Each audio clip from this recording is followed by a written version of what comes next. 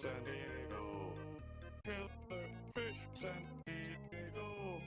Killer fish, San Diego. Hello, hello, hello. Tastes really good. Killer fish. Hello, kill that fish, kill that fish, kill that fish, kill that fish, oh, kill that fish, kill that fish, kill that fish, kill that fish, oh, kill that fish, kill that fish, kill that fish, kill that fish, kill that fish from San Diego. Kill that fish from San Diego.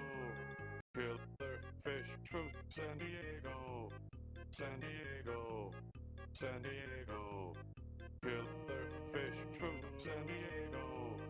San Diego. San Diego. Killer fish San Diego. Killer fish San Diego. Hello, hello, hello. Tastes really good. Kill fish. Hello, kill that fish, kill that fish, kill that fish, kill that fish, oh, kill that fish, kill that fish, kill that fish, kill that fish, oh, kill that fish, kill that fish, kill that fish, kill that fish, kill that fish from San Diego. Kill that fish from San Diego. Killer fish from San Diego. San Diego. San Diego. Killer fish from San Diego. San Diego. San Diego. Killer fish San Diego. Killer fish San Diego. Hello, hello, hello. Tastes really good. Kill fish. Hello, kill that fish, kill that fish, kill that fish, kill that fish, oh, kill that fish, kill that fish, kill that fish, kill that fish, oh, kill that fish, kill that fish, kill that fish, kill that fish, kill that fish from San Diego. Kill that fish from San Diego. Killer fish from San Diego. San Diego. San Diego.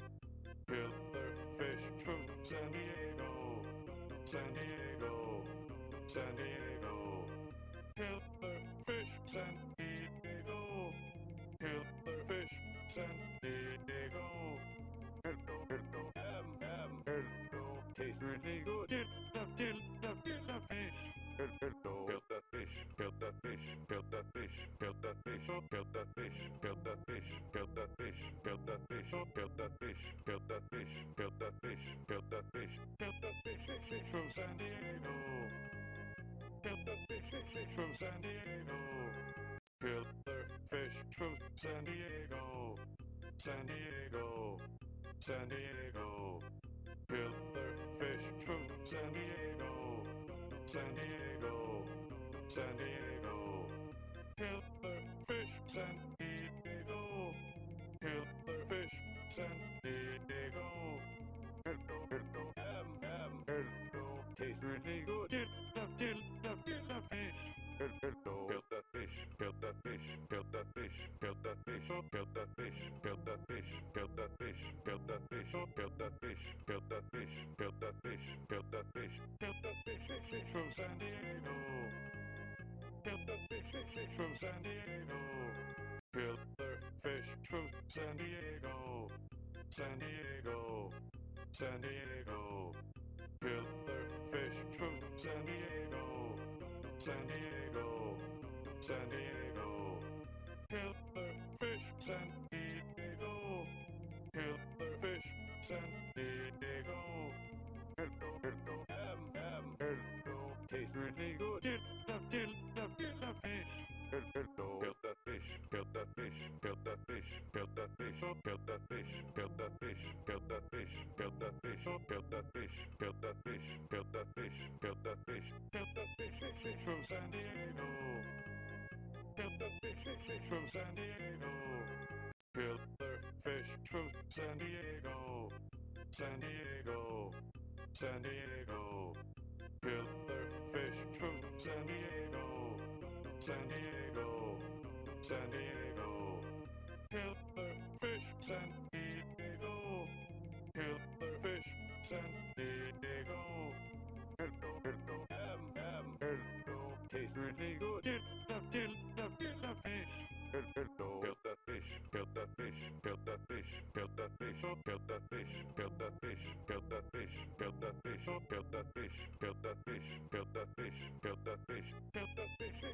San Diego. Killer fish from San Diego.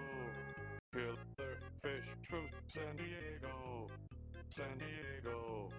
San Diego. Killer fish from San Diego. San Diego. San Diego. Killer fish San Diego. Killer fish San Diego.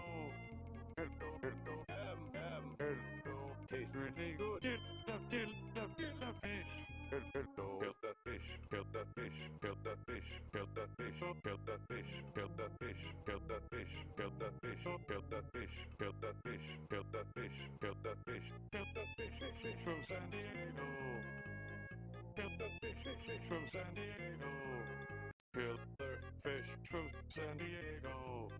San Diego. San Diego. Killer fish from San Diego. San Diego. San Diego. Killer fish San Diego. Killer fish San Diego. Hello, hello, hello, tastes really good. Kill the fish. Hello, kill that fish, kill that fish, kill that fish, kill that fish, kill that fish, kill that fish, kill that fish, kill that fish, kill that fish, kill that fish, kill that fish, kill that fish, kill that fish from San Diego. Kill that fish from San Diego. Killer fish from San Diego. San Diego. San Diego. Killer fish from San Diego. San Diego. San Diego. Killer fish San Diego. Killer fish San Diego. Hello, hello, hello, tastes really good. Kill the fish. Hello, kill that fish, kill that fish, kill that fish, kill that fish, kill that fish, kill that fish, kill that fish, kill that fish, kill that fish, kill that fish, kill that fish, kill that fish, kill that fish from San Diego. Kill that fish from San Diego. Killer fish from San Diego. San Diego. San Diego. Killer fish from San Diego. San Diego. San Diego. Killer fish San Diego. Killer fish San Diego. Hello, hello, hello, tastes really good. Kill the fish. Hello, kill that fish, kill that fish, kill that fish, kill that fish, kill that fish, kill that fish, kill that fish, kill that fish, kill that fish, kill that fish, kill that fish, kill that fish, kill that fish from San Diego. Kill that fish from San Diego. Killer fish from San Diego. San Diego. San Diego. Killer fish from San Diego. San Diego. San Diego. Killer fish San Diego. Killer fish San Diego. Hello, hello, hello, tastes really good. Kill the fish. Hello, kill that fish, kill that fish, kill that fish, kill that fish, kill that fish, kill that fish, kill that fish, kill that fish, kill that fish, kill that fish, kill that fish, kill that fish, kill that fish from San Diego. Kill that fish from San Diego. Killer fish from San Diego. San Diego. San Diego. Killer fish from San Diego. San Diego. San Diego. Killer fish San Diego. Killer fish San Diego. Hello, hello, hello, tastes really good. Kill the fish. Hello, kill that fish, kill that fish, kill that fish, kill that fish, kill that fish, kill that fish, kill that fish, kill that fish, kill that fish, kill that fish, kill that fish, kill that fish, kill that fish from San Diego. Hello? Hello, hello, hello, hello, everybody. Killer fish from San Diego. San Diego. Oh, I forgot to say. One second. Killer fish from San Diego. San Diego. San Diego. Killer fish San There we go. Me when I unmute my microphone and forget that I was planning to do something before I unmuted my microphone. Hi, guys. We're playing a little messy today. We're a little scamp today. Hi, Index. Hi, hi, hi, hi, hi. We're just a little scamp today. We're being a little scampy. Just a little bit scampy today. We're a little silly, a little goofy. I've sort of had a long day, and in that way where when you've had a long day, you've kind of lost track of what the day even was.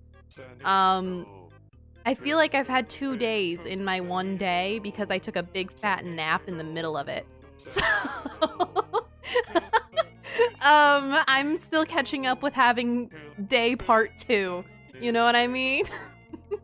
But hi, everybody. Hi, Index. How are we doing? How's chat doing? Hello, hello, hello. Let me switch screens.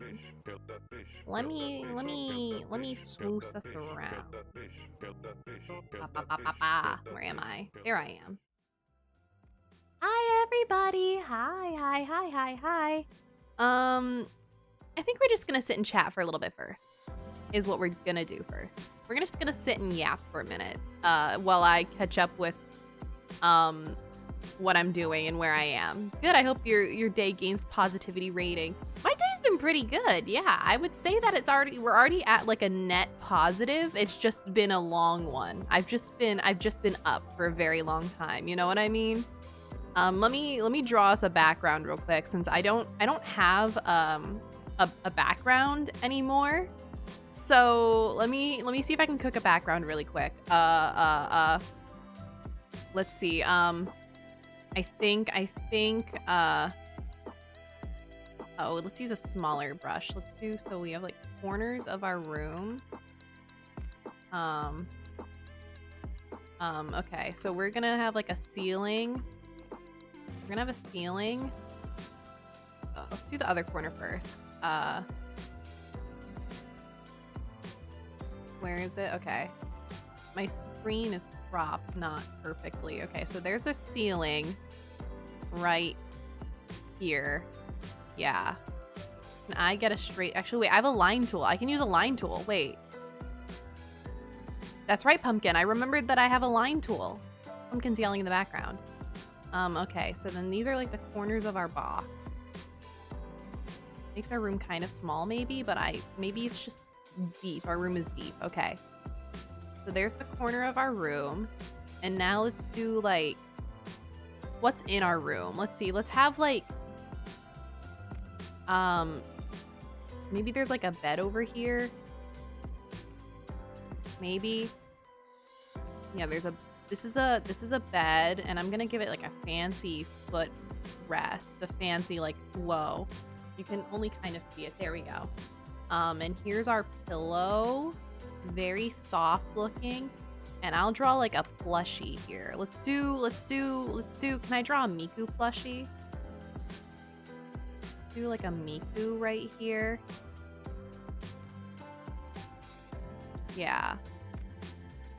And then she has, oh god, what do Miku's bangs look like? I think she has... You think as Miku's #1 fan, I'd remember what Miku looks like. But the joke's on you is that Miku looks different all the time, so it's hard for me to remember what she looks like specifically. She has her headbands, and then she has her pigtails. Yeah. And then she's just kind of gonna sit like this on our bed. And this is her skirt, and her little tie. There's the Miku plushie on our bed. Do some shelves up here, maybe. And there'll be like a plant. One of my siblings, perhaps. And like a funny clock that's really hard to reach, so if it ever rings, it's like over for me. And it is time o'clock. We can do like another plant, and this one's a hanging plant. Ooh, it's gonna drop leaves in my face while I sleep. Ooh, yummy, delicious. I said we were just gonna start by yapping, and instead I'm drawing a background for us in real time. Welcome to the Fennel-Thyme channel. This is our blankie. I'm gonna have a frilled edge because I like frilled edge blankies. It means it's knit. This blankie's a knit blankie, which are objectively the best blankies because then you can stick your little fingers in the holes. What else should go on this shelf? I'll draw like a gunpla, but it's gonna be like really silly looking because it's small. So everyone just know that this is RX-78 too. I just need you all to know that with like vibes alone. There's his little V-fin and his little arms and his shield, which is shaped like this. Yeah, and then his beam rifle, which is sort of shaped like this, which I'm sure you can tell that is RX-78 too. Oh wait, his tits. That's right, he has tit vents. There we go. Now you can really tell with the 3 pixels. Oh, Coda! Welcome in, Coda! Welcome in, Raiders! Hi. We're just chilling and yapping. Welcome in, everybody. I'm sort of just warming up. Welcome in. Hi. Hello, my name is Fennel-Thyme, variety streamer, VTuber, and little guy extraordinaire. My pronouns are they, them. Hi, every pony. Hello, Coda. How's it going? Let me get you your shout-outs. What were you up to, Coda? Hi! How's it going, bestie? I'm straight up just starting up, and I've decided since I wanted to start with some chatting that and the fact that I don't have a real like just chatting background, I'm live drawing a just chatting background in MS Paint behind me. I'm live MS Paint drawing a just chatting background for us to look at while I'm here talking to you all. Everyone, welcome in. Welcome to my Doodleathon. I'm raising money for existing. I'm a disabled VTuber and artist. I do exclusively gig work because I cannot hold down a regular job due to my health. So I'm raising money by doing doodles. I also do art. I take art commissions, but my actual commissions are completely full right now. So I'm doing doodles instead that are pay what you want. MS Paint doodles start at $1 through my Ko-fi. And iPad doodles, which are slightly more detailed and clean, start at $3 minimum. Other than that, we have some goals and incentives. You can see all the details in the pinned comment or hit !doodle to go to my Ko-fi page to pick what you might like if you are so generous and would like to. Otherwise, we're chilling and yapping. Thank you! Also, that was like a really short throw. Do I need to fix my throw settings? You could barely tell it was thrown. Huh? Don't worry about it. Don't worry. Don't worry about it. Thank you for the follow, Frocks. Thank you. If you guys need to head out, if you guys need to take care of anything, streamer, viewers, if you guys need a sippy, if you guys need to piss, if you need a snack, if you're tired and need to lay down and rest your eyes and go to bed, by all means, that is totally okay. Take care of yourself first and foremost, but we're vibing. We're playing really fast and loose today. We're playing Hellblade to start our for main story Mondays and then ended on Valorant because I hate the world. Coda, hop on Deadlock. Coda, would you play Deadlock with me? I don't play Valorant anymore because Riot Vanguard makes me want to cry, but I've been playing Deadlock. You wanna hop on Deadlock sometime, bestie? I want to. Do you have a key? I imagine you have Deadlock. There ain't no way you don't. So like, oh my god, pick a time. We can so play Deadlock. Friendship with Valorant is over. Deadlock is my new best friend, literally. Do you want to play with like God's worst Paradox main? I play no one but Paradox, and I also am only mid at it, just in general. Should I draw like Miku as a saint? I'm sadly getting into a new MOBA. What are you playing? What are you playing? What new MOBA are you playing? What are you doing? Why do you keep doing this to yourself, Coda? Love yourself. Be kinder. Be gentler. Supervive? What's that? Do say more. Or is this a window? Is this a window? Is this a window or is this a big painting of like Miku as like a saint? I don't play MOBAs that much anymore. I'm a recovered League player. And then I play Deadlock now, but that's kind of it. Superhero meets VR? Meets top-down MOBA. I see. Much to think about. Much to think about. I think this is gonna be like Saint Miku, but I can't draw details in MS Paint, so it's still gonna be like Chibi Miku. Let's do bigger eyes. So let's do it like this. Those are her eyelashes. And then she's still like this. And then her bangs are here. And then her hair goes like this. Should I just like put crosses in her hair? This is the Miku that I pray to every morning. In real life, I have a shelf that is Char Aznable and Hatsune Miku merch. Don't ask why specifically those two. Those are my comfort characters, is the only reason that matters. My shared Char Aznable Hatsune Miku shelf.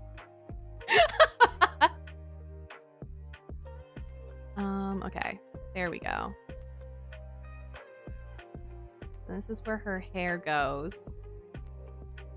Those are her little bow things. Yep, her hair goes through here. And then it goes like this. DM me your name and numbers. We need to play Vibed.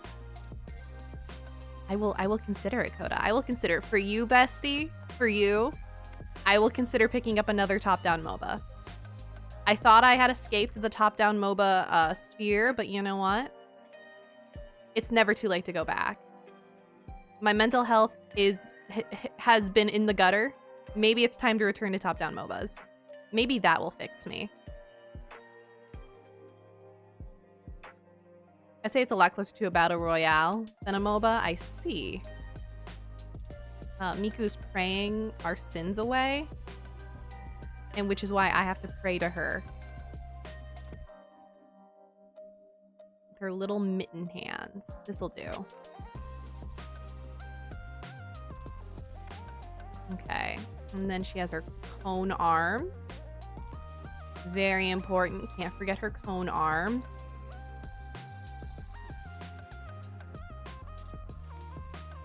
There we go. Just do elbows here. And then little blushies. Here's a cross on her forehead or something. I don't know. I'm agnostic. I've been raised agnostic. I don't actually know how Christianity works.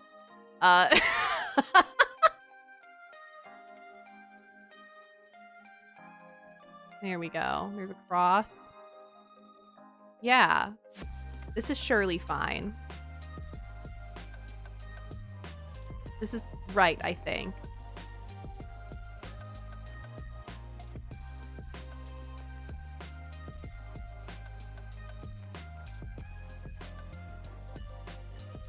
And then there's her little collar, and then her sleeves. And then her hair keeps going, her hair keeps going, her hair keeps going, her hair keeps going, her hair keeps going. Good. Good. And then we'll make the frame like really ornate. We'll do some like swirls in the corners. Whoa. Whoa. Look at that. That's called art. Wow. I am but a simple artist. People pay me to do this is the crazy thing. And that's not even a lie. That's just actually the truth. People pay me to do this. Why do you pay me to do this? Why are you guys paying me to do this?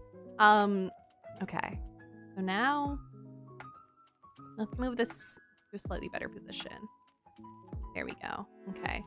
We'll like maybe add a table under it for like This is where like offerings go. Do some candles.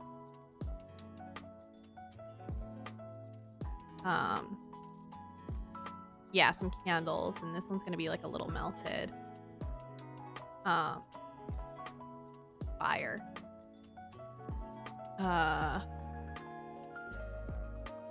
Another candle. Some drippies. Cool. What do we put on our Miku offering stand? We'll do like another little picture here. This one's gonna be in a frame, a little frame, just like a little desk frame. Like that. Yeah, and it'll be, I don't know, just a little guy.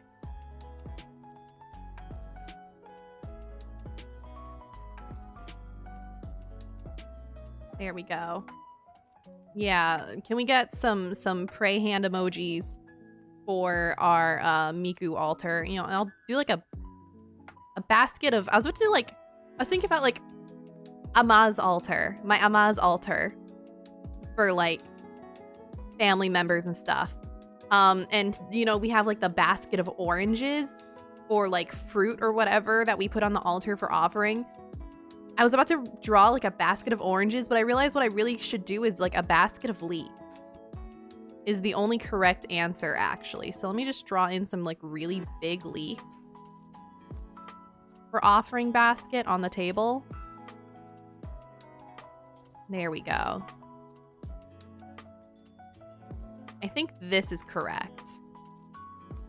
I think I'm a good follower of Miku actually. Do one more over here.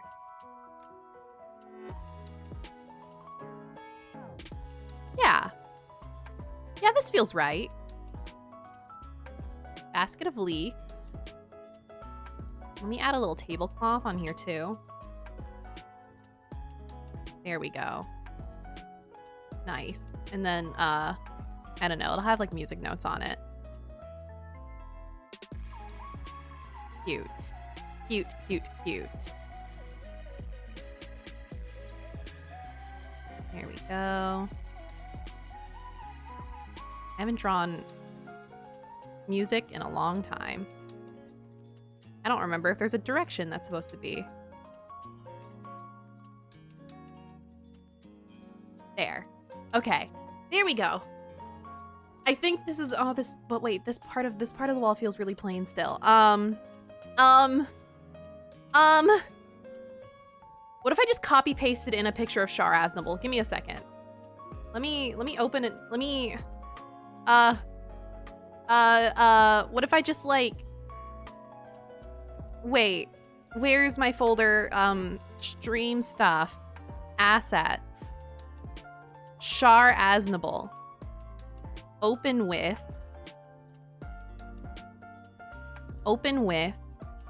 MS Paint. There we go. Let me just crop, copy, and then let's switch tabs over here and then paste. Cool. Make it smaller. I'm gonna make it a poster. It's gonna like go like this. This is a poster. Char Aznable that hangs over my bed. Perfect.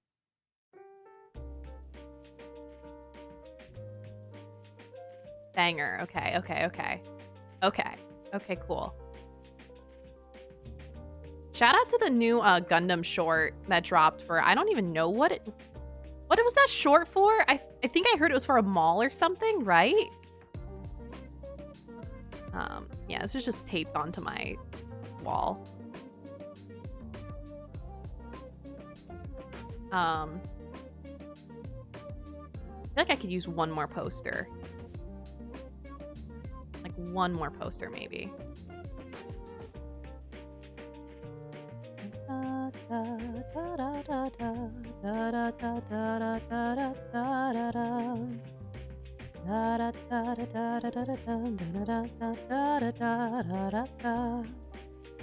What if I do like the picture of Sayla under it, my queen?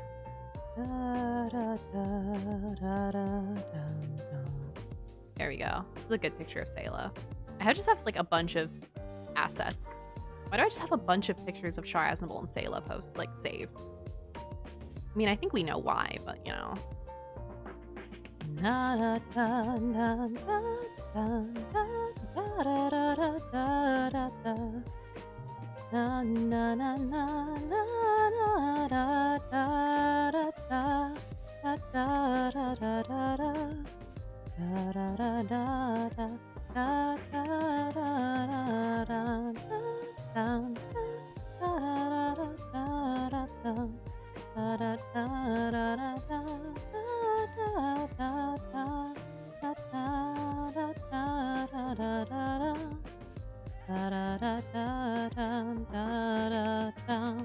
There we go.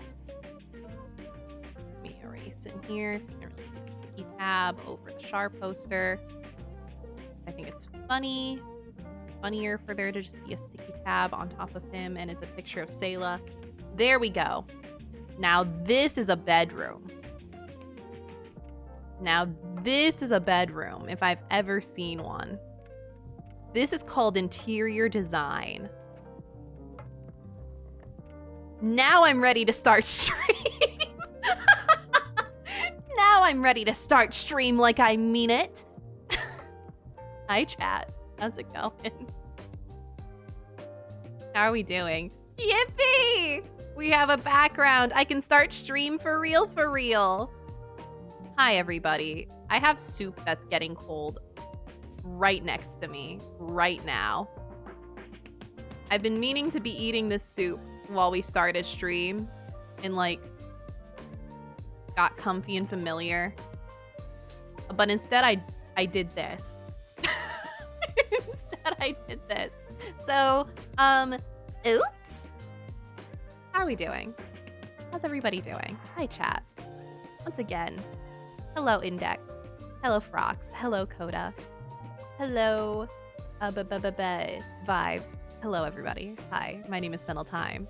And this is how our streams go. This is what they look like, typically. This is how it goes. Normally, frequently, I have myself a coffee from this morning, and a bowl of what is essentially hot pot soup without actually doing hot pot. It's kind of just a bunch of hot pot ingredients from the freezer that we just threw in a big pot, threw in a vat, did not eat actual hot pot, and then like stored in the fridge because it's lazy soup is all it is.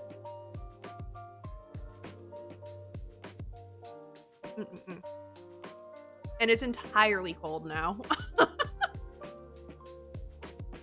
Like, I'm talking, it is completely cold.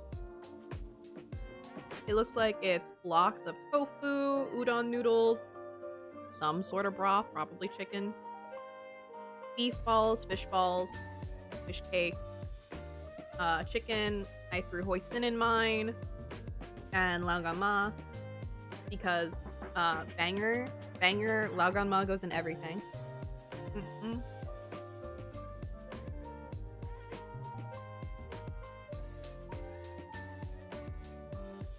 I woke up for day part 2. For my day part 2, I want to say 45 minutes, an hour before I went live.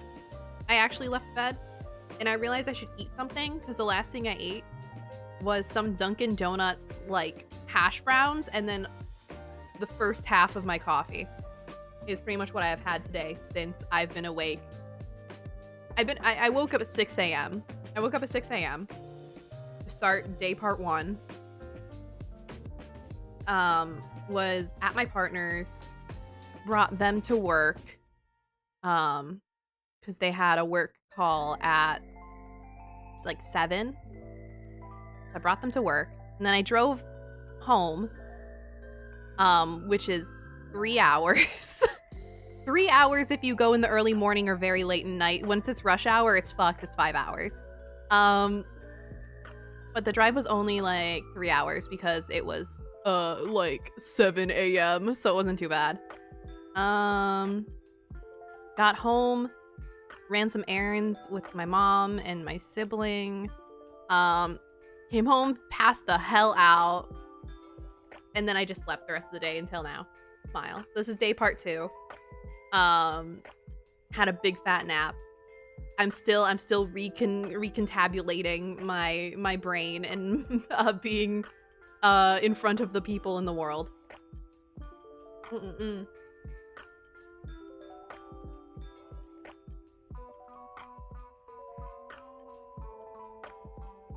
Had a good weekend though. Had a good weekend. I've had a pretty decent day, all things considered. I hope you guys have had a good weekend. What have y'all been up to? I was, like I said, I was at my partner's. Admittedly a short notice surprise, I'm coming over sort of vibe. Because my brain gave up. I had a mental health moment. So I on essentially no warning said, can I come over? And they were like, absolutely. And so I drove 5 hours to go stay 3 days at their place. That is a very good 3 days, and I feel normal again. We went to the museum. We got to see some Legos. Very exciting, very cool. I got to do stream with them in person. Very exciting, very cool. Over on their channel for their Doodleathon to raise money for rent, because rent is scary. It's scary being a full-time student and having to pay rent and tuition and all that good stuff. I think they left their coffee open. I think Tummy left their coffee open to continue to raise money post Doodleathon official, if anybody wants to send them some change. But today is my turn to e-beg, because I am also so unemployed and so disabled, and this is kind of just what I do. Spent most of yesterday pretty sick, but at least it was physically instead of mentally, which I will take pretty much any day. I'm used to my body giving out, and I'm kind of used to my brain giving out, but it's been a little much lately, so if we can like go back to my body just giving out, I can so chill with that. And it was just a typical POTS flare. So nothing crazy, mostly just very woozy. Oh so woozy. Oh so where is the ground? Where is the ceiling? Where am I? Just gonna lay in bed and work on commissions while I sip my soup and stare at a wall and listen to Tummy stream with Ify, which it seemed like a very good stream. It sounded very funny, very silly. I was lurking on my phone. And also lurking in real life because I was laying in bed while they were at their desk streaming. What else have I been up to? I think that's kind of been it since you guys, since I've been away. That's pretty much it. A lot of working on commissions. A lot of lurking in the background of other people's streams. Real life lurking is crazy. I think that's just how it goes. That's just kind of how it goes when, your apartment is 1 bedroom and you're both streamers. It's real life lurking moments. It's me less than 3 feet away on the bed while they're at their desk, once again within arm's reach. If I stretch a little too far, I will kick them in the back. But no longer an issue now that I'm home. Instead, I can live in my basement like a little creature. My burrow, my little den in the basement where my desk is at, and I can play with my little toys. And by little toys, I mean my Gundams. I have all of my Gundams here on my desk. Not all of them. I only have a few of them. I have a couple of little Gundams on my desk. The rest of them are upstairs. Because that's what I mostly did before running away to Tummy's, was do some cleaning, do some cleaning, do some organizing. Hi, Lita! Bunny. Yeah, I've been like doing shitty costumes for my November Ween. Technically, I've been doing November Ween. I didn't get to stream for basically any of October because I was really sick. So I'm making up for it by November weaning and playing my spooky games. And making costumes out of random PNG objects I have saved in my VTuber studio, my VTube studio assets file. So today, Bunny. Today, Bunny. How's it going, Lita? we are Bunny today in my live drawn background. Tomorrow, who knows? So true. I was a man in mustache and glasses for Faith on Friday. So tomorrow, who knows? Who knows what I will be tomorrow? I haven't decided yet. I should probably dig around my assets folder and see what silly things I can put together. I can try to find like a blank PNG of Char's helmet and just put that on my head. I wonder if I can do that. Give me a second. Real time, let's see if I can find a good blank PNG of Char's helmet.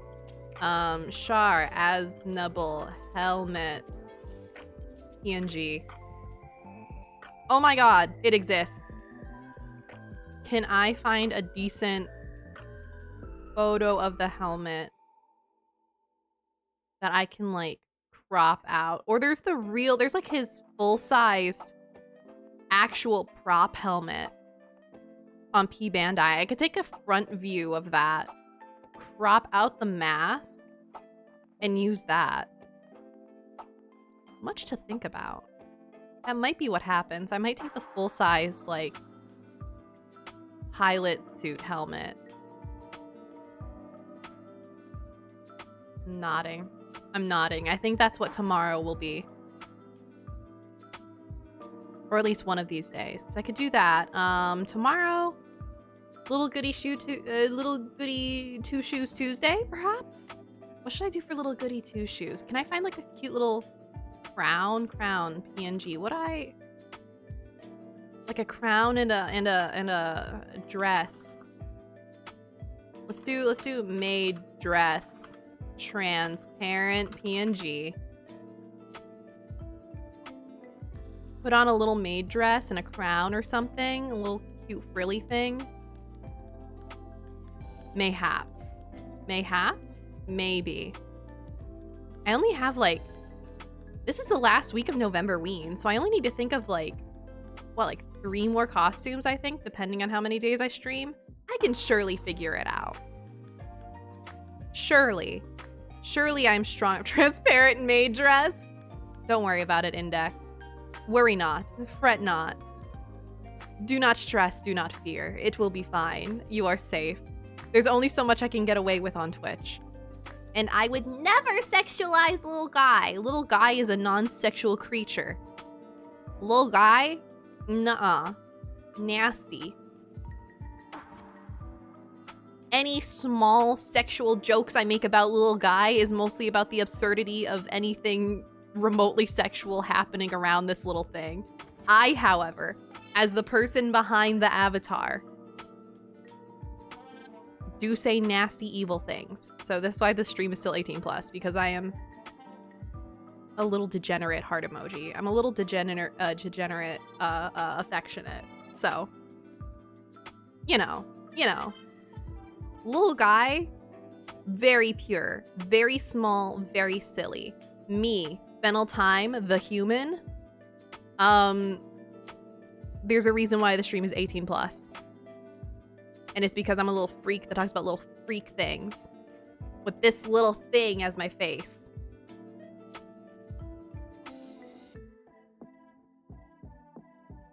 Sorry, I just fully got distracted scrolling Blue Sky. I just got fully like Coco Melons looking at Blue Sky. Incredible. Incredible what being unmedicated can do. Except I am trying to remedicate.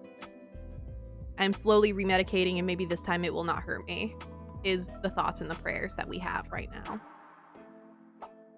I should eat my soup, but I'm yapping too hard to eat my soup. I need someone else to yap for me so I can eat my soup and be unstressed, unbothered, unburdened by being an entertainer while live eating soup. You guys can't even see me eat my soup. That's the real issue. You guys can't even see me eating my soup. So, like, what's the point even?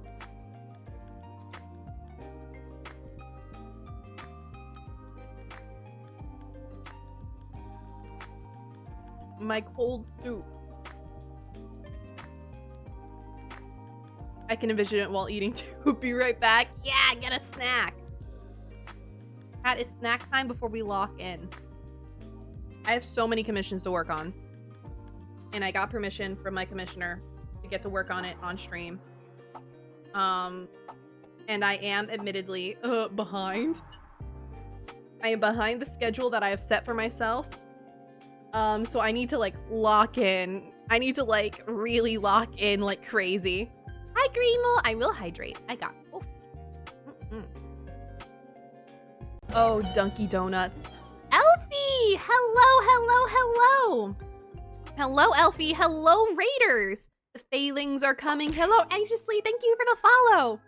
Welcome in, Raiders. My name is Fennel-Thyme, variety streamer, VTuber, and little guy extraordinaire. My pronouns are they, them. Welcome. We're doing some yapping before we work on some art. Hi, I'm eating some soup and yapping like crazy before I lock in. Welcome in, welcome in. What were you up to, Elfie? It's good to see you. Thank you, everyone, for coming on over. Hi, hi, hi, hi, hi. I'm doing a Doodleathon, Donoathon, where I will draw things for you in MS Paint or on my iPad for, MS Paint is $1 minimum. iPad is $3 minimum. Exclamation point doodle or link in the pinned chat message to go do that. But otherwise, I'm gonna work on emote commissions that I have because I need to lock in so bad. The money is going towards me it's just having money to do things because I'm a disabled artist. I'm a disabled artist and VTuber. So this is where my income comes from. That's all. You know, don't stress it. This is the last day of our Doodleathon. So if you want doodles from me, now is the time because my commissions are filled. So if you want art from me, this is gonna be it until I grind through my current commission stack.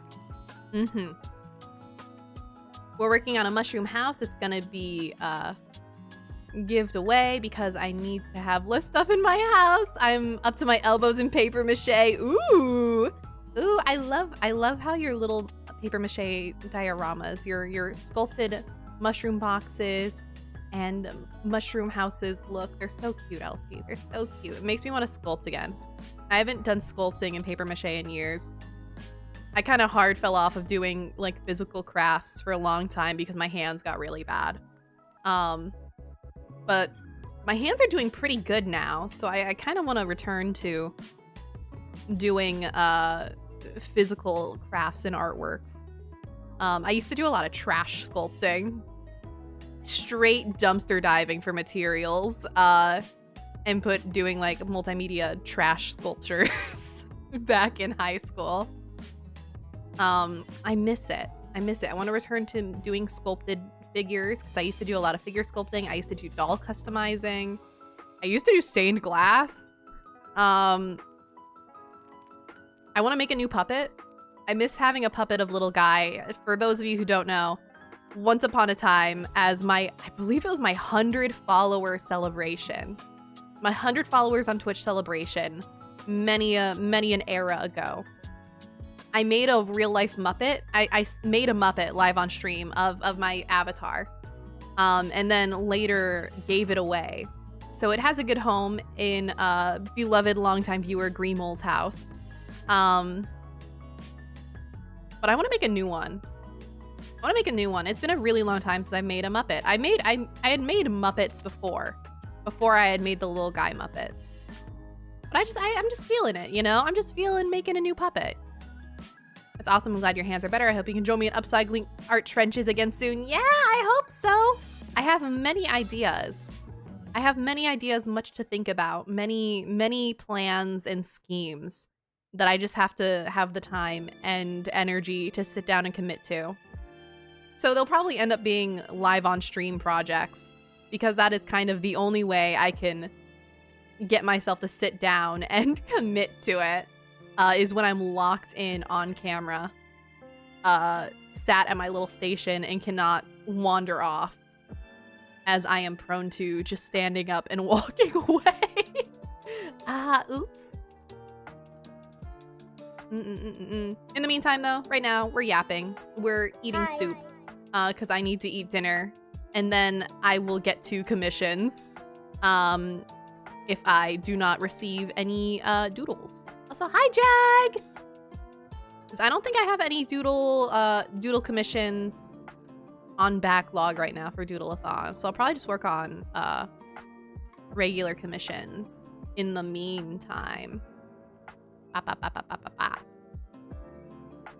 Yeah, it does appear that I just have regular commissions to work on, which is oh so fine.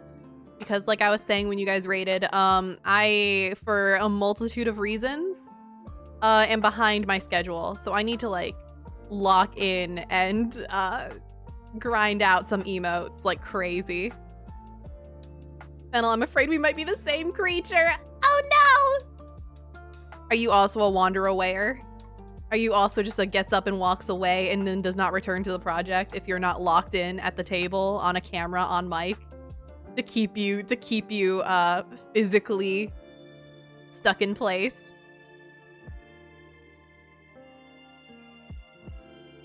I don't need these other tabs. There we go. Too many tabs. Don't like it. Need to have less tabs on my screen at all times. Soup in my body. Soup in my body. I will wander. I will lock in and also wander off because I need to go get something and my meds are only so powerful. That's so real. Yeah.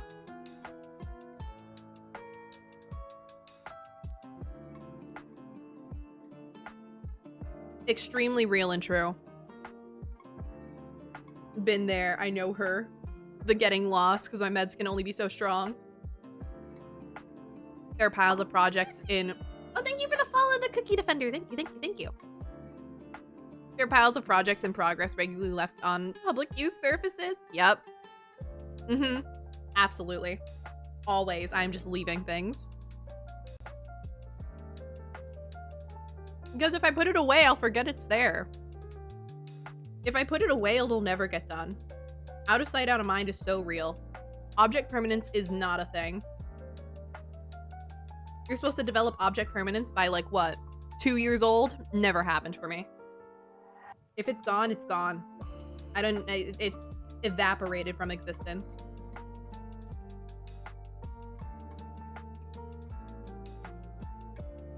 That's been the story of my life this year, just pulling out projects and trying to hyper-focus. Yeah. The only thing I've been able to, like, really lock in on lately is Gunpla. Human 2 finds this distressing. I need to execute on the basket idea so that the things that don't fit in the little basket don't leave my office. Best of luck. Best of luck. I should probably start making, like, little baskets that, things can be relegated to at least roughly contain it.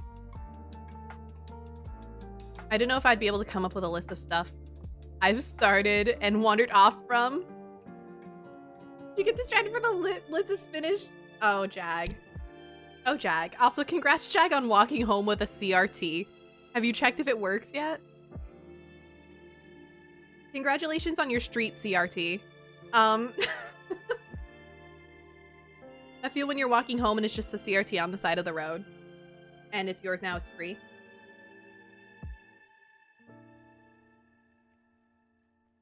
And that's if I could even remember. Yeah. I've started and not finished so many things. It's the real, I think it's part of the human experience. I'm fairly certain.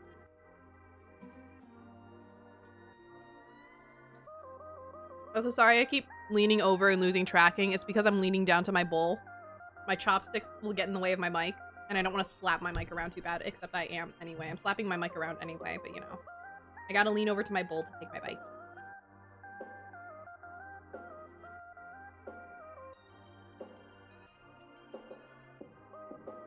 It wasn't the road, as the electronic scrap bin in the department building we're cleaning out.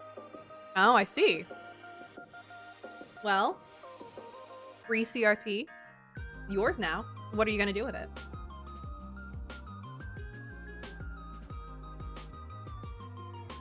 Close enough though, yeah.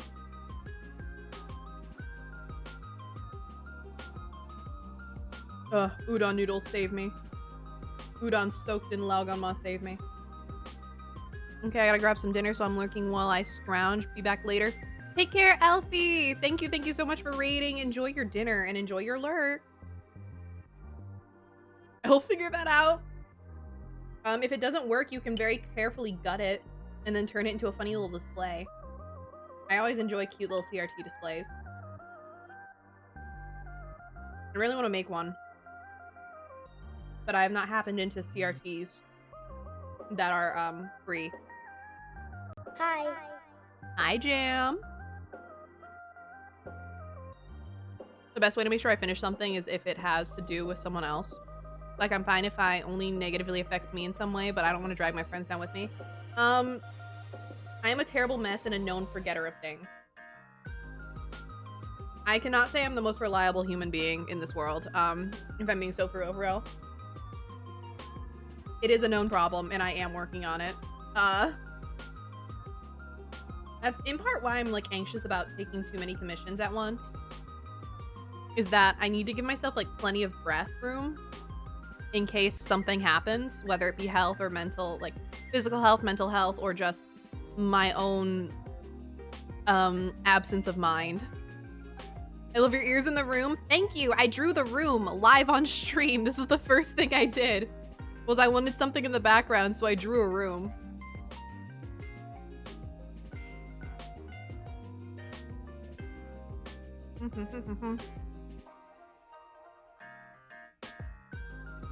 Probably why I started getting much better after people started yelling at me to take care of myself. They get worried and I don't like that. Well, if it works, it works.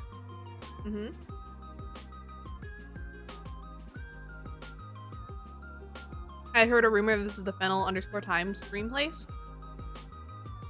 The rumor come out. It may be true. Believe it or not, this may be the truth. I nearly just stuck my hand directly into my bowl of soup.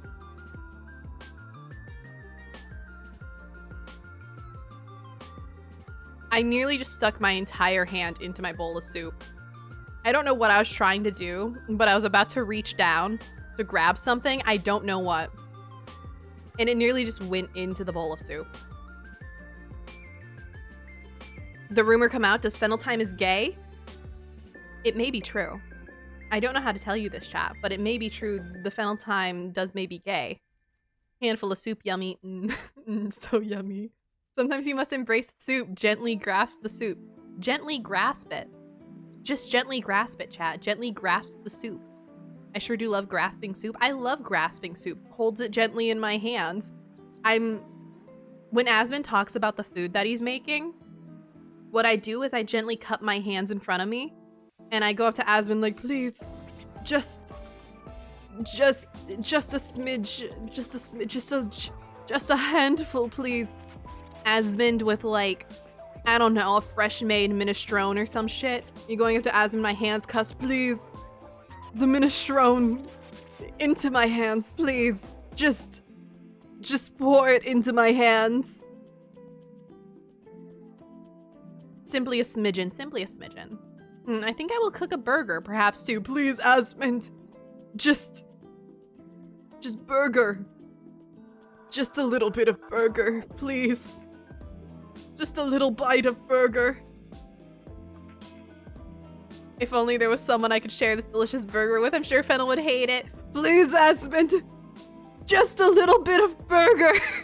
Please. I'm so hungry. This is fucked up. Y'all are so mean to me. Y'all are so fucking mean to me. This is crazy. You guys can't be eating so good while I am eating cold soup. Old, leftover, like multiple days old soup. Scrap soup, even. Not even good fresh soup made of good ingredients. The freshest materials. It is soup made of scraps. This is a soup made of frozen leftovers. Put in a pot. Oh, Asmund, you have cooked the burger. Now we will no longer be hungry. Oh, husband reference. Exactly. I got you. I just ate too much slop. I feel like I'm eating slop. Jam, how come you have an emote for literally every occasion? How does that work? Can you explain that to me, how that just happens?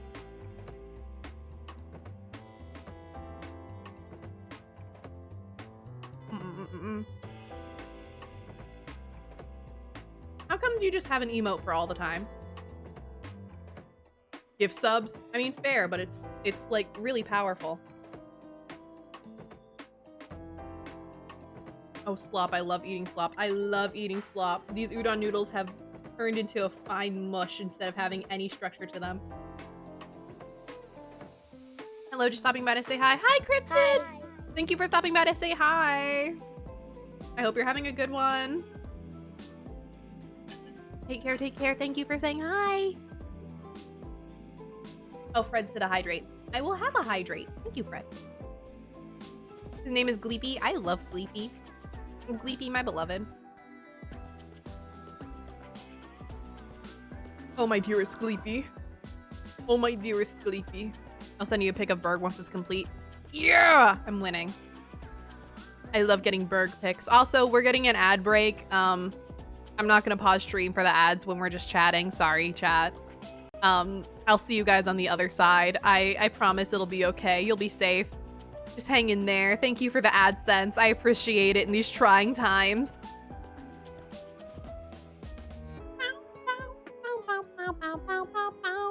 I'll take this ad break to eat more soup. Untethered.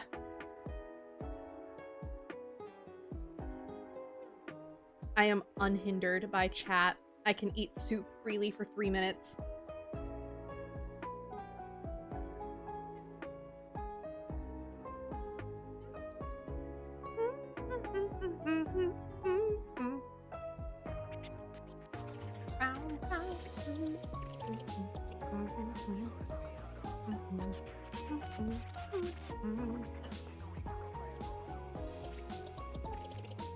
I'm gonna go do the thing and take care of myself. Take care, Fred! I'm glad you're taking care of yourself, Fred. Go do that.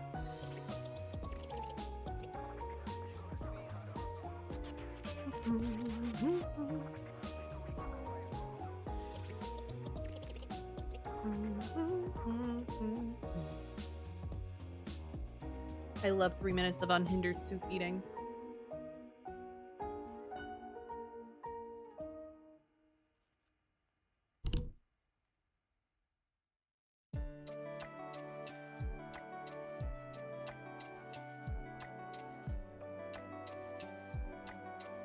I should just do a stream with me eating soup silently and that's it. Nothing else.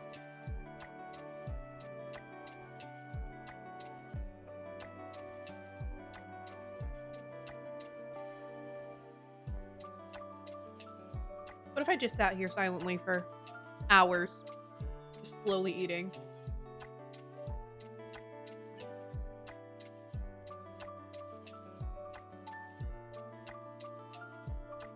I don't even have a big appetite, is the thing. So it would be hours of me eating so slowly. Just a bite every now and then, here or there. And that is all. A little nibble.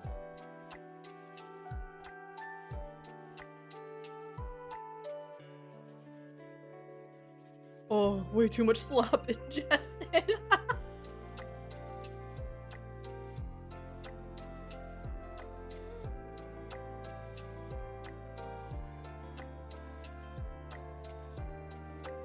I've almost finished my slop. I'm almost done.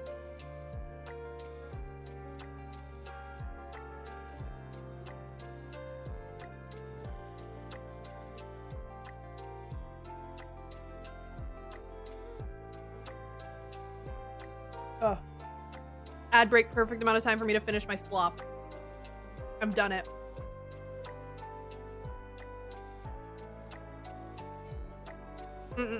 I'm now ready to lock in. Ad break was the perfect amount of time for me to finish my slop. We're so funky, fresh, and free.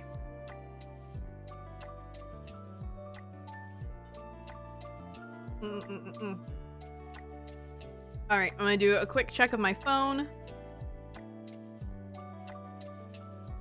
Quick phone break.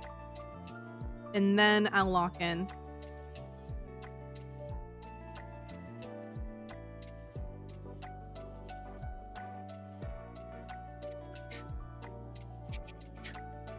Phone check, phone check, phone check. Let's go, let's go, let's go. Okay. I'm ready.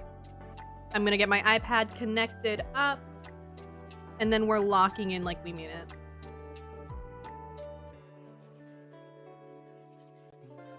Alright, let's see here. Bum, bum, bum, bum, bum, bum, bum. Pow, pow, pow, pow, pow, pow, pow, pow, pow, pow, pow, pow, pow, pow, pow. Where is my screen share? There it is. Okay. Now where is my iPad? Behind me with 13% battery. Where's my charger? There it is. Okay. Plug this bad boy in. Please charge. Sometimes it likes to get really pissy. This thing's been chugging for a hot minute. Mostly I have a lot of finalizing sketches and then going into line work to do. So that is what we'll be doing. So long as there are no further doodle requests. However, the doodle requests are still open. They're still open. You guys, there's a whole like, exclamation point doodle you can do. But if not, I will be locking in on some big boy commission work. There we go. Connected. So many emotes. So many emotes. There we go. Literally 17 emotes to be exact. I have 17 emotes to draw by the mid of December. So whew, 17 emotes. How many days do I have? I think I have to do like an emote a day. Yeah, I have to do like an emote a day, I think. This will be fine, surely. This will be fine. Hey, why are you not? Oh, I see why. Okay. I need to scoot this up. There we are. Perfect. And then I can...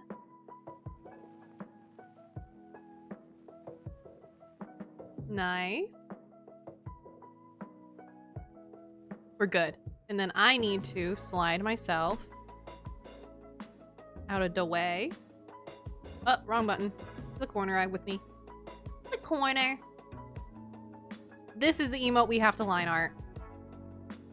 This is what we've got for lining right now. I think I finished the sketch. I think I'm happy with the updated sketch. Oh, I should grab my... Sorry, I need to pull up my reference pages. Give me a second. I should need to put those on my PC. That's still capturing. It should be. There we go. Cool. It is still capturing. Good, good. Let me get my updated pages. Where's my commission pages? Where's my big document of references? There it is. But yes, as per commissioner's request, a number of the emotes I'm drawing tonight are referenced from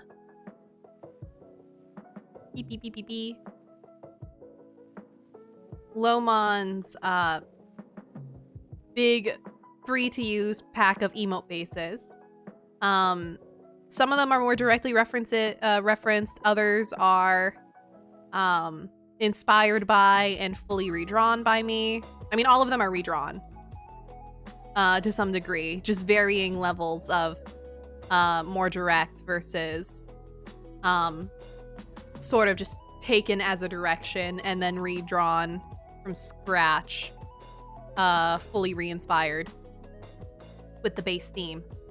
This one is definitely more direct, because honestly, the original emote is pretty peak. So yeah, I just want a full disclosure. A number of these are reference as per commissioner request. All right, but yeah, we're drawing butt. It's butt time. We'll just use this color. I tend to switch what colors I use for line art depending on like if I'm line arting things in different batches. And then I'll use like different line art colors to differentiate different pieces that I'm lining on different layers. Okay, that should be good. Let me see, where's my... I want to double check that this looks how I want it to look before I start line arting, because then I'll be sad. Me when I B.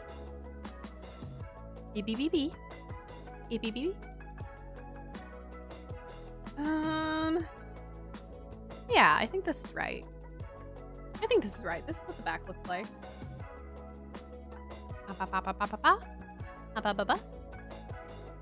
I'm foregoing some details for the sake of making the emote easier to read from a distance.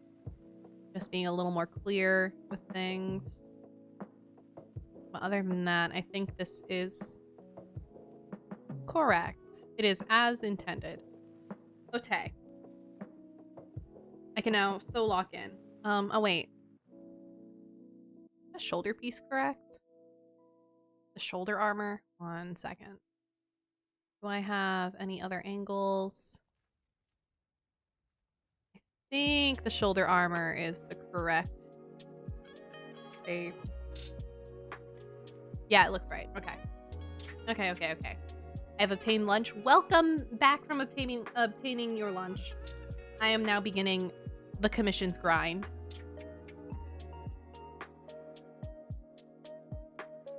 Probably reopen commissions, like my big formal commissions, other than just Doodleathon things now to try and make a little extra change in January. Can't imagine I'm going to be taking commissions end of December.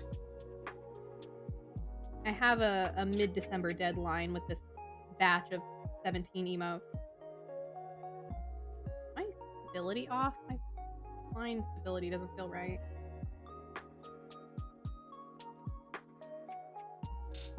I need to get the right roundness on this. Very important.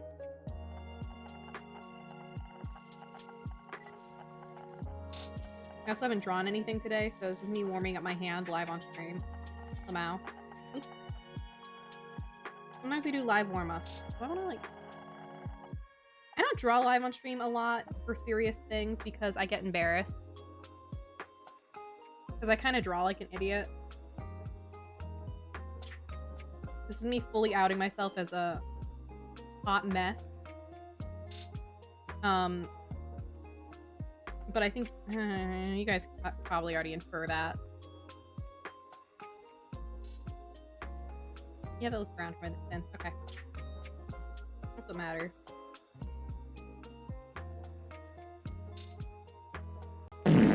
Ugh. So true, Jag.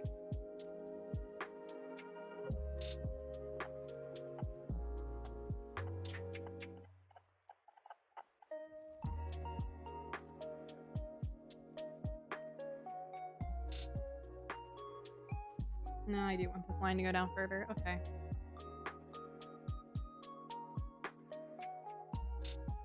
Like for Doodleathon stuff, like the MS Paint doodles and the little iPad doodles, it's a lot lower pressure IMO. So, very peaceful to do on stream, honestly. I've really enjoyed doing the Doodleathon doodles. I've really loved doing the MS Paint doodles. But I've always found doing actual commissions on stream kind of stressful. Because I truly don't know what I'm doing, ever. And I don't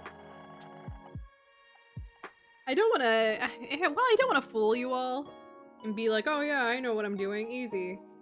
You know, I will not lie like that. But it is a little scary just fully showing how little I know what I'm doing. How very much I am making it up.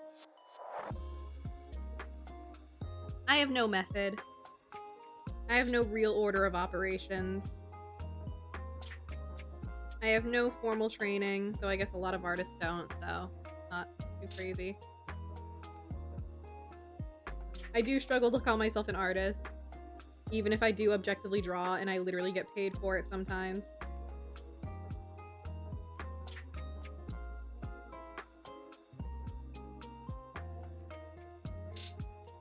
Like, objectively, I'm an artist, but, you know, it's hard to say so.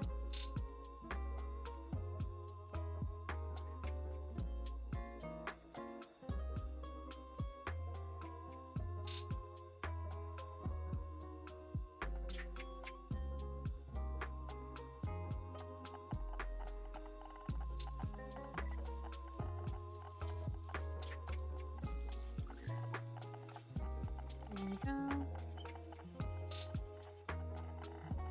I'm very open about how little I know about things that way no one is surprised when / if I mess up. Yeah, no, that's real. That's real as fuck. I like how I drew this leg.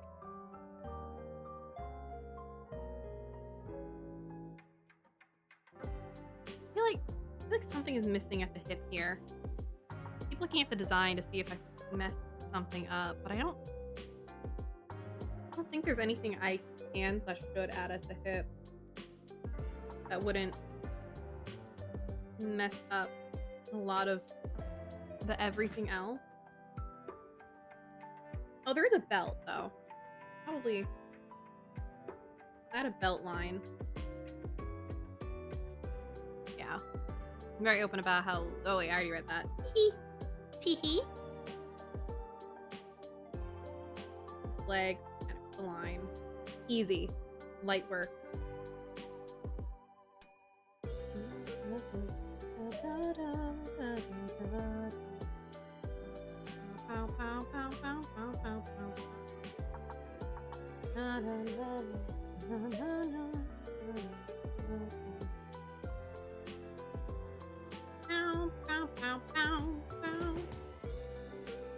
Every time I look over and I see the zoom in.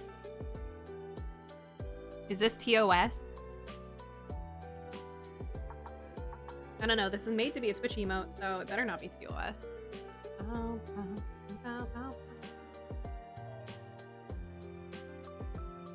Wait a second.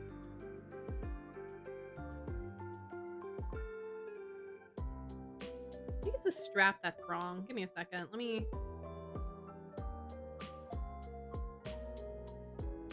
It's compliant, yeah. There's clothes on this. I think it's like...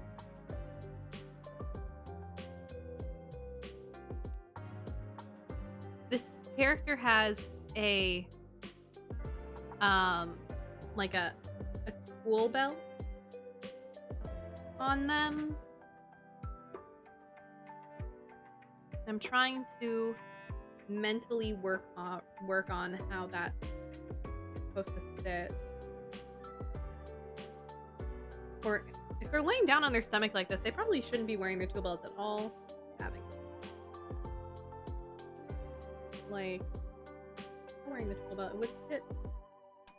I want to say around here. I think it wraps around a little bit.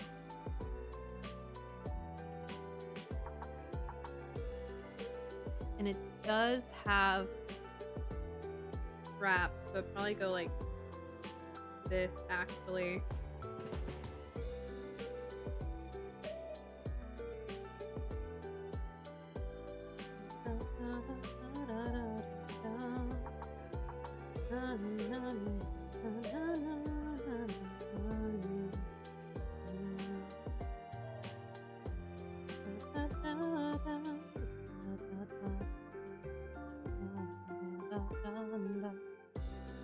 New attach the belt.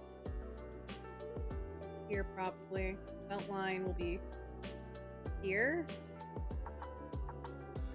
Here, approximately.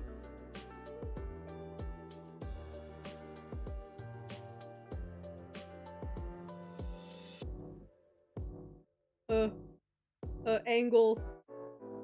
Angles and deciphering outfits.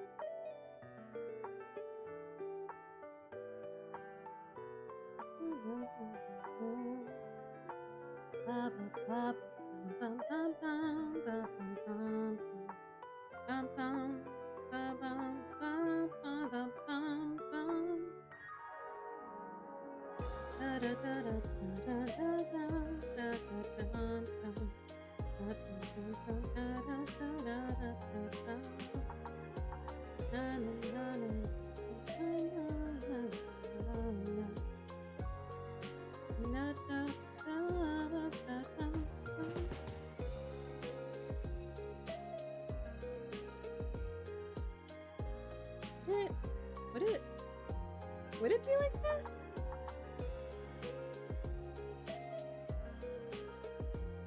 I have a back view, but the character also wears a jacket around their waist sometimes.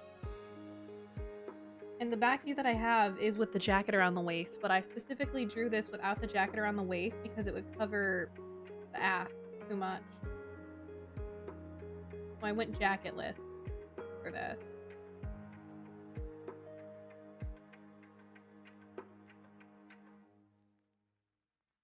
I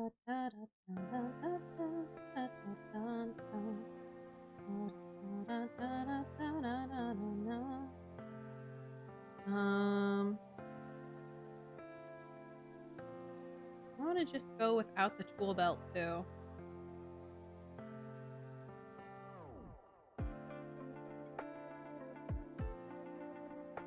I erase what's visible. Is it just going to be too visually messy to add the whole tool belt? I think that's too low on the hip too. Actually, now that I'm looking at it, should be further up. Here.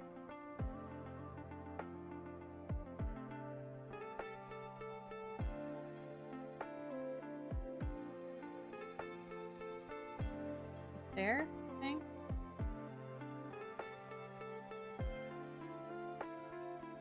Means this has to reach further. Maybe more like that.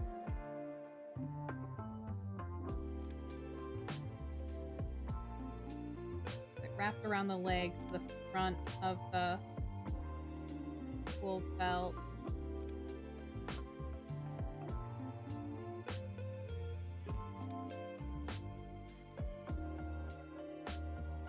I thought I'd be faster if I knew what I was doing. That's probably a thing. Be a faster artist if I knew what was going on. And just how to draw in general.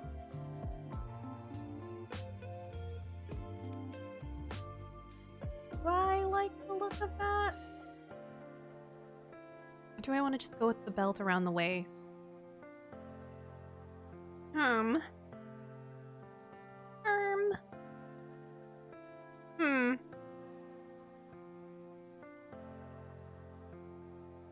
Which leg is facing us? Yeah, even a bunch of the designs that are on the pants won't be visible. Just gonna be the pants, but from behind.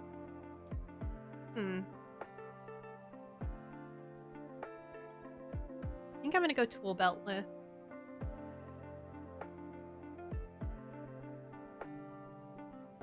Not gonna add that much. I know I'm shrinking it really small. It's because I'm trying to think about it from like super far away, which is what emotes look like.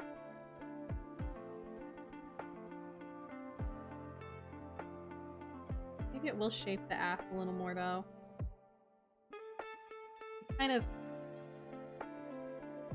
It does kind of like frame the ass nicely.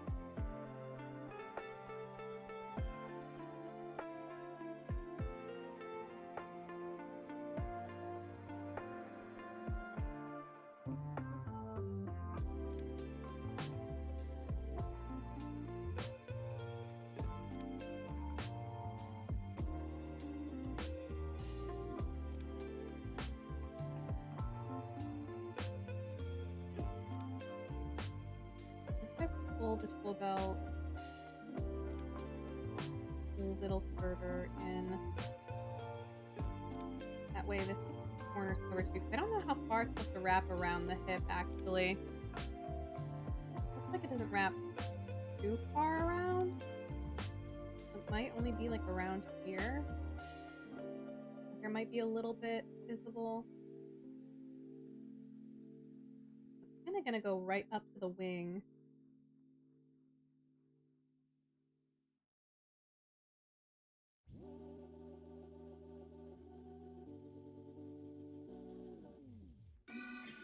Yeah. Yeah.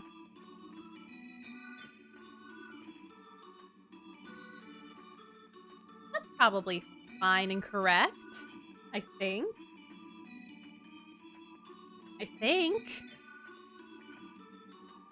What is being an artist besides doing hard guesswork constantly? I think as an artist, I'm constantly just guessing what I'm doing.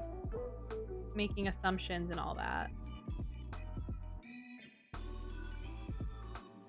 Let me resituate myself. Ugh. Ugh. Alright, let's see. Oh, I'm talking so far away from my microphone. I'm like fully leaned away from my mic. I'm gonna keep hitting my mic too with my fucking pencil. Ugh. Enjoy the tippy taps. Oops. ASMR.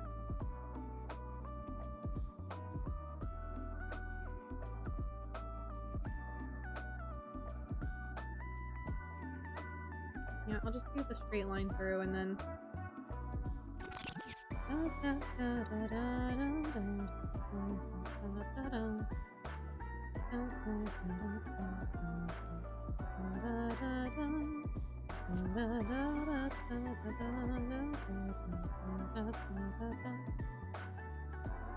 Those lines are not straight, like remotely.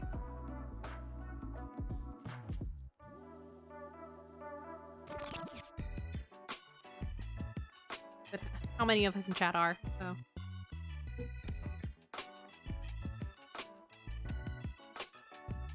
Art imitates life, what can I say?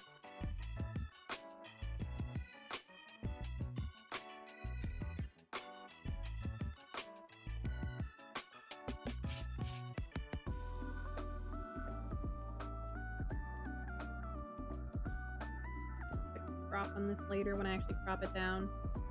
I do a smaller cube in a larger cube so I can help me find my shape. Even if it's gonna be cropped down more. Only straight thing about me is my spear form. Godspeed, Fred. So true. Love that for you, bestie.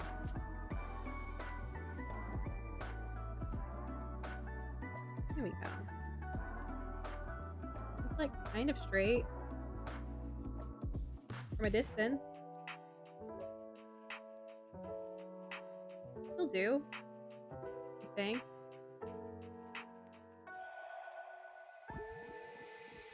Maybe I shouldn't be paid to do this.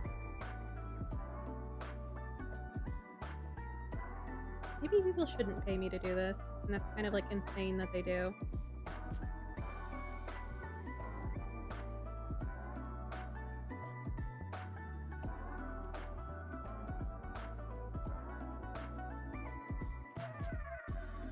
We've drawn ass. I'm gonna do the wings on an entirely different layer with a different color so I can differentiate them while doing everything else. I'm probably gonna make my line a little smaller. A little smaller too.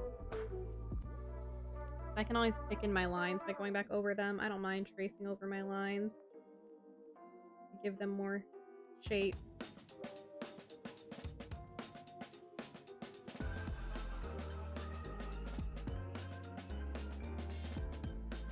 Sorry for how much I also zoom out and like swivel my shit around. That's me trying to put it in a comfortable position for my hand.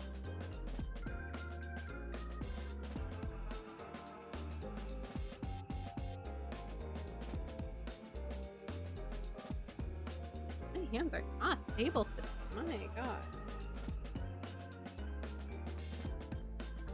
I need to bump my stabilizer.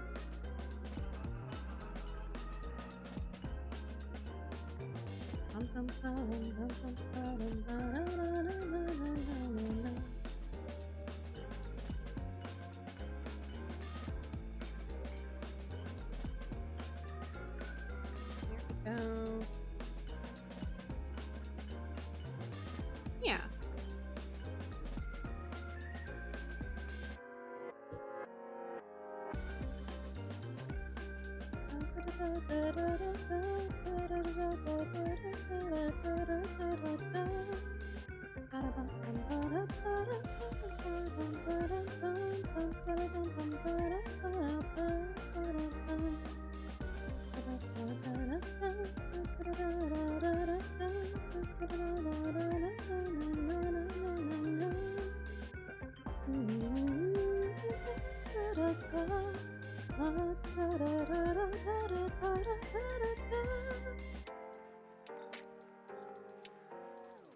This wing.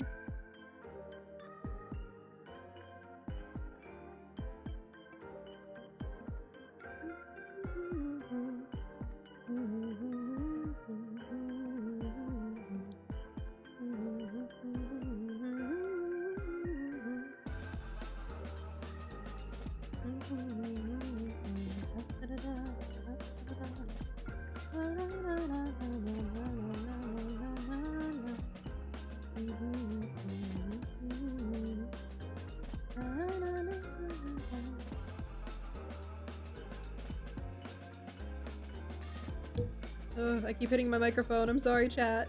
This always happens during iPad streams. Just beat up my microphone. It's part of the ASMR.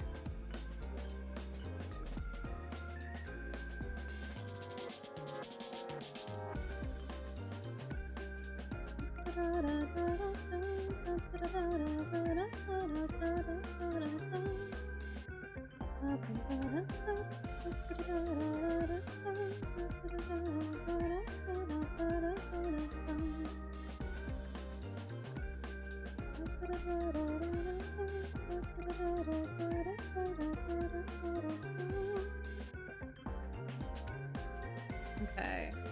There's most of the wing, I think. How do I want to do this? Probably... Okay. I love drawing curved edges. Ooh. Yippee! And try and maintain line pressure. Having a nice line consistency.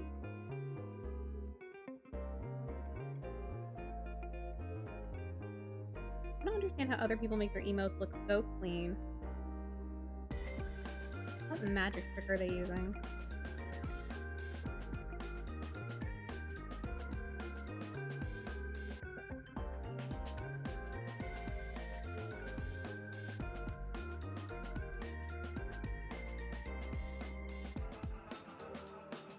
Come on.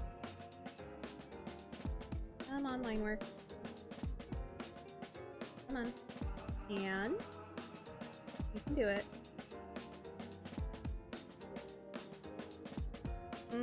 Nope, don't like that one line. I'm gonna give you guys motion sickness with my stream. That'll be my specialty. Oop.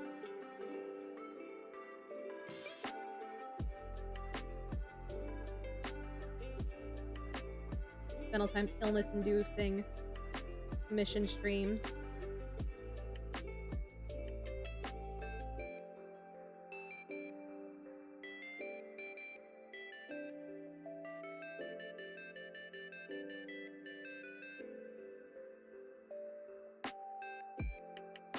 Let's smooth out this curve.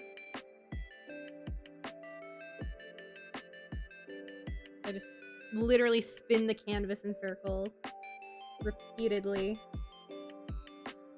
like a maniac.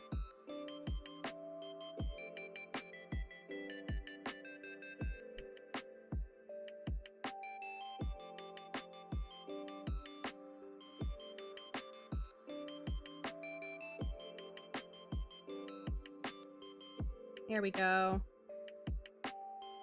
That's most of a wing. Alright. This funny little curvy bit.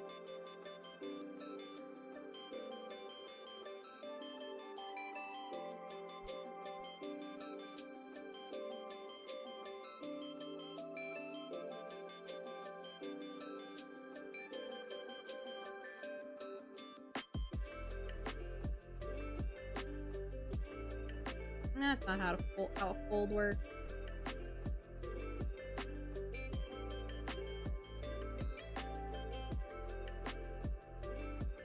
There we go.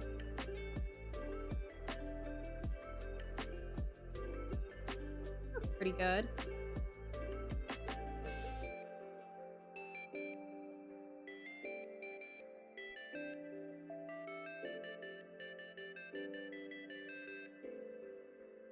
Thank you, Fred. Yeah, that looks pretty good. There we go. One wing done. And also, I don't know if I can stop shrimping. That might be impossible with how I'm drawing. Also, just an FYI, when the clock hits the top of the hour, I'm gonna run ads and then do a quick BRB to go feed my cat.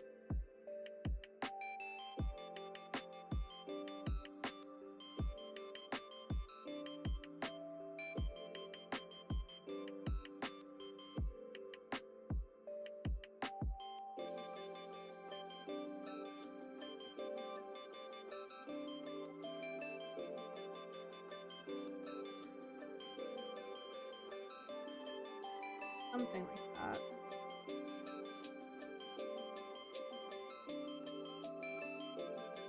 Here we are.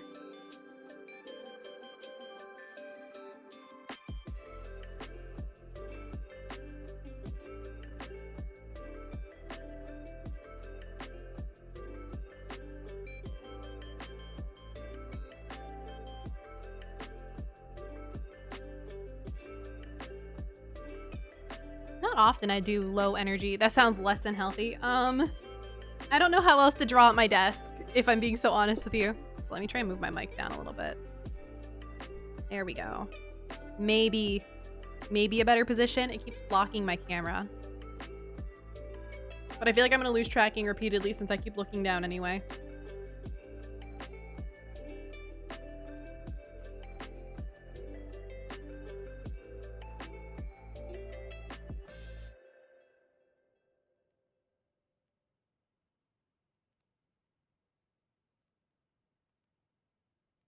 Yeah,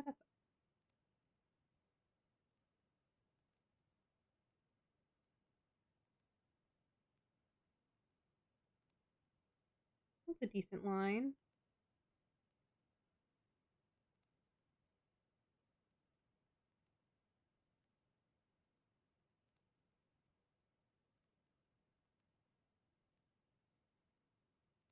There we go.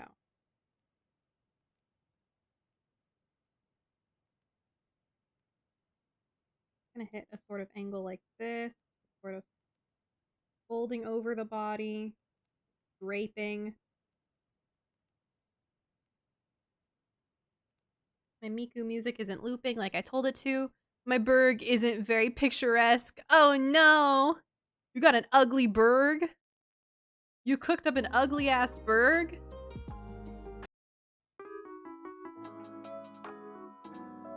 I'm sure it's still, yeah, I'm sure it'll still taste fine. Sometimes the berg is ugly and that's just okay. Sometimes the berg is ugly but it still bangs. Your berg doesn't always have to be pretty.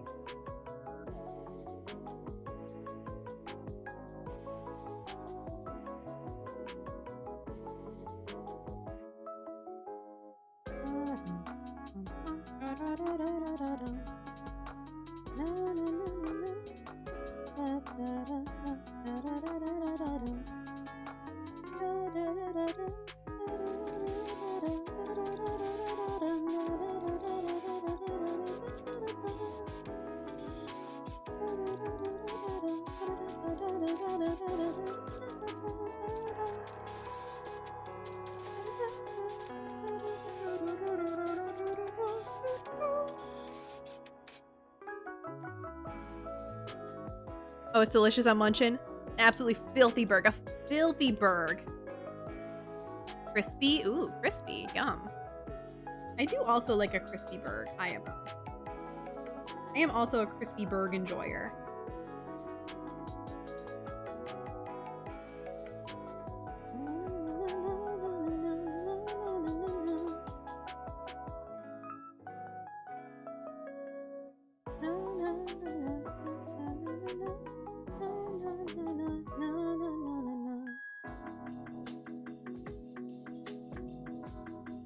How do I want to do this?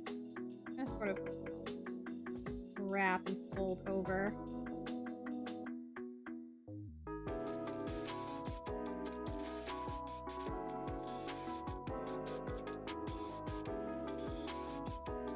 Yeah, that looks fine.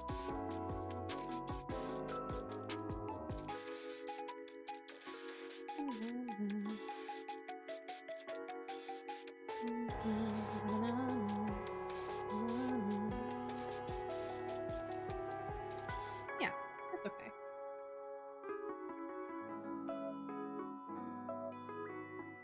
I'll erase that little bit of ass line later. When I get things more situated. This is why we do our line art on multiple layers, so I can go through and edit my lines in places that are overlapping.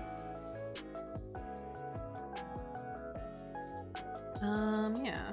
Also, when you see with me holding my art like this, that is unironically how I have it on my screen. It's not that I have shit cropped goofy. This is just what it looks like. Sometimes I'm drawing and looking at my art with it halfway off the fucking screen. And that's just how it goes. Oh, hell yeah, Asvin. Thank you for the Berg pick. Oh, fuck yeah. I'm winning. I get a picture of the Berg. All right, then we'll return to our blue layer.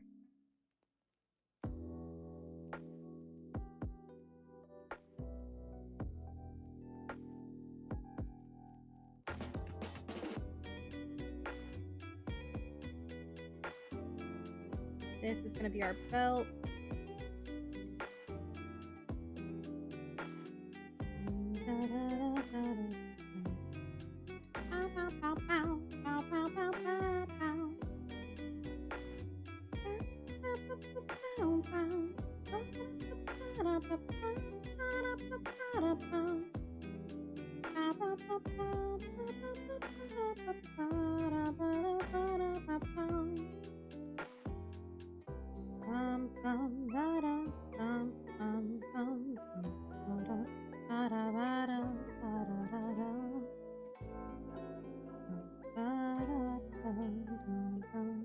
Shout out Atlas Eris's Bitter Choco decoration cover.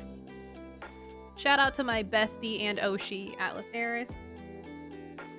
The realest one forever.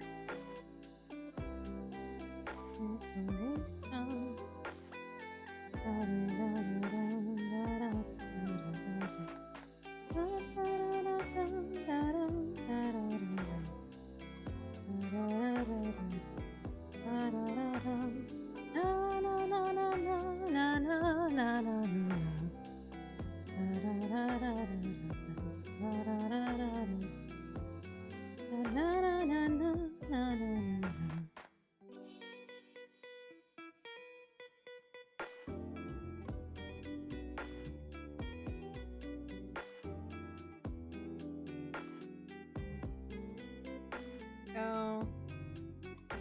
Little paneling details.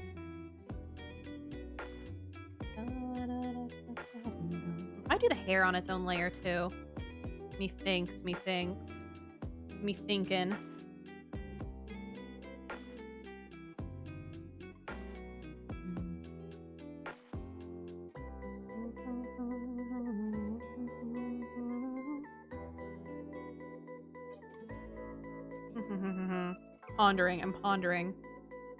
I'm pondering my courses of action. And also I'm like slipping out of my chair because of the way I'm sitting, so I'm like trying to not fall out of my chair and resituate myself. Ugh. It's hard to be funny and an artist at the same time. How am I supposed to be silly when I'm under all this pressure? I don't know how to be silly under these conditions. Hide the wing line. Let's do hair. And we'll do this light green. Okay.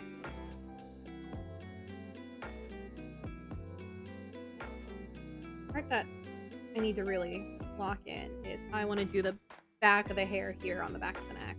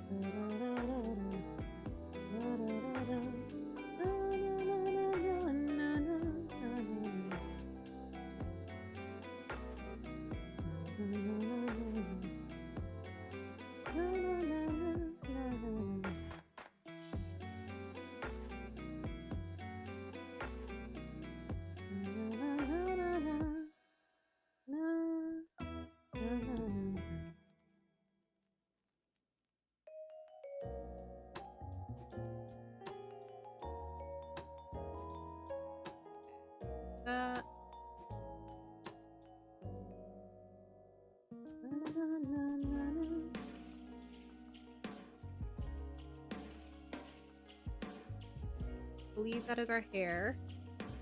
At least the back of the head.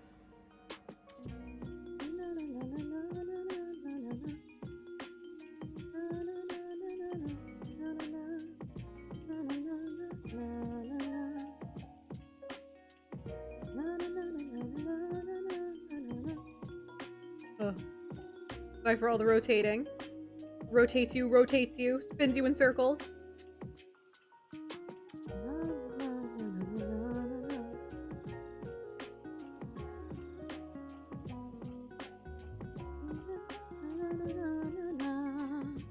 Rapidly rotates you. Spins, spins, spins. Like you're in the fucking washing machine.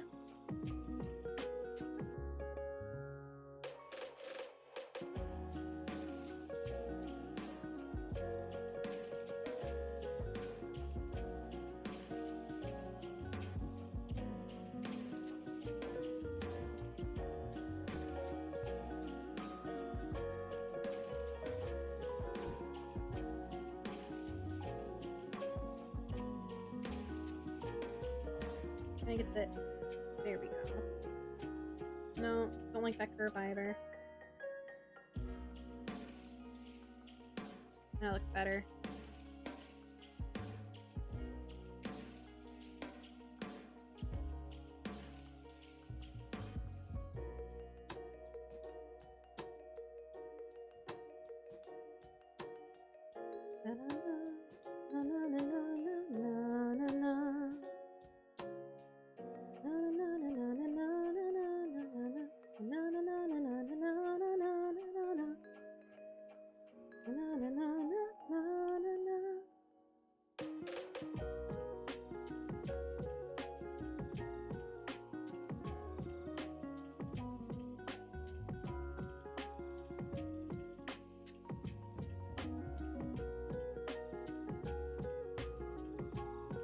I was just thinking to myself that I should learn how to draw furries.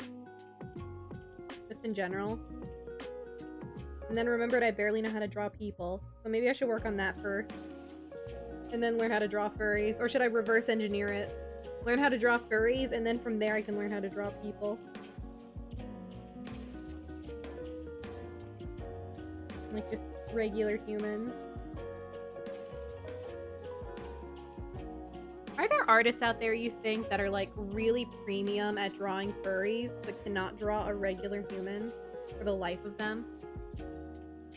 You think that's a thing? I can believe it to be true.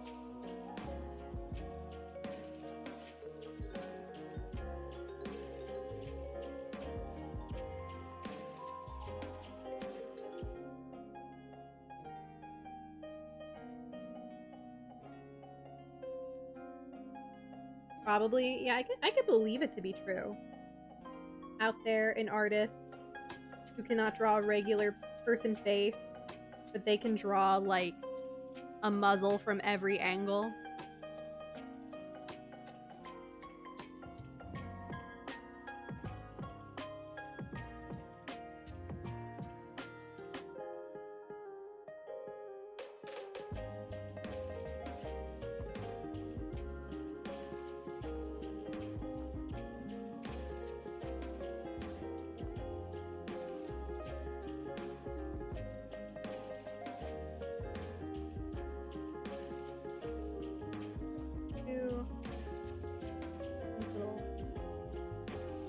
Easy pieces.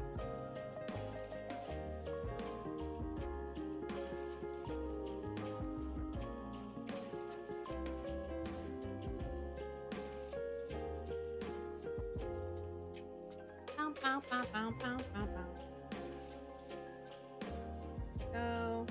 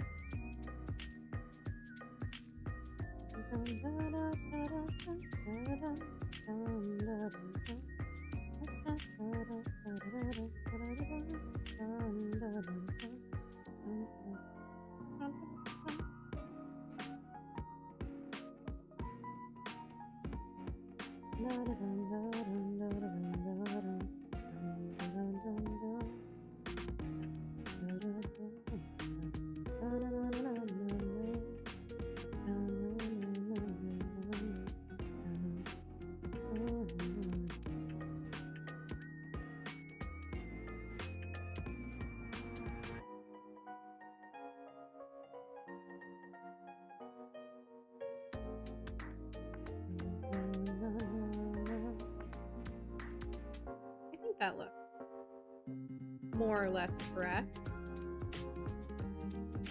Okay, top of the hour. I gotta go feed my cats. It's another ad break time. I will be right back. Everyone behave. I'll be back in like 5 minutes. You're not missing anything. This time I'm straight up away from computer. Yabby! San Diego, San Diego, pillar fish from San Diego, San Diego, San Diego, pillar fish San Diego, pillar fish San Diego. Hello, hello, tastes really good. Kill the fish. Hello, kill that fish, kill that fish, kill that fish, kill that fish, kill that fish, kill that fish, kill that fish, kill that fish, kill that fish, kill that fish, kill that fish, kill that fish, kill that fish from San Diego. Kill that fish from San Diego. Killer fish from San Diego. San Diego, San Diego. Killer fish from San Diego. San Diego, San Diego. Killer fish, San Diego. Killer fish, San Diego. Hello, hello, tastes really good. Kill the fish. Hello, kill that fish, kill that fish, kill that fish, kill that fish, kill that fish, kill that fish, kill that fish, kill that fish, kill that fish, kill that fish, kill that fish, kill that fish, kill that fish from San Diego. Kill that fish from San Diego. Killer fish from San Diego. San Diego, San Diego. Killer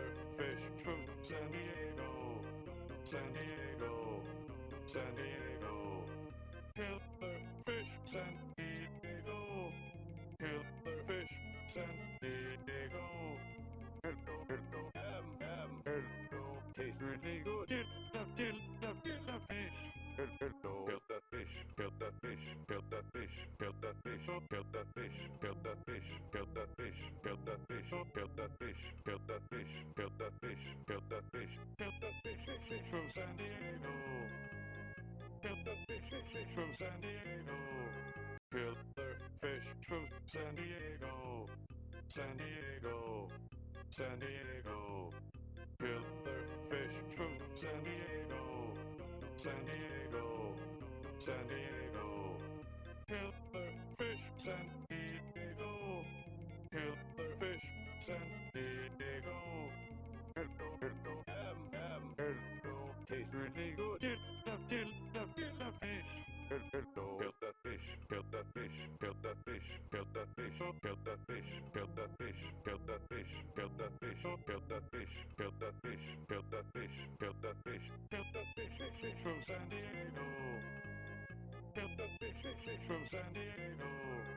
Killer fish from San Diego. San Diego. San Diego. Killer fish from San Diego. San Diego. San Diego. Killer fish San Diego. Killer fish San Diego. Hello, hello, tastes really good. Kill the fish. Hello, kill that fish, kill that fish, kill that fish, kill that fish, kill that fish, kill that fish, kill that fish, kill that fish, kill that fish, kill that fish, kill that fish, kill that fish, kill that fish from San Diego. Kill that fish from San Diego. Killer fish from San Diego. San Diego. San Diego. Killer fish from San Diego. San Diego. San Diego. Killer fish San Diego. Killer fish San Diego. Hello, hello, hello, tastes really good. Kill the fish. Hello, kill that fish, kill that fish, kill that fish, kill that fish, kill that fish, kill that fish, kill that fish, kill that fish, kill that fish, kill that fish, kill that fish, kill that fish, kill that fish from San Diego. Kill that fish from San Diego. Killer fish from San Diego. San Diego. San Diego. Killer fish from San Diego. San Diego. San Diego. Killer fish San Diego. Killer fish San Diego. Hello, hello, hello, tastes really good. Kill the fish. Hello, kill that fish, kill that fish, kill that fish, kill that fish, kill that fish, kill that fish, kill that fish, kill that fish, kill that fish, kill that fish, kill that fish, kill that fish, kill that fish from San Diego. Kill that fish from San Diego. Killer fish from San Diego. San Diego. San Diego. Killer fish from San Diego. San Diego. San Diego. Killer fish San Diego. Killer fish San Diego. Hello, hello, hello, tastes really good. Kill the fish. Hello, kill that fish, kill that fish, kill that fish, kill that fish, kill that fish, kill that fish, kill that fish, kill that fish, kill that fish, kill that fish, kill that fish, kill that fish, kill that fish from San Diego. Kill that fish from San Diego. Killer fish from San Diego. San Diego. San Diego. Killer fish from San Diego. San Diego. San Diego. Killer fish San Diego. Killer fish San Diego. Hello, hello, hello, tastes really good. Kill the fish. Hello, kill that fish, kill that fish, kill that fish, kill that fish, kill that fish, kill that fish, kill that fish, kill that fish, kill that fish, kill that fish, kill that fish, kill that fish, kill that fish from San Diego. Kill that fish from San Diego. Killer fish from San Diego. San Diego. San Diego. Killer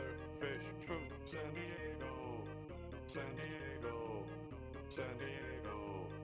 Killer fish, San Diego. Killer fish, San Diego. Hello, hello, tastes really good. Kill the fish. Hello, kill that fish, kill that fish, kill that fish, kill that fish, kill that fish, kill that fish, kill that fish, kill that fish, kill that Okay, fish. I am so back. Chat, we are so back. You have no idea how back we even are. Okay. Okay. Okay. Locking in. Hiya, thank you, Fred. Hi. Brain activating. My mind is so wide. My mind, you wouldn't even believe it. Crazy how locked in it is. Okay. Ugh. I'm gonna check something real quick.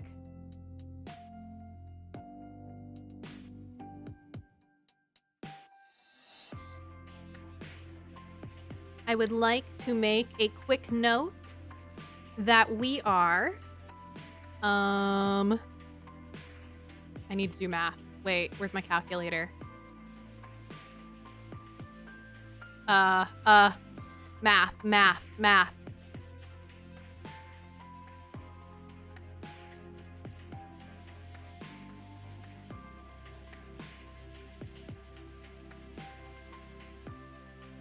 We are $7.04 away from our 25% Doodleathon goal. I realized we were close, so I wanted to check how close. We are $7 away. $7.04 away from our 25% Doodleathon goal. However, I also want to make a quick note. I just want to say that, you know, this is the last day of our Doodleathon push. And, like, I know it's kind of, like, a rough time for all of us. I feel like I don't know anyone who isn't going through it in one way or shape or form, especially financially these days, with just everything going on and it being the time of year that it is. So I just want to say thank you all for, like, as much as we've raised already to keep me chugging along. Even if we don't raise a single cent more, you know, I really appreciate it. Thank you guys so much. I didn't expect to get much support, honestly. I just sort of set the goal at what it is because that's kind of, I don't know, habit. Yeah, thank you guys so much. I really appreciate it. We are at 23% of our goal right now, or our big goal. 23% of the big overarching number, but honestly, who gives a shit? Thank you guys so much. I just want to throw that out there. I really appreciate it. You guys have been you guys are always, like, really kind in supporting me and what I do and all that. I don't know. I'm not good with words. And I feel like I say thank you so often that it just becomes really redundant. But I also don't really know, like, how else to say thank you besides saying thank you repeatedly. That's all. That is all. I don't know.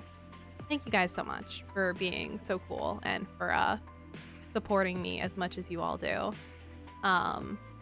And for having been very patient with this Doodleathon, especially since it was done on such short notice and in such close proximity to so many other people also seeking mutual aid and support all at the same time. All of us are spread pretty thin, so, you know, I don't know. We stay supporting streamer. Wow, thank you, May. Same, though, aside from physical actions, what else are you supposed to say except thank you, right? You know? I don't know. It's tough out there. So, like, thank you guys so much. I really appreciate it. I gotta rise and grind. I gotta get back to this rise and grind. I gotta get back into this rise and grind like you wouldn't even believe. And because of the rising and grinding, and also because I you know, we probably won't get more doodle requests, and that's, like, so okay. I think I'm gonna turn on, like, a YouTube video, and we can chill with a YouTube video in the corner. We're gonna really Cocomelon this. I'm gonna pop on, like, a video essay while I work on these commissions. May, you can watch me work on your commissions. You can real-time edit. Booty Bum Cheek, hi, Llewellyn, hi! Yeah, hell yeah, ass is out. Ass is back on the menu. I'm working on commissions. I'm also taking doodle commissions. Pinned comment, blah, blah, blah, blah, blah. We do the dancing fruit. Oh, you want the dancing fruit on screen? It took me a second to figure out what you wanted. Yeah, here, I can put the dancing fruit on screen. We can do that one too. Let me grab that. Let me get that. I know I have it saved. I can get the dancing fruit. I have it literally saved on my PC. Where did I put you? Where are you? There it is. Wait, I actually want to put it on a different screen. Let me just...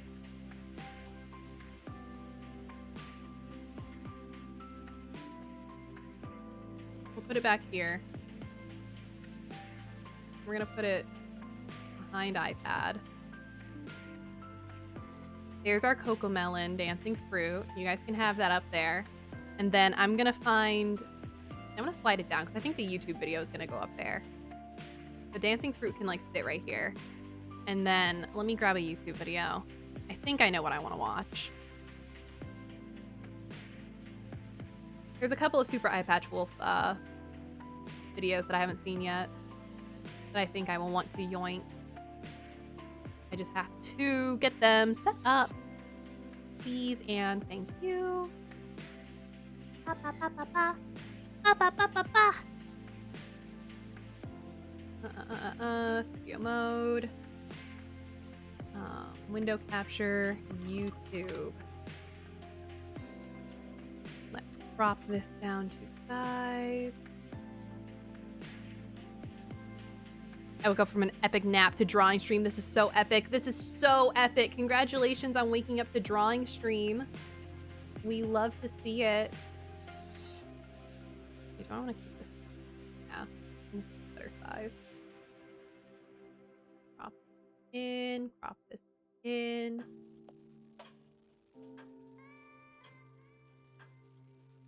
Go.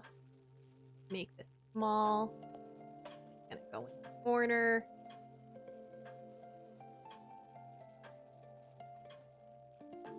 It's gonna be so small in the corner.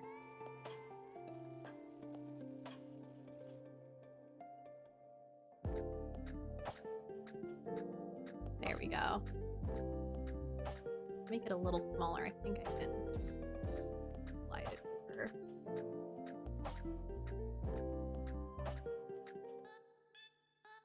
Tiny YouTube video. You guys are barely going to be able to see it, but that's fine. If you wanted to actually see the video for real, you could go watch Super Eye Patch Wolf on your own part with much affection.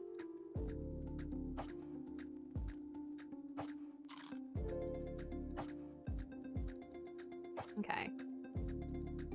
Where's the sub count thing? I want to kill that. That doesn't need to be visible. There we go. Get that out of here. All right. And then, good night study with Miku. Oh, I crashed my, iPad share. Did you just fall asleep or? My iPad fell asleep and it turned off the video share. Turn on, silly. Stay with us. I gotta resuscitate her. Thank you, Fred.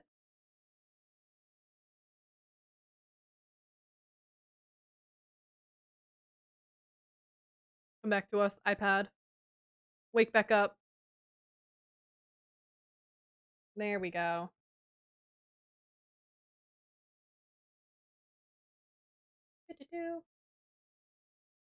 iPad.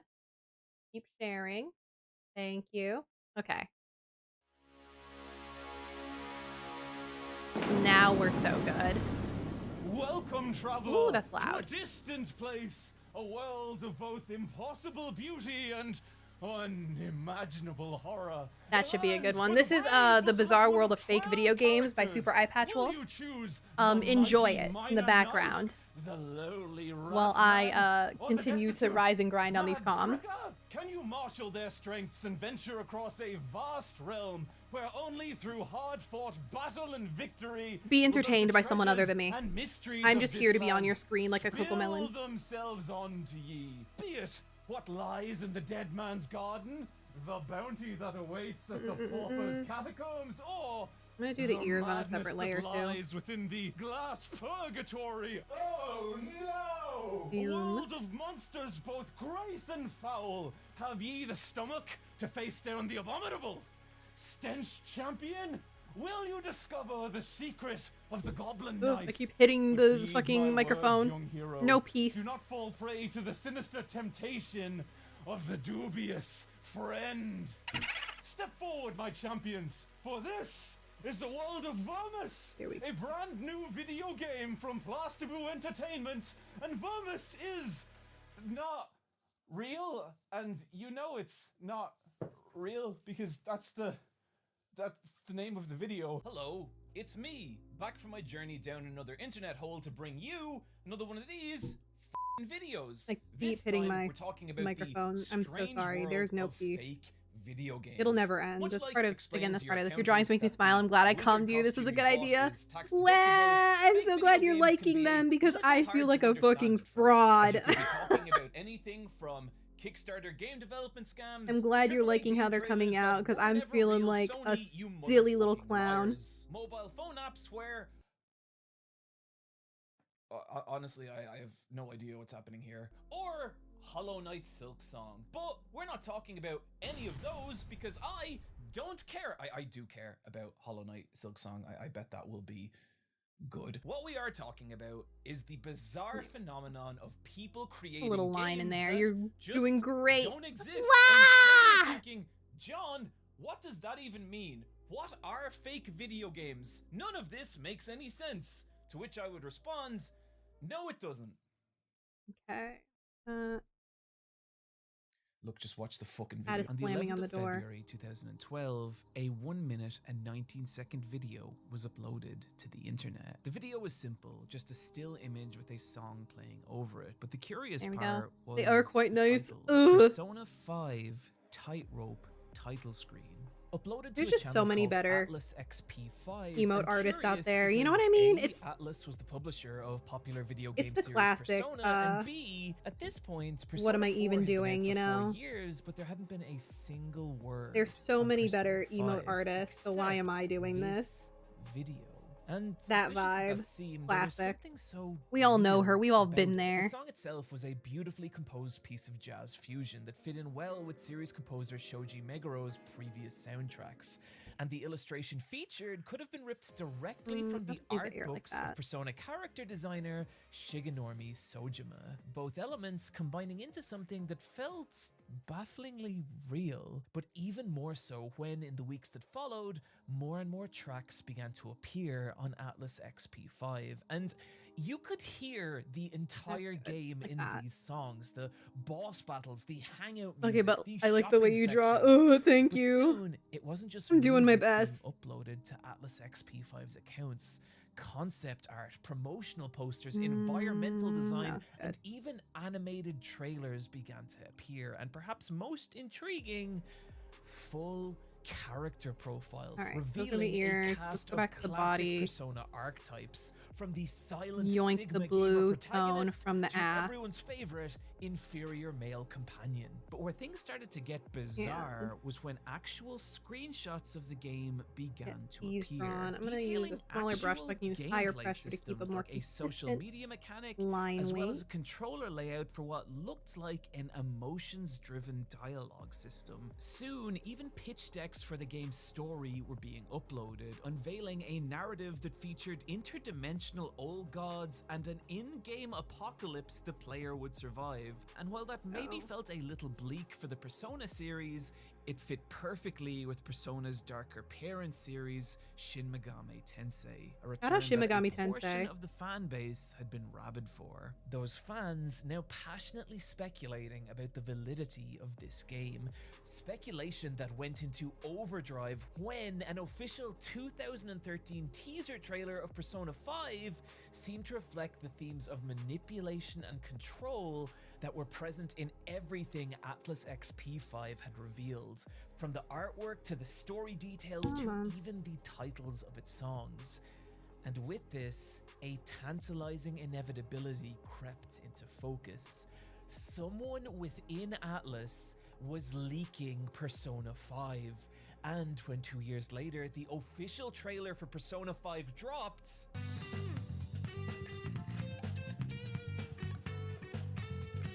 here we go.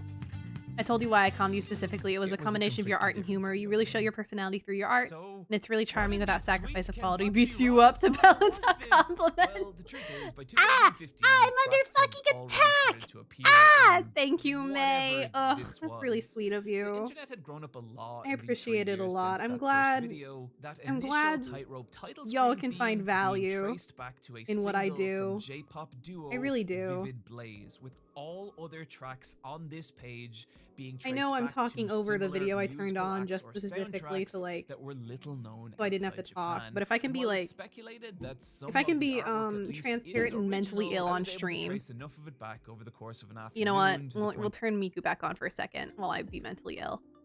We'll stay on the Miku screen. There are times I love streaming. I love streaming. I do. I really do. But there's also this sort of background energy of like the times when I don't love streaming. I feel like I do it because I don't know what else to do with myself, you know? Sometimes I stream not because I love streaming, but because it's like, what else am I supposed to do if I can't stream, right? It's like, what else am I supposed to do? I sit around sick in bed. I can't really hold down a job adequately. And when I get like that, it's really hard for me to find value, right, in what I'm doing. Something that I have been rather transparent about in the past, I believe. This is not the first time I've spoken about this, right? It's a spiel y'all have heard before. Struggling for me, like me struggling to find value in being a streamer and being a yapper. Because I'm not even like, I'm not that exceptional of a streamer in any real way. I'm very bog standard. You know, I'm pretty standard. I play variety games.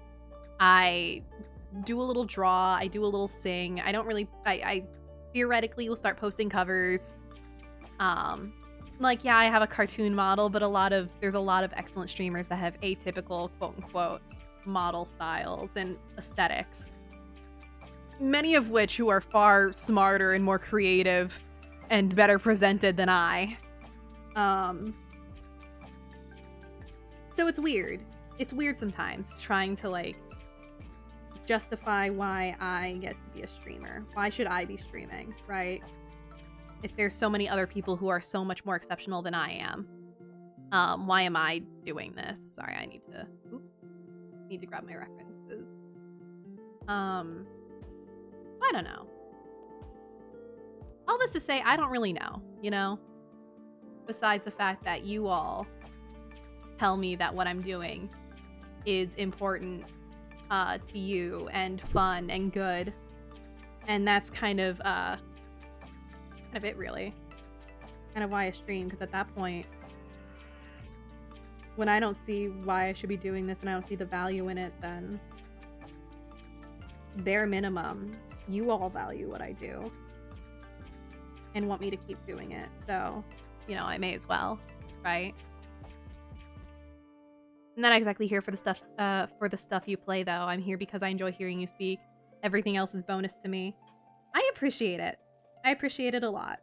And, you know, that is what they say, is that in the end, you can play and do whatever you want because your viewers are there for you and what you offer, whatever that may be. A hard thing to reconcile with when you have a rather dour self-image. I'm gonna gather my thoughts. What was I gonna say? I feel like I had a point. Or maybe I never did and I was just sort of yapping. Hard to say.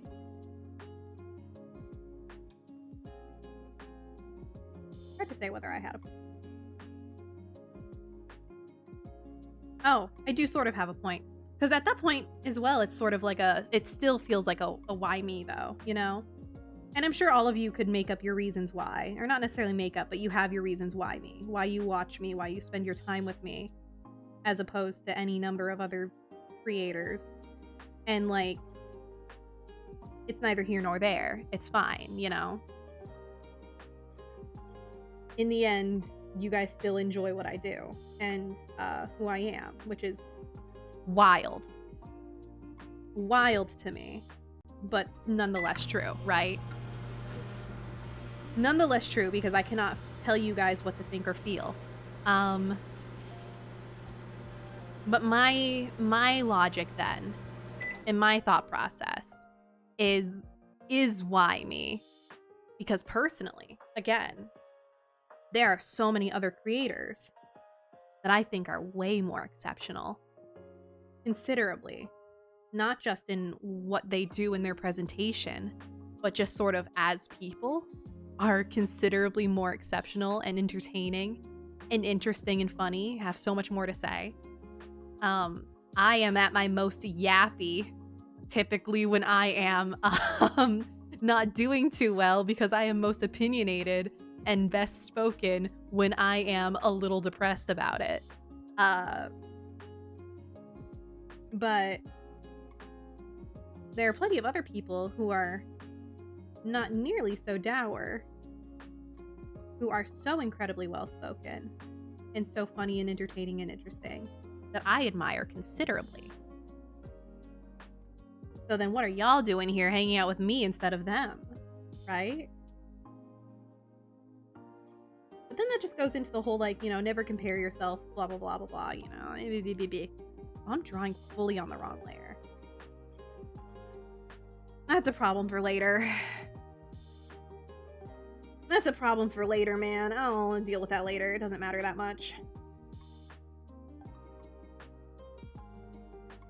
But yeah, I don't know. It's one of those things. I do think about it often. I do tend to consider, like, what makes what I do more valuable, or at least equal value to these other people whom I admire more and consider to be much more of value than I am, right? Much more valuable as entertainers than I am.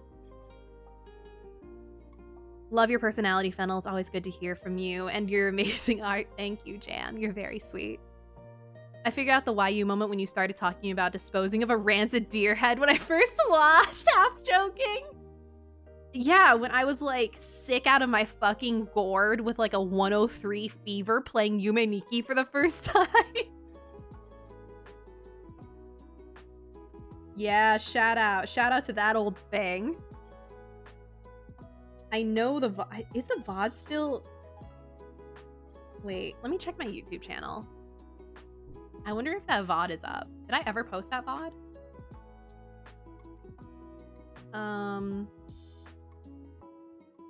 Is my Ueniki VOD a thing on my channel? Or is that like lost to time? Fennel-Thyme. YouTube. Videos. Let's search by oldest. Oh, that's so lost to time. Oh my god, I never saved and posted the Yume Nikki VOD. I should replay Yume Nikki at some point.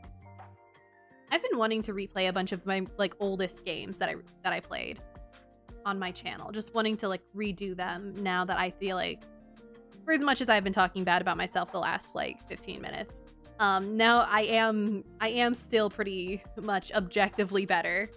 I am objectively better at being a streamer than I was when I first started. That much I can at least grant myself. I am better at what I'm doing. You know, in science, sometimes the answer just boils down to it just is. So when you ask me why I'm here and how I enjoy your streams more than someone else's, my answer is I just do. And that, you know, and that's valid.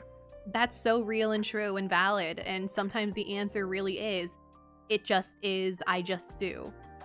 And that's fine. That's so fine. Incredibly fine and allowed. And I will, for as much as I am speaking down about myself, I will never try to tell you guys that you shouldn't be here. And if I have in the past, that's just wrong. And I shouldn't have done that. Because, I mean, first of all, I'm grateful. First and foremost, I'm grateful for your time and your attention and your company. And all the support you guys have given me through the last, like, however long I've been streaming. What, like 3 years? 2 years? 2 years is Fennel-Thyme at least. And then there's been time before I was Fennel-Thyme. When I was just Fennel. And then, I don't know, a series of other words. That I would stream on and off. And there are people here that have been here since then, even. I have been streaming on and off for most of my life now, nearly a decade. Actually, more than a decade. I started streaming at 13, on and off, because I used to be much more art-centric. And back then, I streamed on Picardo, and I would do, like, sketches and stuff like that.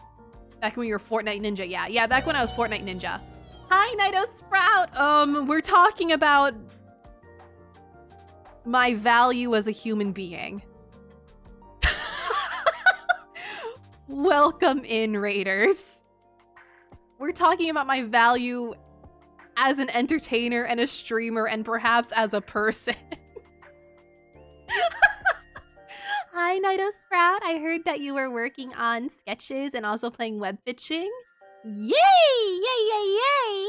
I'd say at least £4.99. Hey, that's better than US, okay? What is that, like $7 US?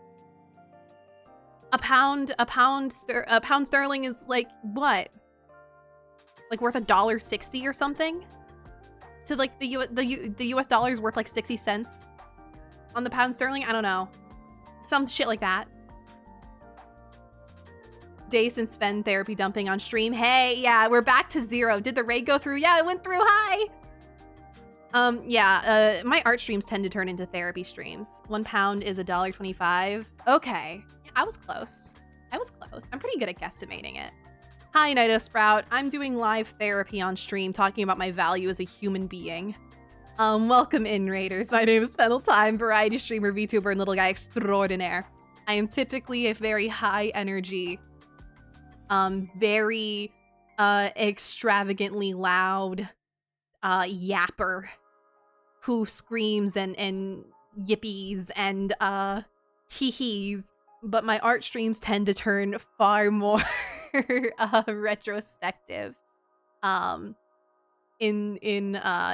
Retrospective and introspective. Introspective was the word I was looking for, but there is a level of retrospection happening in the introspection. Howdy. Oh my goodness, thank you, Jag. Thank you. I'll get around to it once I finish lining this emote. Oh, we're at 25%. Yippee! Thank you so much. Thank you. We've hit our 25% goal. I'm forced to co-op with Tummy again. Honestly, I probably would have co-opted Tummy eventually anyway, because that's what happens when you're dating another streamer, but you know. Please note I chose to make this doodle donation before the previous discussion. Oh, I appreciate it, Jag. Also, thank you for the follow, KJ. Hi. Let me say hello to everyone who rated in. Hello, KJ. Hello, Juno. Hello, Ryan. Yeah, 0 days since therapy live on stream. Hello again, Jam. I believe I also saw hello again, Index. Hi, Ruby. Hello, my brother in Sprouts, Naito Sprout. Hi. Hello. 07s, everybody. Let's go co-op gaming. Let's go. We'll have to decide on what we want to co-op.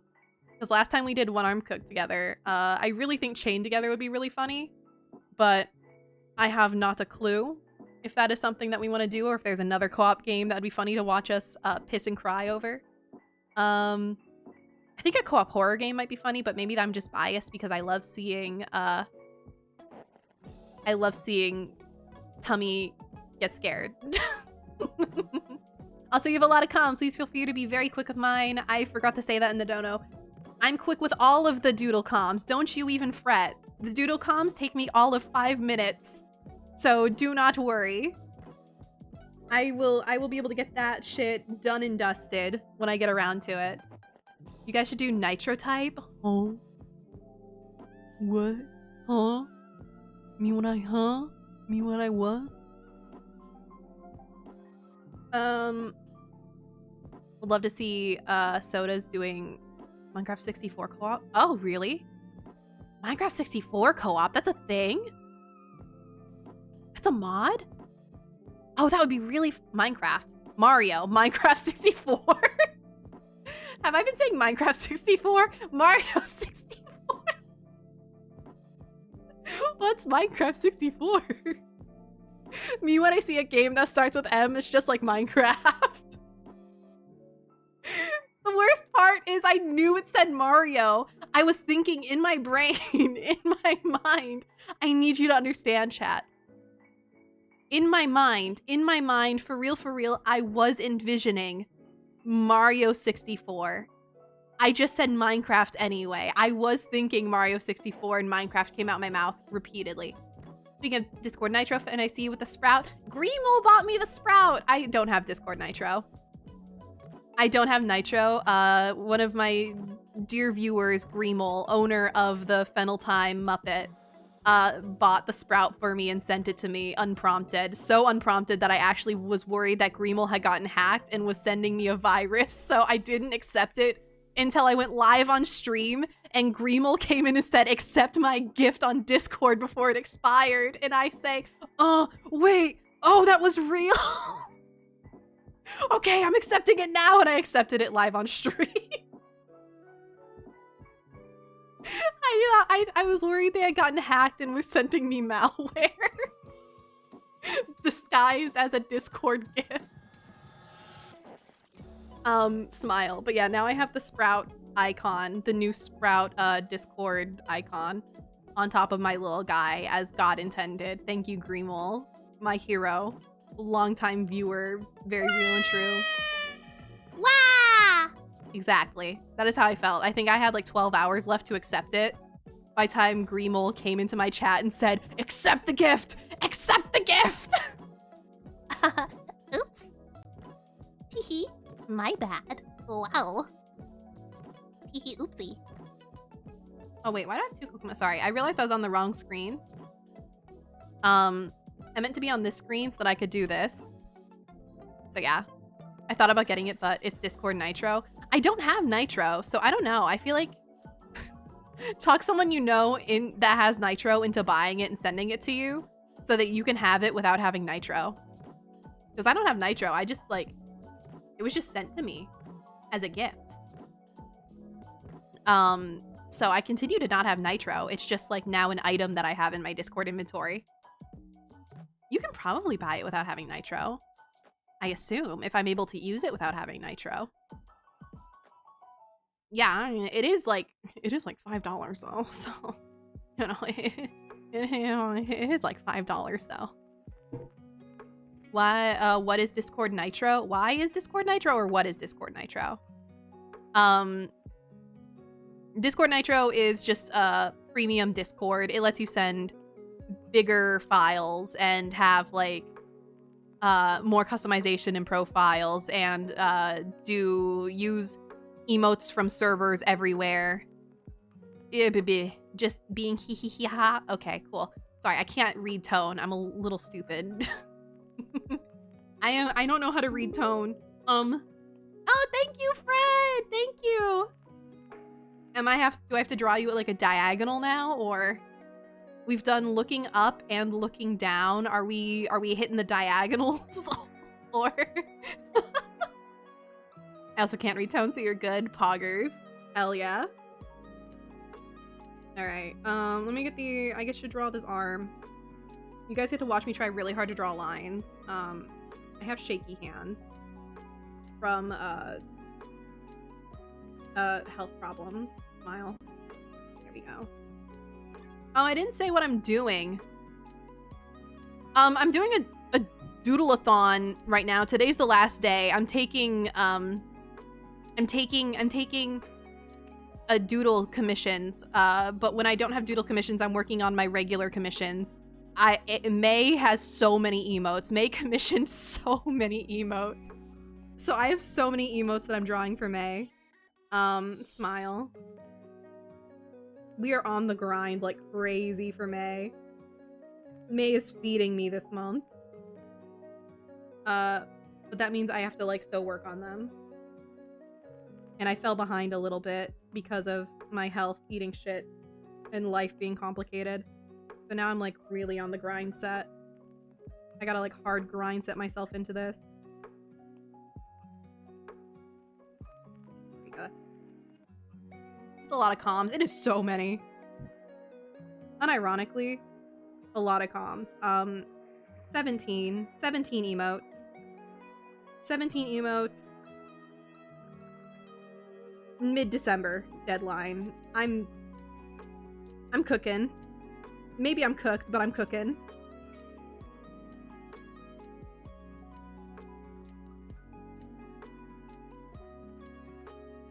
Okay. I do not beat the furry commissioning ungodly amounts of art stereotype. It's okay, May. You keep the artists fed. I can only respect it. I can only respect it. Nah, Fred is happy this time. Oh shit! Happy Fred? Oh, we're cooking like crazy. I get to draw Happy Fred. This is unheard of material. Oh, okay. I drew big mitten hands. So that's nice. But that also means I have to draw a circle. So that's not nice.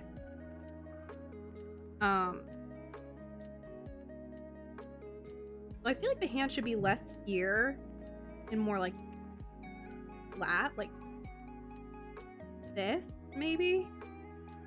I mean, obviously this is just sort of me. Can I send you the first character sheet of Mori? It's finally done. Yes, please do. I'm getting another one with her jacket on. Yippee! I don't think I have... I think I have her jacket on in a couple of emotes. I think for a lot of the emotes, the jacket, as cute as it is, was getting in the way of the silhouette, so I sort of just yoinked it out of the way. But I think I do have the jacket on for a couple of them. But yeah, please send me the updated Mori sheet. I love getting updated refs. Yeah, baby. Finally killed the creator/god of his world and ending the war. Yeah, Fred, yeah! Fresh Fred lore!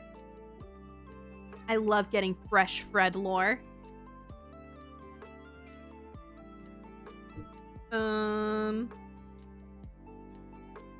Man, now it feels weird to depression post live on stream when raiders came in. I was saying something. Oh yeah. TLDR. Why me instead of other people? Oh, wait, specifically what I was saying. I did have a point, which is why I'm going back to it. I felt like there was something specifically, not a point necessarily, but there was something specifically I wanted to say, which is why I'm going back to it instead of just moving forward. We were talking about how, like, you know, why me? Why watch me when there are so many other incredible streamers out there who are just truly exceptional people, right? Like streamers who are just so funny and so well put together with incredible presentation, well spoken, just truly kind and wonderful people with a lot of creativity and ambition.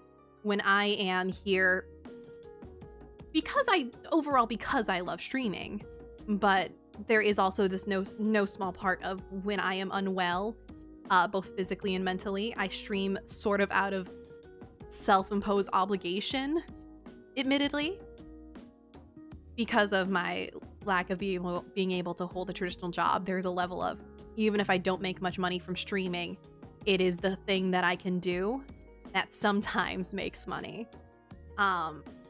Which is not a great mindset. First of all, don't do that. Don't be that. Bad mindset for streaming. You should not go into streaming hoping for money. Not that I necessarily hope for money, but it's more like it is something pseudo-productive that I can do. It is on the short list of things that are sort of productive that I can do. But other than that, I am not an overly ambitious person. I am not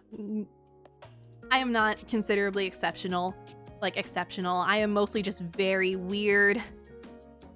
I'm mostly just really strange in a lot of not necessarily exceptional ways. In the ways that many of us are just sort of weird.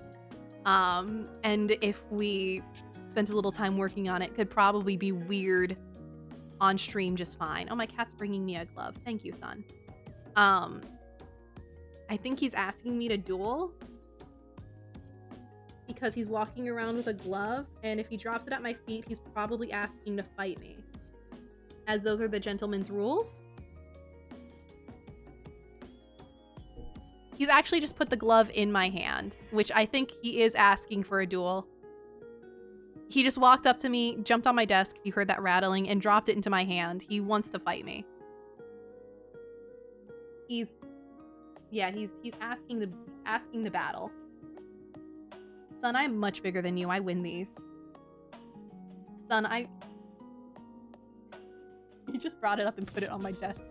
He just brought the other glove up and put it on my desk. Yeah? You want to duel twice? I win. You'll be gloves next. You'll become mittens. Okay, goodbye. He's just visiting. Anyway, what was that? What was I on about? Oh, yeah. So I was saying all of that, and then I sort of said, like, why me? Why me? And I say all of this more just, like, I'm speaking out my thought process, and my thoughts and feelings.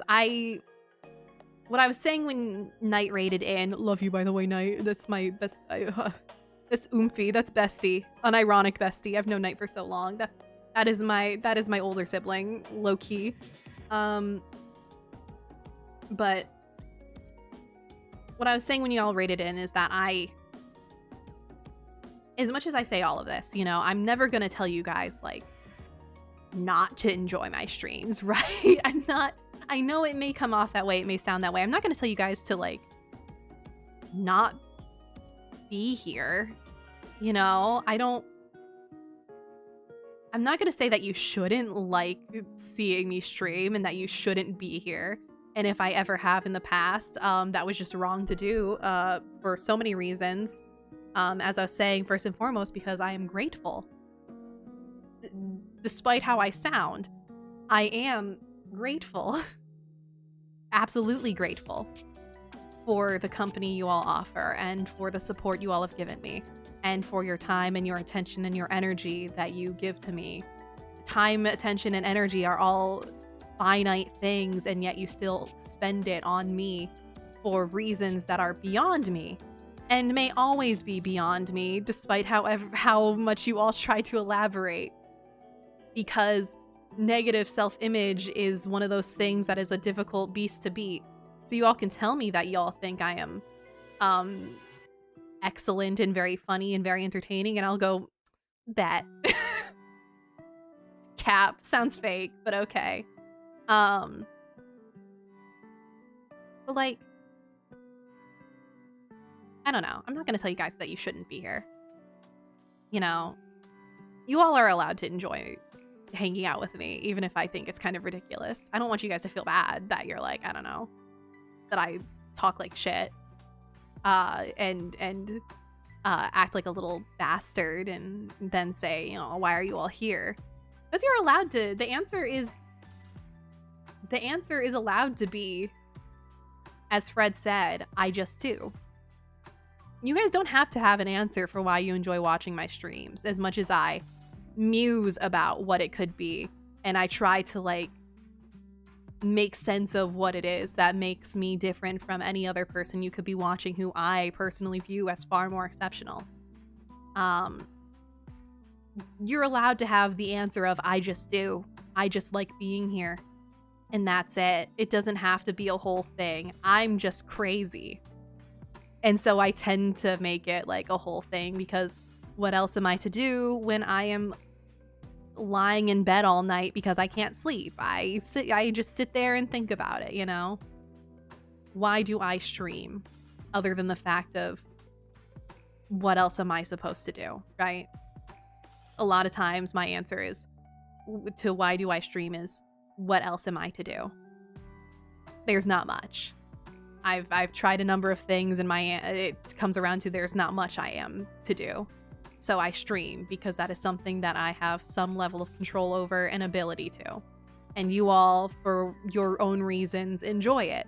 You all find value in what I do for me, which is maybe more of a burden that I give on you than I should. Making all of you find value in what I do for me is maybe you shouldn't have to. That's a me problem, not a you problem. And yet, my other reason for continuing to stream is that you all seem to like it for some reason anyway. Because in the end, would I be streaming this long if no one showed up ever? Probably not. I would not have been streaming consistently for 3 years if I just sat here alone all the time. Because a lot of times my enjoyment in streaming is variable. Also, thank you so much, Zero. You all don't have to hand me dollars for this. I just want you guys don't have to give me money just because I'm yapping. It's so okay, but I am grateful nonetheless. Thank you. Thank you so much. I appreciate it very much. I'm just yapping, okay? I'm talking out loud because that's what these streams become. That's what happens when I am in the art zone, is I yap. I start gabbing my little brain out. That is just how these things cook. But I appreciate it very much. Again, nonetheless, I appreciate it very much. I think money from this right now is mostly going towards Christmas gifts. It's going towards Christmas gifts for oomps, and I'm gonna be living alone on a farm for the next month, house sitting. So probably also gas and groceries, because I have to drive so far to get groceries when you live in the middle of nowhere. You have to drive so far for groceries when you live in the middle of nowhere. So very. If you guys want, you can give me the money and then I'll spend it unwisely on magic cards. I mean, to be transparent, have I done a little bit of unwise spending in this month even?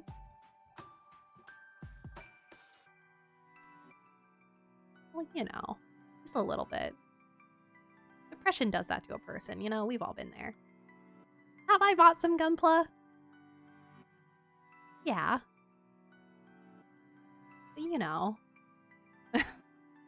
I've been fairly responsible, but, you know, there's a little bit of unwise spending here and there. Have I bought myself a sweet treat when I really didn't need to? Yeah. Every now and then you get a sweet treat to keep yourself alive.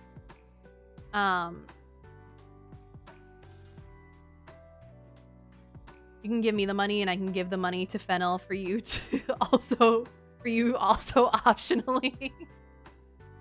We're just adding more middlemen to handing me money other than like PayPal. Me coming back to streaming very much started as, I'm just playing video games all day anyway, may as well. Believe it or not, I'm not a very social person. I'm actually like a really like hard stuck introvert. And not even like the introverts who are like introverted but also very social. I'm also like extremely antisocial. I'm an antisocial introvert. So I'm both introverted and easily drained by being social in public like this. And I also don't necessarily like being out in the public either. Which makes streaming a very goofy little thing to be doing. As someone who's pretty antisocial, and introverted. My therapist loved it for me though. Like back when I was 16, my therapist loved that I was streaming. It forced me to interact with the public when I was bedridden, so I didn't go completely feral. So we'll take those. I don't know. Back when I was like really bedridden and I just like couldn't leave my house, hard stop. This was my primary socialization outside of work because I was working back then. Also a weirdly public position as a teacher for someone who is so fucking exhausted. I'll give y'all money when I have more money to give. Don't worry about it, Fred. Don't fret it. But again, I really appreciate it. Very kind of you. Make sure you get yourself a sweet treat every now and then with your money too. First, in fact, get yourself more sweet treats. Just get sweet treats. Get more treats. Get more toys. Buy more toys. Buy more little snacks. Treat yourself to more snacks. I've been so unwise. I moved here almost a year ago and still do not have a bed. Asmund? Asmund? Male living space, motherfucker. I stream because if I don't talk to someone at all hours of the day, I'll wither. I spend almost all of my time. If I could spend multiple days in a row not speaking to another human being, I think I would be happier, maybe. No, I don't want to say happier. I don't think that's the case, because I do like my friends. Of course, I love my friends very dearly. I love my friends. I have a lovely partner who I adore yapping at constantly. Obsessively. I never shut up. I never shut up the tummy. This is real and true. I am an obnoxious yapper. But like, in most cases, I can go days without saying anything. In fact, I have in my life at multiple points.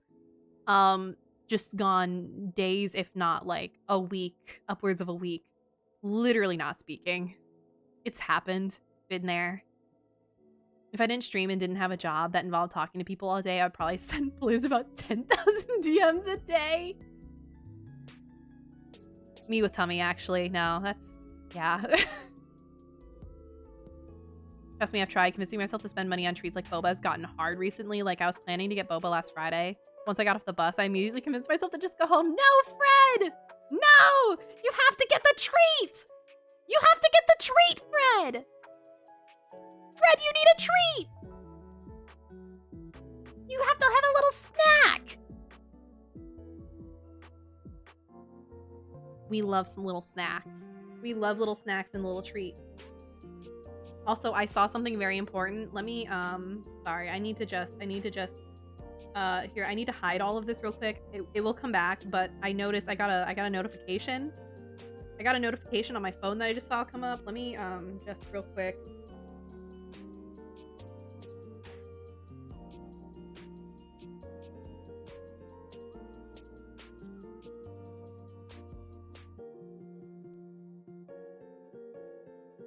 How do I ampersand again?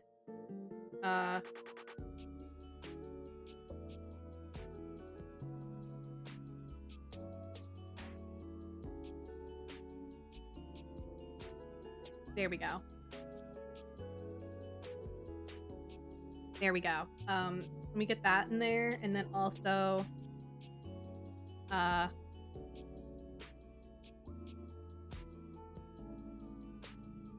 need to make sure it's big and chunky so people can see it.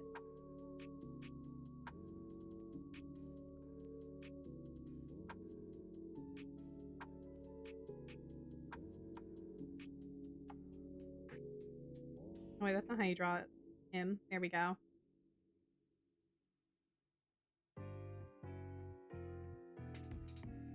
There we go. There we go.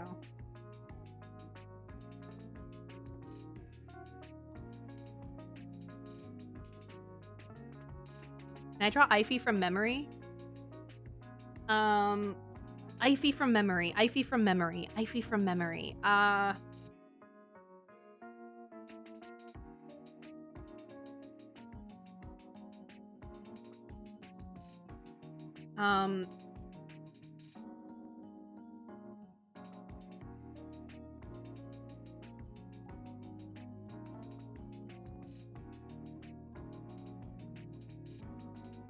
How does Ivy hair? How does Ivy hair? How does Ivy hair? Ivy hair from memory. Ivy hair like so? Like so? Methinks. Ivy has the W hair?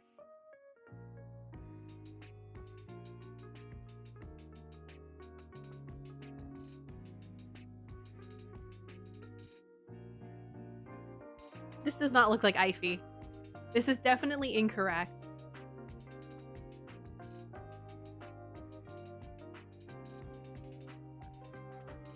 Oh, that's a little better. Wait, that's a little better.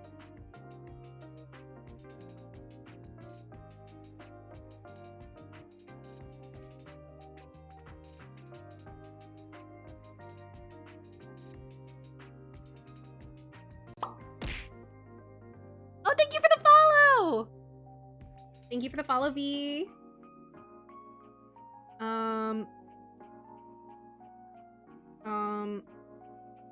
Just scoot this over a little bit. I am nodding. Oh, this still doesn't feel quite right. There's still something wrong here.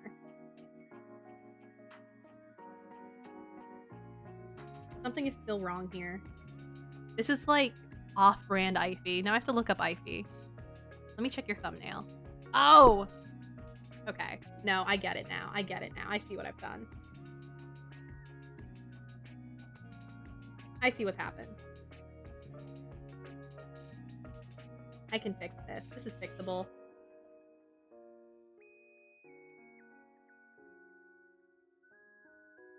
And,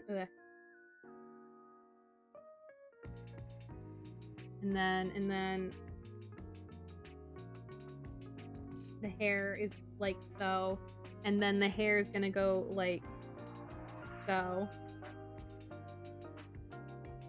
and then yeah, that's pretty much it. That's fine.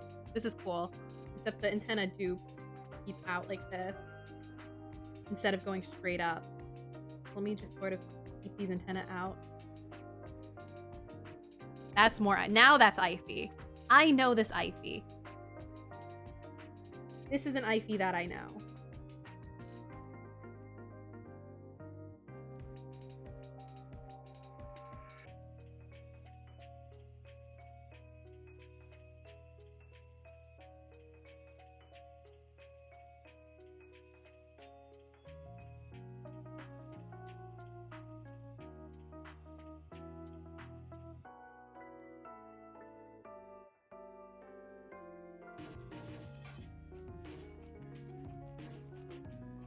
I'm from IP chat to say hi. Have an amazing Doodleathon. Thank you, V. Thank you.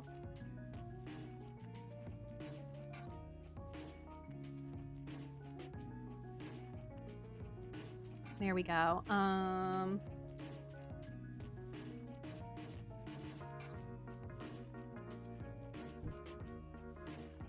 I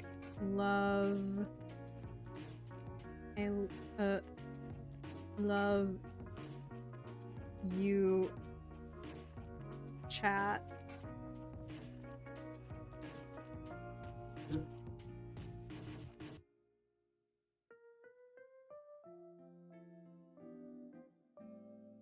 Blushed emoji. Pointing left, pointing right.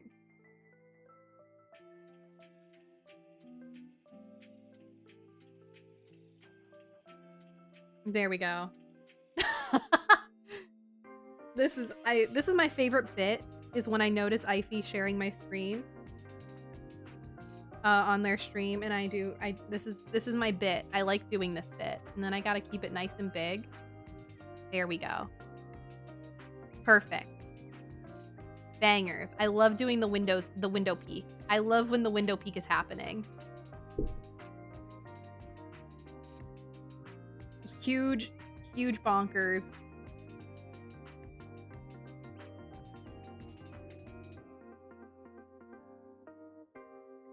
There. This is too cute. I used to draw a lot of tiny little emotes. Like that. Let's see. Actually, I need to do...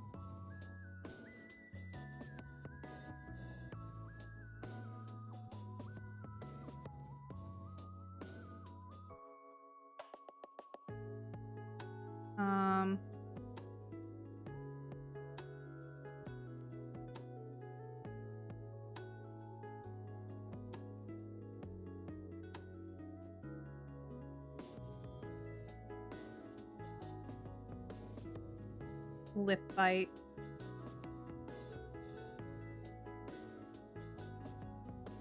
Lip bite little guy. Real. Looks kind of like Sonic the Hedgehog though. Official IP server 100% real. No scam guaranteed, virus free. Very true and real. And I'm just saying, if you post an art fee on the IP server, it can be a pop-up.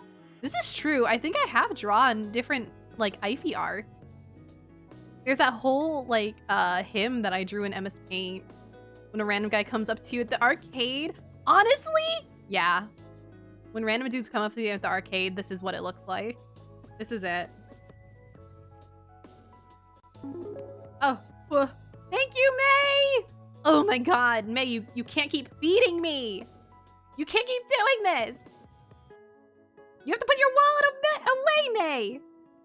We can't keep doing this. Okay, anyway, I have to get back to work. Back to my job. Back to the thing I'm supposed to be doing. I gotta get these lines done and then I can get to all of your Doodleathons. Ads are coming. They're gonna hit you. They're gonna get you. The ads are gonna get you. They're gonna fucking get you. And when they do, I'm gonna keep drawing. And I'm switching back to the Super Eye Patch Wolf video so I can yap less and work more. But y'all keep yapping and I'll keep yapping at you.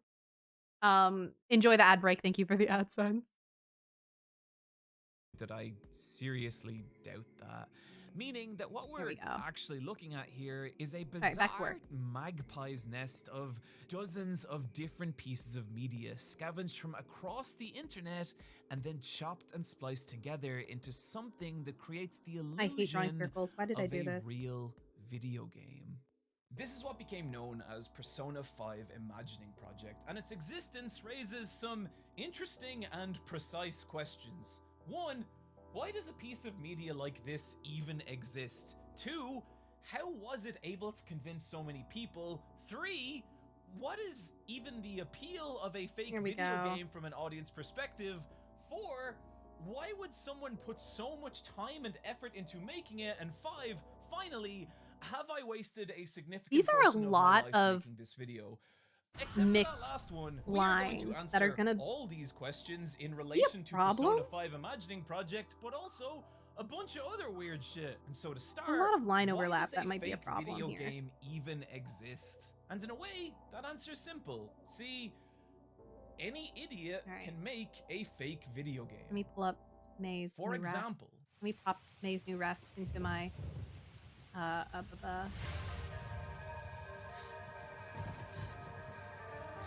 May, this ref looks so good. May, this looks so good. This is banger. This looks so fucking good. Your artist went crazy. Also, look, I'm leaking, but if you need something, I'll faker tab and still diff my laners. You're so strong. You're so built different. It's so Fortnite Girl Boss Slay. It's so Fortnite Girl Boss Slay. Advertisements for my fake anime / video game Okay, that what was I I doing? pretend is Oh yeah, real gloves. through t-shirts, featuring the brand new Kimberly Angel long sleeve tee for people who either are or would like to be around a psychologically unstable clown girl. I'm gonna knock 20% off everything for the next 48 hours or until I remember to turn the sale off. So you can buy some if you want. eyepatchwolves.com. I promise this has actual relevance to this video. Shape. It's not just me being a nightmare capitalist person, though it is that too. Like a lot of people, A I little bit always of wanted shape to here. tell a story or create some kind of fictional universe. So I thought, what if I use YouTuber merch to piece by piece suggest a fictional Here we go. interconnected world, and through clothes tell that story? Fake video games work exactly the same way. They let us take ideas for stories, worlds, and experiences and let us ask, what if this existed as a video game?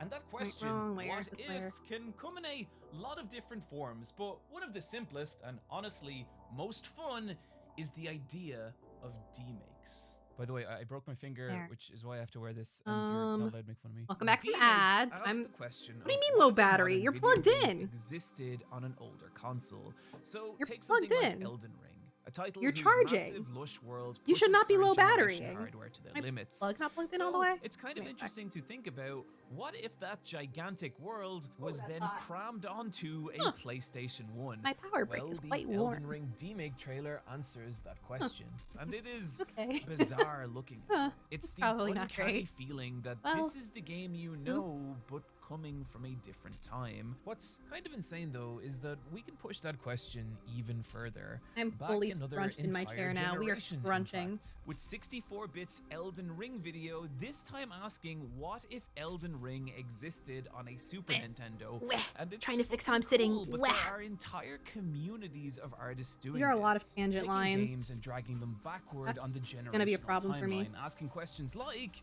what if Horizon Zero Dawn was a Super is a lot of Nintendo tangent game, or lines. Genshin Impact was a PS1 or PC, Aw, or if Tears of man. the Kingdom ran on an N64. A lot of tangent I think lines. what makes these posts so Well, popular is that there's something compelling about watching an artist deconstruct a video game, recognizing the core parts of it, and then showing creativity in how they preserve those parts through something as massive as a regression in generation. But for as cool as all this is, there is also artists doing the exact opposite. This is why I should be lining in This one is color so I can PowerQuest, notice my and tangent lines PowerQuest more. kind of Well, I gotta get back rules. to work, It's enjoy Pokemon doodling. with robots Thank you, through a Zero. weird Have adventure Godspeed at fun work, game. and thank you for your donation. I Unfortunately, really due to the appreciate hardware of it. the Game Boy, the lack All of doodles will visual be posted detail on my means Blue that Sky idea and in of my little Discord battling server robots if you guys gets can't kind stay of around. lost. Instead, They call them looking the like a more generic Shrimpler. fighter. And I'm that's not a shrimply slight on the different. developers. They were working That is within all. the limitations they had. But what's so cool about Snake Pixel's reimagining is how it frees PowerQuest of those limitations, using the increased visual fidelity to create depth, which lets its background elements like the dog and the cat give us a sense of scale and the visual context to understand just how small these little fighters actually are. And as a side note, I really love the addition of this book bag. It creates this kind of after-school atmosphere, like two kids have these are a lot met of up, tangent lines. tossed all their Uh-oh. school shit aside, and are now battling their tiny robots, all making for an image that feels more like PowerQuest than PowerQuest. This is what I love about Snake Pixel's work. They'll take the core of what's cool about a game and then rebuild it visually in a way that frees it of whatever limitations held back the original. And those limitations aren't always technical. Take, for example, the original Chrono Trigger. Easily one of the most beloved games of all time that bafflingly never got a true sequel. I know Chrono Cross exists, it's a fine game, it doesn't count. However, in 2001, a mysterious new trademark was created by Square, Chrono Break, which at least for a little while seemed to be a project in active development. However, Yeah, due that's to the fine. political Okay. snake pit that is Holy video fuck, game I faker production, tab back the into staff a of double Chrono kill. Break Oh my were reportedly god. subsumed by Nay, Final you can't Fantasy keep getting 11, away with that Chrono this. Break trademark expiring in 2011. Meaning They that can't keep whatever letting this you get away potential with this, you're sequel too might have strong. been, we will never know. But the closest we'd get would be 23 years after the release of the original Chrono Trigger in the form of Snake God. Pixel's fan-made Chrono Break trailer, an animation that asks what if Chrono Trigger got that sequel? What a new adventure starring Luca and Magus might look like, giving us a glimpse into this world that was never possible. This is something really fun about fake video games. No matter how great an idea is for an actual video game, there's countless different limitations that can stop it from existing. Technical, financial, a company's belief in an IP, or an expectation around what it should be. But with a fake video game, those limitations disappear, and we can just ask, what if Zelda was a 2D fighting game? What if Amy Rose had her own platformer? Or if Street Okay, Fighter looked that's like not a too bad. Saturday morning cartoon? Or Pokemon had We're actual gonna- interesting art direction? Or if Disney and Nintendo had a crossover fighter? Or FLCL was a tag battler? Or Evangelion a turn-based fighter? Or JoJo a visual novel? Or Golden Boy a point-and-click adventure? Or if Junji Ito's Gyo was a PS1 survival horror? Or Silent Hill a skateboarding game? Oh, that's in poor taste. Or Pokemon was Australian, or oh god, this one's really wild. If House MD was a DS game with full-on fake screenshot mock-ups, fake gameplay sections, even a fake listing on Metacritic. Oh my god, that's fucking real. People have been uploading fake video game mock-ups to the internet for pretty much as long as the internet has existed that looks in okay. its current form. One of the Here we earliest go. I could find was from 16 years Weirdo. ago, just 2 years after Not- YouTube was none too created. pleased with how this Resident pair Evil looked yet. Rangist. And they show it not just because I think it's cool and I've never heard anyone talk about it, but to highlight the insane amount of effort it would take for someone in that era on that hardware to create something this convincing. But there are so many insanely ambitious projects like this to this day, like Pokugami, which asks, what if early Pokemon games could exist in the style of the original Ken Sugimori concept art? Which, for the record, are some of my favorite illustrations in existence. What are you? And the result is something that has this uncanny nostalgia, so completely different to what these games were, and yet so beautifully faithful to them. Another example being we go, that's pretty Curiomatic's impossible Think. trailer for Mother 3 that And asks, now let's what if finish that up world was body bit. rebuilt in the style of the Plasticine models from the original Earthbound Player's Guide, dragging out the core of Mother 3 and rebuilding it in this And then- simultaneously impossible but faithful way. One project that takes that concept to the absolute extreme, Ew, the leg being strap. Henri Boy's Dreambound, Ooh. asking, what if the world of Kirby existed as this bizarre mind me mashup flipping my canvas fusing around in the circles aesthetic again. of Earthbound Okay, don't and mind. the gameplay and mechanics of Paper Again, just Mario, trying to put it in a and everything comfortable from position the for my gosh hand. darn gorgeous pixel art to the tactile feel of the menus is so convincing in answering that question. Even though it is just an animation, it's so hard not to see it as an actual video game. Fake video games exist because they let us ask what if. And so, in the case of Persona 5 Imagining Project, it was someone asking the question, what if a darker Persona sequel existed that tied back to the series' roots of Shin Megami Tensei? That is the basic appeal of fake video games, and as you may be able to tell from the runtime of this video, there is a more complicated appeal that we will get to. But for now, I want to move on to that second Here we go. question. What is it about fake video games like Imagining Project and Dreambound that our brain looks at them and doesn't see animation or illustration, but video game? Here's an illustration from the artist Arkai2, and it's awesome, a powerful rendering of a dramatic moment from Pokemon Ruby. However, I have removed one small detail of it, and watch what happens when we add it back in. I merge these blue layers Personally, together. when I look at this, I see Think a I cool illustration, but when I look at this, I see something else. I see something that asks, what would you do in this scenario? Would you fight? Would you switch Pokemon? Would you run? And when presented with these options, my mind can't help consider the scenarios that each might lead to, and by extension, Okay. asking, what is the wider world that contains this moment, and what I other wanted to moments add the within lines this on the world back. might look like? And I think what's actually happening here is really interesting. When we see a screenshot of a video game, one of the primary ways we recognize it as a video game are HUD elements like health bars, weapon selects, and point or XP counters. Visual elements Oh, designed and to then I convey need to specific do information to the player that helps them decide these how to engage with this world. Russian. And if you've been playing video games for any length of time, Big, it's visual chunky signifiers like this that your brain has Russian become mark. hardwired to interpret as video game. And if we remove those visual elements, that feeling that this is a video game is lessened, Which can making it stay feel messy. more like a the traditional messiness image. But if we inverse adds this to and the add those expression. same visual elements to a traditional image, it raises that same feeling, nudging our brains into interpreting this as a video game. And that's why it's so hard to look at something like Dreambound and not, at least on some nearly subconscious level, see video game. That's the idea of mechanical context, incorporating visual elements of video games into a traditional illustration or animation to create the illusion of a fake video game. Well, thank so you, the Fred. question One now moment. becomes, how much does mechanical context actually change how we view a piece of media? And to answer that question, I have quite an unusual example. Spend long enough on TikTok in late 2022, and at some point, There. you may encounter a video in which the viewer from a first-person perspective is Lines approached by done. an I do believe. unusual wide-eyed Take a big girl. sippy. Excuse me, sir. My husband's missing and I really need him. All right. Do you think you could help me Let me check my Ko-fi. find him? See what you guys requested, Thanks. so I can figure out This if is I Molly can turn my Moon, iPad and off the for a majority little of bit. her videos go like this. Molly approaching the viewer with an Excuse me, sir. Applause. Woo! Thank you. Excuse me, sir. and then asking them to follow her to a second right. location, One all the while MS her Paint. unblinking gaze, monotone speech, and strange And mannerisms 2 implying that she regular is something doodles. pretending to be human.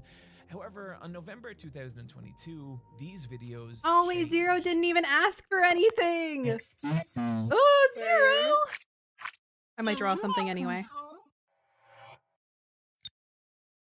I might draw something anyway. No one tell Zero. Why don't you come in for something to eat? All right. I'm gonna I'm hungry. hide my iPad screen and give it a little break to charge. It was the same idea. What is this video? Don't Molly worry about approaching it. The viewer with the same ominous tone, but now the videos had adopted the aesthetic All and right, let me- mechanical context of an old FMV point-and-click adventure. Something you could feel in every part of the video, from its gonna hide my compressed iPad for a audio bit. to its juddery jumping I'm gonna let it frames, and charge. Particularly in the choices it now It's presented. not enjoying the charging. I'm gonna give it a little break. player with choices they'd have to navigate. I'm gonna do in my an MS attempt Paint to drawings survive first. Molly. Choices that, just to be clear, were not real. This was Oops, sorry. still just Didn't a mean to cover that. non-interactive video on TikTok, and yeah, look at the difference this addition of mechanical context made. Molly's video is going from getting views in the hundreds of thousands to the tens of millions. Despite the fact that the basic idea of these videos was the same, You guys like my, the addition background of right now, by the way? mechanical context I drew meant they this while, became something else, I drew this nudging the earlier videos because into I the was just realm of chatting suggesting while this setting up. wider And I drew interactive this so you guys had a experience that asks the background viewer, room to see what me would in, because you I don't have a do? real While room Molly was background not the anymore. first or only creator to I do designed a this, room. she stands as an example of the impact mechanical context can have, and if you want to see just how powerful this idea can be, we need to talk about the Ba, ba, work ba, ba, ba. of Hoshi Backyard. Hoshi Backyard is clearly a very talented artist. The work So is gorgeous, something goes. precisely technical, yet retaining an Wish my intense room amount was of expression this. and I'm personality. glad you guys However, enjoy the what I think room. makes Hoshi Backyard's work so powerful is how they use mechanical context. They recently created a I really series like Jag's imagining Demon requests. Slayer as a Okay, this one's an MS Souls-like, and what I Paint. think is so powerful about these images I'll do is something the for Zero in intense MS amount of Paint, too. consideration that's gone into not just what this game might look like, but how Red it on the might floor again, feel. but As smiling my this time. patrons Okay. pointed out to me, what Hoshi Backyard has done here is lifted the UI and gameplay of Sekiro Shadows Die Twice and fused those mechanics with the story and world of Demon Slayer, blending the two into a fake video game so sumptuous and convincing. Everything from the tasteful Cute. way the I'm camera enjoying is the positioned requests we behind got. the player Okay. to frame the action to how your lock-on reticule will Let flash me red to indicate critical hits draw to red even the first. fake PlayStation trophies that pop. Let me pull up on my the own Demon drawings of red. 'Cause, execution screen. red? It Of all red. combines into not just I like images referencing back that to my own look drawings. cool, It usually but helps me feel like remember how something I you was could doing reach anything. out and play. And the result is these images going bananas viral. Let me look at my own Hoshi Doodleathon. Backyard creating several Media. other projects like this, including a fake video game Ba, on ba, the ba, ba. Magica spin-off series Magical Record, transforming that show slash Gashapon Nightmare into a non-existent Where are my video game drawings? by fusing it Where did with I the do them? mechanical context Where'd they of go? Legend of Zelda Breath of the Wild. And as someone who was not into record, God, I want to play this game. Okay, there's I my can't help drawings of picking Fred. over every little detail Where's the in one where order I did to a Fred on the understand what ground? it might 'Cause I want to feel like. But mirror to that. me, the most powerful and immersive project The two Hoshi energies of Backyard has laying on the made floor. isn't based off any existing property, but their own original world. At one point I did draw Fred just laying down on the ground, right? No, I never did. I drew Fred standing and Fred on his hands and knees. Of any Okay. actual video game. Okay. Instead, Let me just this is a expand built this. from zero fake video game, and because of that, the experience Hoshi Backyard is There's the able to whole- there's the whole craft is room. completely unique. Let me just One make of the more most enjoyable screen. aspects about consuming fake There. video games is looking at screenshots and piecing together the kind Fred of experience they might be, with a happy. skillful artist able to suggest so much through just mechanical context, even in Let's a do single Fred image. Well, we can tell laying that combat on back, is a part of this game. but happy The this protagonist has time. a gun, what looks like multiple weapon slots, as Like well life as a is good and health you're bar chilling. and possible stamina/mana bar. It doesn't seem Okay. to be the main focus. Instead, the camera's I think position Fred is on the tight ground may the have been a player, previous much like the Doodleathon, secondary perhaps. camera angles used in stealth Probably games like Metal Gear believable. Solid 2, designed to give you more a view of your enemies than your immediate surroundings. And that, combined Okay, with I the can work with protagonist's this. pose, crouching behind a wall, as well as the enemy design itself, ghostly security guards shining flashlights in search of the player, combined with the vision cones of the enemies shown in the mini-map, as well as the audio waveform monitor that could be used to gauge the noise from the surrounding environment, your own heartbeat, or possibly Silent Hill style monster static. Either way, it all suggests an experience Looking very where calm. stealth is preferable over direct combat, Very where peaceful. slow, careful movement through the environment as you take notice of your surroundings is critical.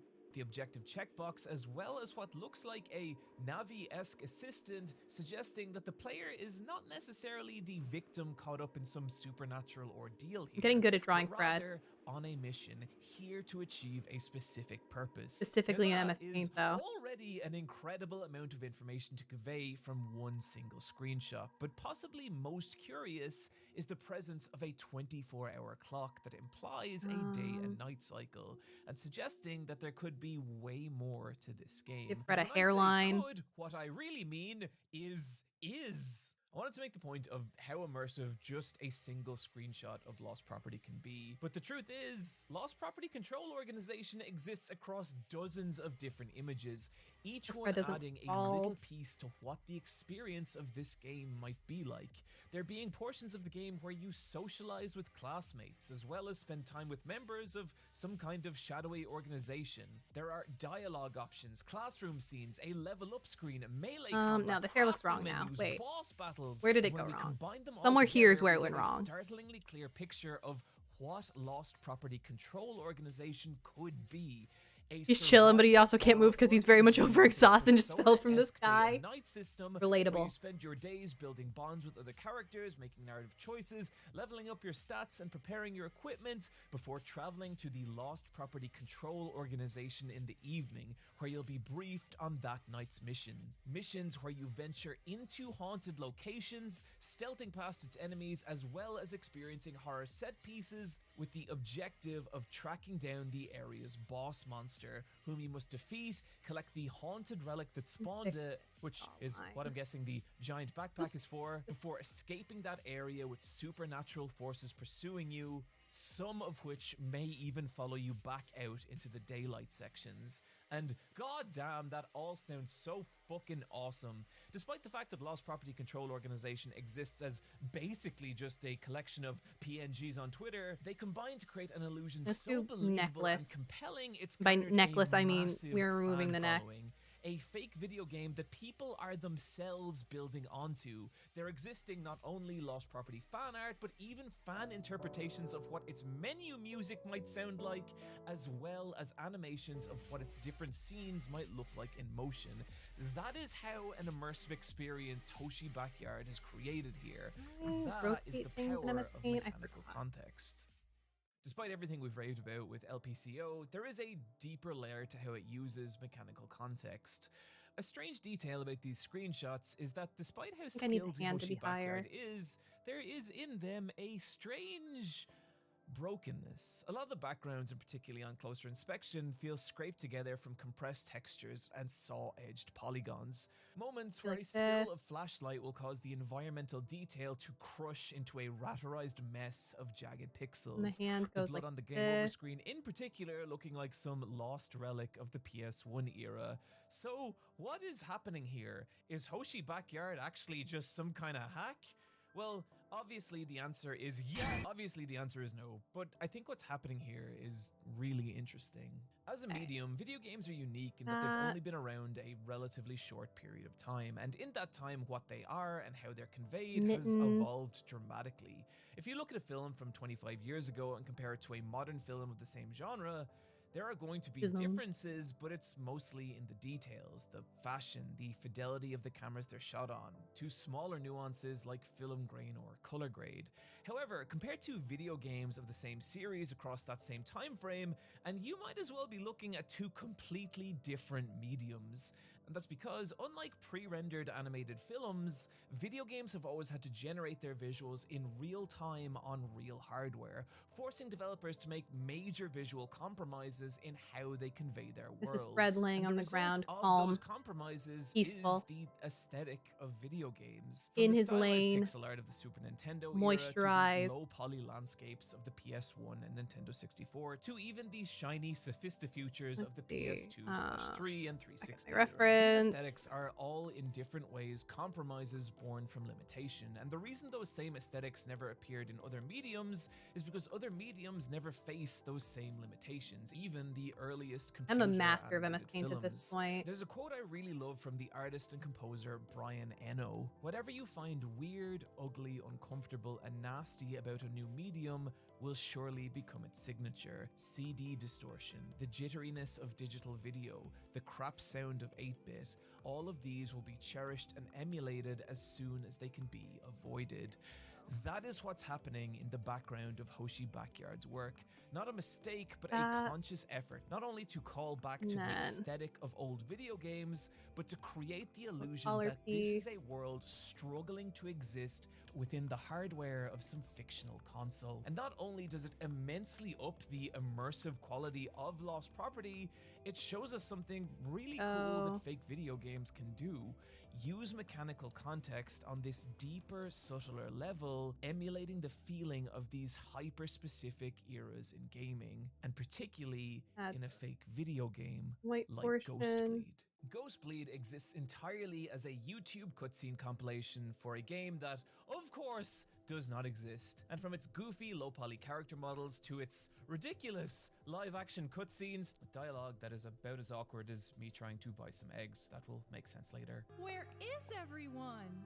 There are plenty of dead people, but no living people to explain why. Maybe they shopped till they dropped. You don't need me to tell you that Ghostbleed is a lampooning of the original PlayStation 1 Resident Evil.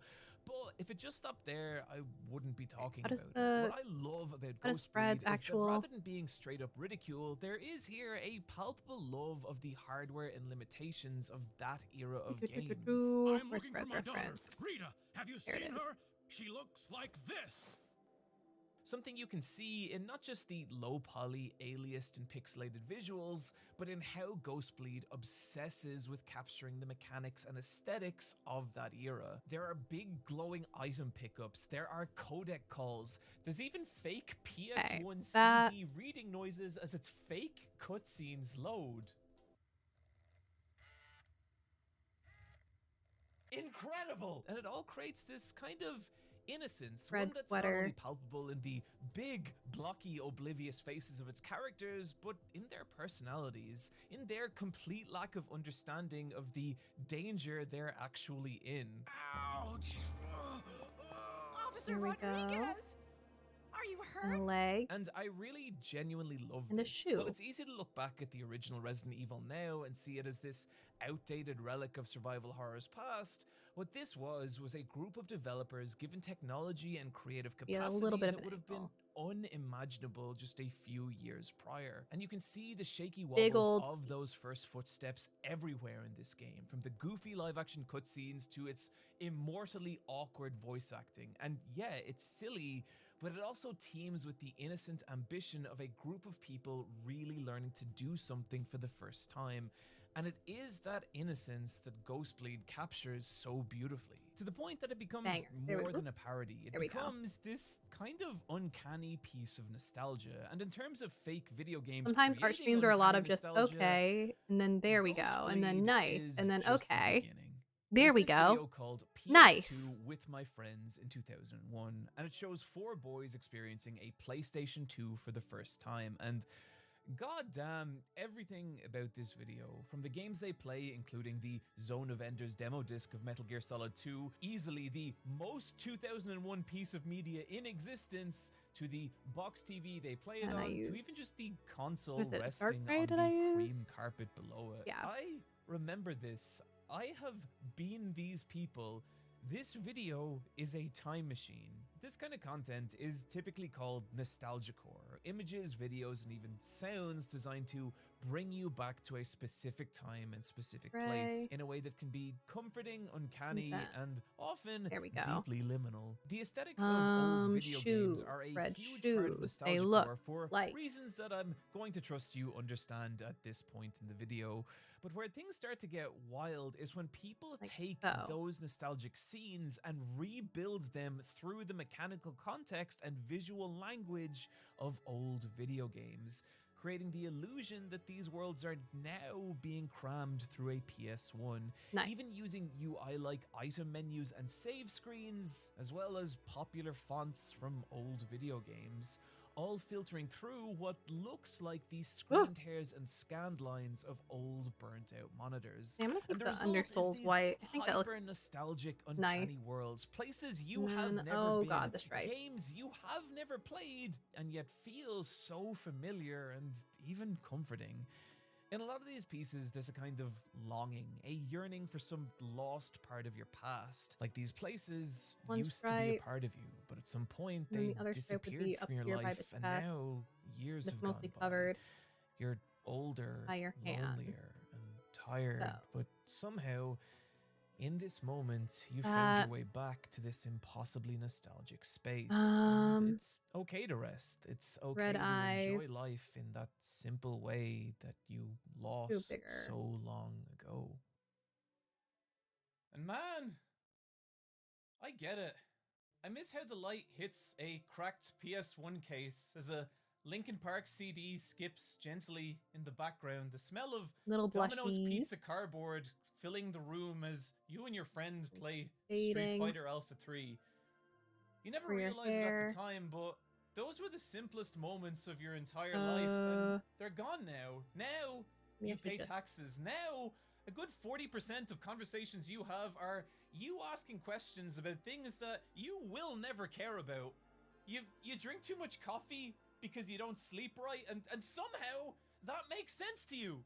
Remember Zach Morris, star of 90s youth comedy Saved by the Bell, and generational symbol of boyhood rebellion? Have a little he's 50 and he looks like this now. You go to the shop to buy some eggs because omelets don't have a lot of calories, but the credit card machine isn't working, and the shop assistant says that you can just pay in cash, and you tell them that you don't have any cash, and then you both just stare at each other for the longest 5 seconds of your entire life, and you clarify that you do have cash. It's just that it's just in the ATM. So you walk to the back of the shop, but for some reason the ATM says your credit card isn't activated, and you don't know what that means. And so you turn around and you just start walking out of the shop, but as you do, your gaze once again collides into the vacant, distant stare of the shop assistant. And you're still walking, but now you're both just staring at each other, and it feels weird. And then you just feel the words crawl out of your mouth. See you later. And the confused, empty look on the shop assistant's face haunts you the entire rest of the day.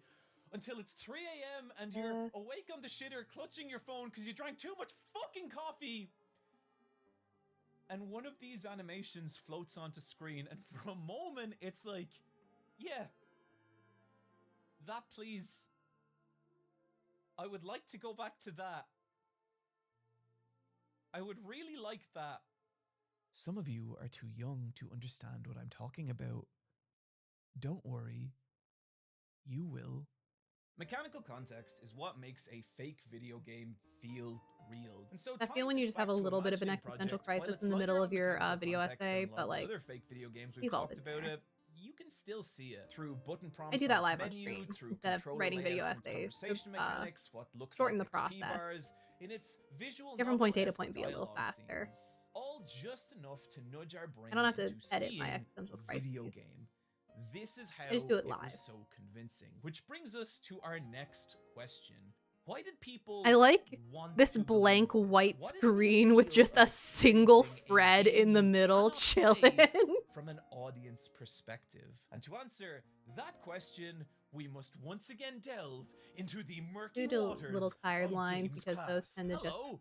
This seems to exist. be the perfect time to tell you about my new Eye bags just tend to stay around. style podcast, Versus Wolves, in which myself and my friend Wooly Versus enhance/ruin each other's lives with different media-based recommendations that you those, and I'll do can the follow eyebrows along first. with.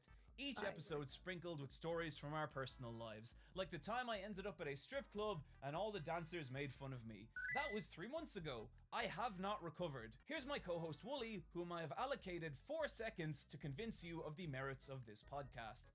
Maybe I'll just do a little bit of eye bags. Yeah, no. So, well, we kind of. Gray. Great job, Wooly.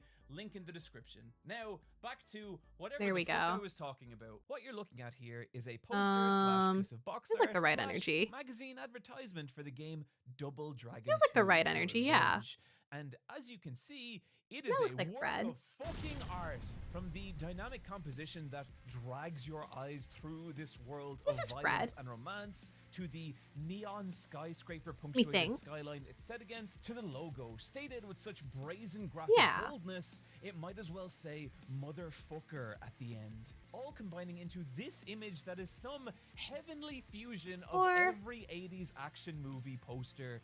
You try beholding Fred. this box art as a child in a game shop in 1989 and not break down into tears of raw desire. So desperate are you to enter this world, to become me just the Double this. Dragon. Now Actually, imagine that feeling. do I when just you want to leave it in the slide middle of the screen? cartridge It's into pretty your good just in the Nintendo middle of the Christmas screen. morning, and you It's kind of really good experience just chilling in the middle of the this. screen, methinks. It's very funny. Alright, but that's for Fred. I want to do a little nose. Maybe I'll do a little nose too. My Hi, point Twinkle here Toes! is really Meowdy. Not to talk shit about the graphics of a 30-year-old game, but just to point out that the world presented by this poster and the actual experience of Double Dragon 2 were quite different. This used to be really common because Yeah, of the fair. limited Little nose, too. capabilities of hardware. Companies would have to Meowdy, build meowdy, an Twinkle idea Toes, of how the are you game and doing? its world in the viewer's mind in order to sell them Sweet. on it. And Or it Fred. meant there was a kind of abstraction happening when you played games. You as I'm gonna the draw player a little thing for accepted Zero that this anyway, out of 17 spite. pixel Let's see if I can tall draw a man was really dinosaur. just a representation I'm of good, I have the day off this tomorrow. radical Hell dude. In yeah. other words, companies would use Congratulations. secondary We love a media day to off. flesh out a game's characters and world, to give players a better idea of the experience they were meant to be having in a way that the hardware didn't see if I can allow. draw And this secondary a media raptor. came in so many cool forms. In MS Magazine Paint. ads, box art, gaming walkthroughs, even the sides of arcade cabinets. But probably the best known pieces of secondary media for Is there a games queue right now? were manuals. Low key, a little Often bit, not much of a gorgeously queue though. We're designed running little through it pretty paper fast. tomes packed in with games that in the time before I think I wikis have and online 2 fan others in the communities queue. were these treasure And then other than troves that, of I'm running additional commissions. information, context, Just like and my lore regular about commissions the that I'm working worlds on. you were meant to be experiencing, often coming with these really elaborate illustrations and even world maps. Some, like the Link to the Past. Rad, are you doing walkthrough, both even MS Paint had and tablet these drawings today? I intricately am. designed I little have both of them open illustrations on my of every Ko-fi. piece of equipment in the game. Famously, the Earthbound manual was Right now a I'm just doing these full-on while my in-universe iPad chills travel out for a guide second. It with was photographs and artwork struggling of to its different charge, so I'm giving it a second to locations, charge. I'm fake doing all my MS Paint newspaper drawings articles first. written by its characters I'm reacting ignoring to the the events queue. of the story, I'm doing MS and Paint even first. photos of these beautifully made little plasticine models of nearly every character and enemy in the game. So ask yourself, Why does this exist? And sure, you could argue it was a packed-in game guide. I'm gonna do this 'cause Nintendo intentionally a was little shitty because I think terrified it's the funny. West wouldn't understand what the fuck Earthbound was. Perhaps it is But I think charming it's more than that. for it to I look think just this a was little designed bad. to help create an image of this world beyond what was possible in the game. So if you've ever looked back at old survival horror games and wondered how people found them so pants-shittingly terrifying, this is a big part of it. As a Here we player, you go. accepted that when you played these teeth. games, you weren't seeing this. You were seeing this. You weren't seeing this. You were seeing this. You weren't seeing this. You were seeing this. Fuck! Sorry. I don't know how that got in there. That was the power of secondary media. Oh. The capacity to create a wider world beyond what the game could do. And I think there was a real art to that. Which is why I think it's such a shame This that ever-increasing is a graphical raptor. fidelity meant that we stopped needing secondary media in games. But it With his leaves little us raptor with an hands? interesting question. Managed to go 0 and 13 with What happens when Yone? you create Huh? secondary media for a game That's terrifying. that does Thank you, not Tinkle Toes. exist? Thank you. Applequest Monsters DX exists as a manual for a game that is not real, chronicling a fake RPG where I the will player check that battles in and just a collects moment. Pokemon-style monsters. It has a fake world map, fake screenshots, and even has a cover that uses plasticine models similar to the Earthbound travel guide. Which makes sense as its creator, Splendid Land, came to the idea from their childhood memories of reading old game guides for games they had never played and the imaginary worlds those guides created. And what's so special about Applequest is how beautifully it captures that, admittedly, very specific feeling. There's a full-on gameplay section explaining that I have you, to like the player, properly have close the 9 for out. star There's no points, which you transparency. spend by I just reading have to through like the actually game's cut it close. massive 80 monster bestiary and selecting different monsters for your team. Each monster having its own type, attack, habitat, and star cost, meaning that it's up to you whether you want to spend your points on a large team of low-level monsters or Are there any more blow it details all on Zero? one I'm or literally two going off of Zero's ultra-powerful icon right now. boss creatures. And those Oh are wait, the tie is difficult decisions because blue? of how compelling so I thought many the tie of was these red. monsters are, Fuck. featuring these gorgeously illustrated little sprites, as well as some genuinely God damn it. excellent God damn it. character Okay. descriptions. Number 10. Wait, actually, can I just? Bird. Ever since it became a bird, Yeah. people commented how much more confidence it has. Nice. No one will It ever takes know. 400 birds to achieve this form. My personal team was Apple Warrior, who cost a single star and is one of the weakest monsters in the game, but who I had to have because I needed to pair him with his rival, Carrot Warrior, who, if we're being real, is just Here we go. Vegeta, but a carrot. Next up is Mr. Enigma, who is really only there because he frightens me, and I don't want him as an enemy. And rounding out my team with a pair of boss monsters, the yeah, Power that's Beagles, Zero. a pair of emotionally supportive wanna lesbian draw the- bodybuilders, and I trust I don't need to explain that any further. There we Making your way through Applequest Bestiary and selecting Banger. your team is how you experience I think I'll just do Applequest, the and bottom. that in itself is The bottom's compelling, like but what's awesome is be the red. story that unfolds as you do. As you read through the Bestiary, the game throws in little This is- narrative breadcrumbs, even foreshadowing the game's final boss, right. Orchard Guardian, 7 stars and strongest of all monsters. And you can feel that climax drawing near as you read further into the end game, the monsters growing more powerful and strange until finally, hey, spoilers for a game here that doesn't exist, skip here to avoid. And also, people should buy this. It's on itch.io. It's $2.50 and it's better than most actual games I've played. You reach the Orchard Guardian, Zero. who has been murdered by Little Apple Warrior, his own weakness driving him mad, creating a lust for power, only for his best friend and rival Carrot Warrior to try and stop him before he's transformed into the Lord of Eden, a 12-star power monster, only to be and that's for defeated by Zero. your team and forgiven by his Got best 10 friend, kills as Carrot support Warrior, Lux. the What the final fuck? monster of the database being the Alright, let me see what Twinkle 2 sent in. Thank you, Twinkle 2s! no matter what you become, there's always MS still Paint a Doodle. trace of the Banger. person you were, Few and details. The people that really love you will see that. God, I need to therapy. What's special about Applequest is how thoroughly Okay, thank you, Twinkle 2.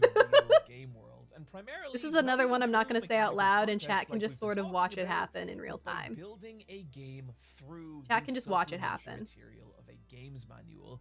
Apple Quest not even being the only fake video game that does this. There are others, like Fever Nights, a game that exists purely Always good for me when the through an streamers official giggling. It's a walkthrough good, for a game it's a that good once request. again, Twinkle 2 sent a good one. it's not real. Or Twinkle 2 taking sent a this banger. one step further, Bird World, a fake RPG that exists not only through a beautifully Okay, how do I illustrated want to fake do this? manual What's the like shape Apple I'm going Quest, for? featuring location art, NPCs, party member profiles, including how to recruit them, and even a level Mine of is very paper gay. showing I what saw attacks it is will very win, gay. but also through a fully composed soundtrack covering the entire fictional span of Bird World, suggesting everything from a Actually, let's start non-existent with the opening eyes. menu with its fake title theme to even an And then I have limited money, but less limited time. I must make good use of my dollars. Don't worry about it, Twinkle 2s. I appreciate it. Of both Bird World's manual and its soundtrack combining into a powerful image of what this game would be. An RPG rooted in the era of the Super Nintendo. This was an innocent, hopeful we time go. for role-playing games that were often less about stopping whatever world-ending threat that the plot hung on, and more just exploring a gigantic, colorful, and weird world and the joy of discovering what waited there. Bird World, with its laid-back soundtrack and colorful art, capturing that feeling beautifully. But where Bird World Oh, the as a speed. concept gets kind We're of moving insane fast. is that this fake video game also has a fake sequel. As games advance from the Super Nintendo We're moving era fast. to the You said PS1, maturing chasing. audiences as well as evolving hardware meant that We are RPGs took a chasing. darker, more We are going introspective so turn, fast. with games like Xenogears, Final Fantasy 7 and 8, or Kadelka, often taking place in these grim worlds whose problems were more complex than any one single threat. And what is so special about Return to Bird World is that it takes that evolution of RPGs and works it into its story, taking place 1,000 years after Bird World. But Wait, do I now wanna, the like- colorful, lighthearted universe has suffered a great calamity, resulting in a far bleaker feeling No, okay. game. An evolution you can We'll see do- in everything from the artwork of the manual, which has gone from these soft, exaggerated, cartoonish characters to sharp angle designs that feel more in line with the illustration work of Tetsuya Nomura. It's simple, flat landscapes now bathed in shadow, but most impressively, listen to how this same evolution is conveyed in the Return This to is not Bird how World anyone soundtrack. runs. Here's the theme of Enoki Village from Bird World 1, which I have to keep talking over or this video will get copyright struck. But you can hear what a jaunty tune it is. And here is This is Enoki becoming, you Village's guys know the theme stick from Bird figure World that's 2, like- and oh dear, listen to that despair. Listen to this place now desolate and hopeless. You guys know- The you guys soundtrack know does keep the- some of the magical absurdity from Bird Wait, World I drew it 1. behind my It head, also fuck. punctuates it with far You darker guys know tracks, that? like the world descends into chaos. Whose metallic, discordant sound speaks to a planet pulling itself apart.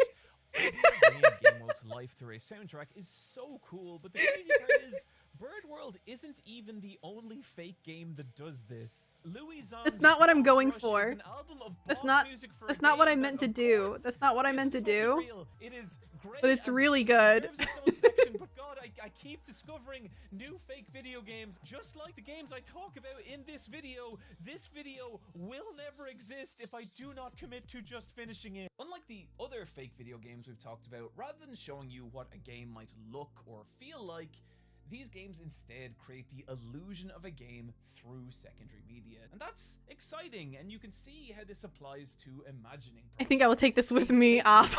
We experience only through a fabricated press leak, which creates this entire other layer of intrigue. What is this game on the other side of our limited viewpoint? And that can be a really fascinating question. And then I it have the brings stick in my us mouth. to one of the strangest and most mysterious fake video games. I have the stick in my mouth. existence. Over Stick the is in my mouth. extremely long course of making this video, It's very I put a call important out that to I my have the Twitter stick in my followers mouth. for fake video game recommendations, and as ever, my human-powered search engine did not disappoint. But one of the most striking returns wasn't so much a fake video game as it was a single mysterious image. A picture of an old desolate house drawn in stark black and white pointillism, like it's being generated on some old beat up processor. Its atmosphere thick with a subtle dread, and the text, I've got it. you sense a presence It's in my somewhere mouth. in this room. Proceed.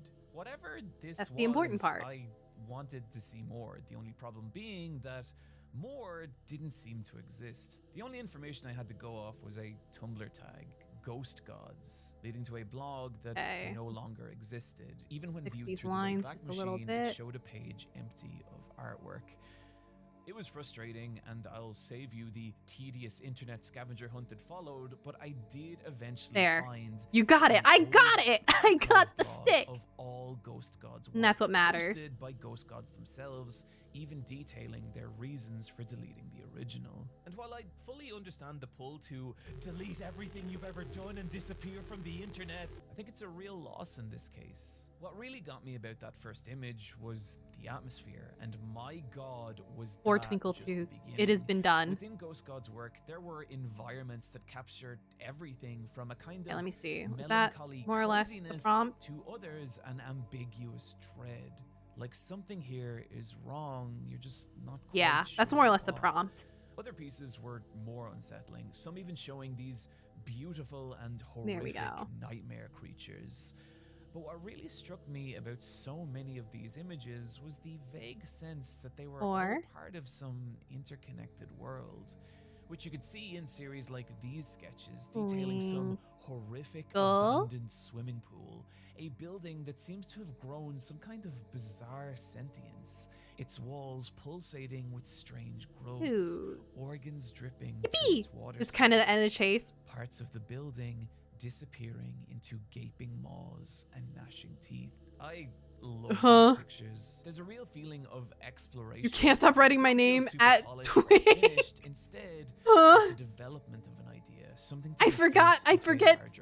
You need to understand. I forget. I forget how to spell twinkle. I forget if it's an L-E or an E-L, so I have to look over. Choices. As nestled deep within this deleted blog, there lies a fake video game, Field Trip. What looks like a surreal Yume Nikki Twink Sparkle. In which the player I do not intend to keep calling you Twink. A bizarre world of it is an accident. Given the nature of this archive, it's hard to say for sure which pieces are part of Field Trip and which aren't, but even just the process of trying to figure that out is compelling. The feeling that through this deleted Tumblr, anything else, little guy? Oh wait, little guy's little blushies. World of a video game little guy can still have little blushies even if they're feral. Trying to make sense of it.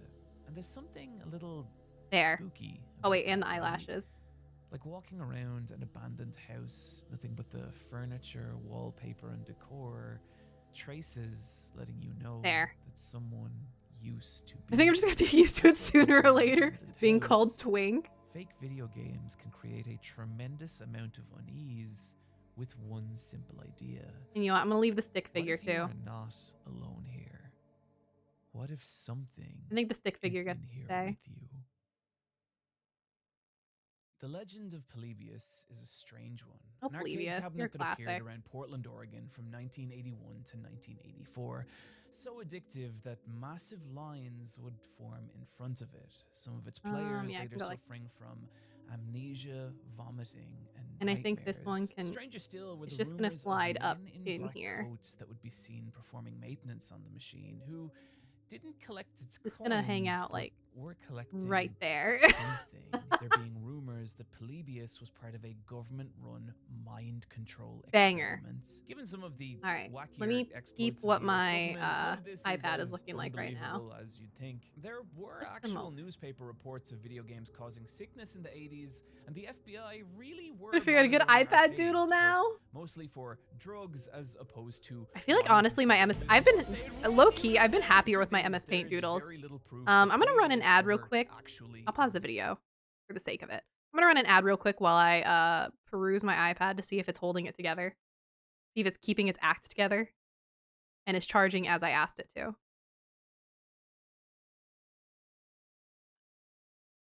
Okay. How are we cooking? Oh, it's at 16%, so it is charging. Has it just been pissed off? Yeah, kind of. That's okay. I still need to make a tab for Doodles anyway. Fresh tab for Doodleathon. What are we cooking for?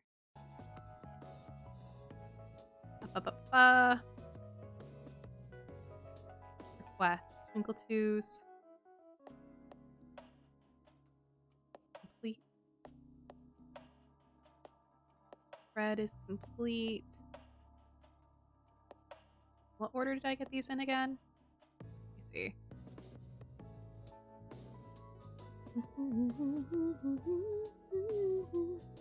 Okay. Jag, then May is the order I'm doing these in.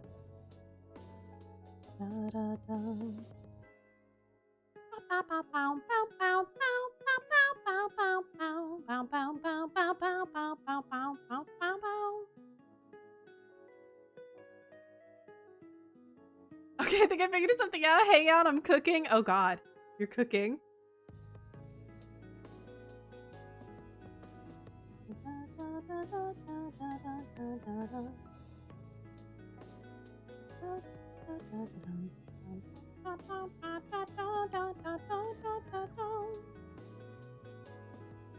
Alright. Let me move my stuff around. Alright. Oh, Jag. Oh, Jagathan. And your silly, silly prompt. Let me get my iPad set back up.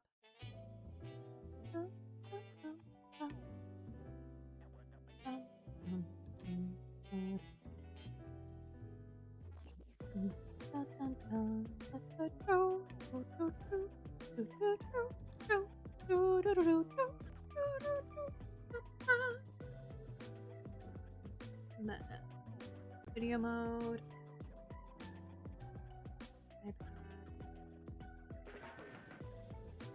There we go. She's so back.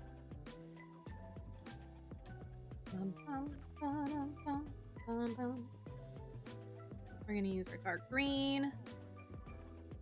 That is just the color that we use on Doodleathon, and we're gonna switch back to our Tinderbox Doodle pen as our signature Doodleathon pen. It is the pen of Doodleathon.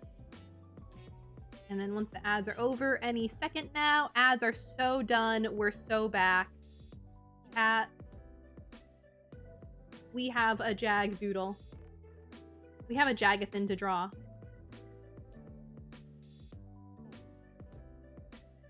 How do I want to do this? This might be a bit of a scene, so bear with me.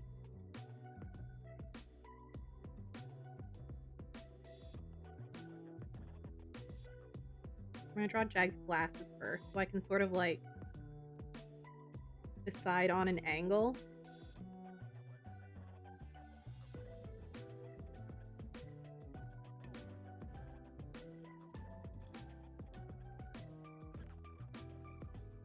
A little too cottony. There we go. Oh, too jagged.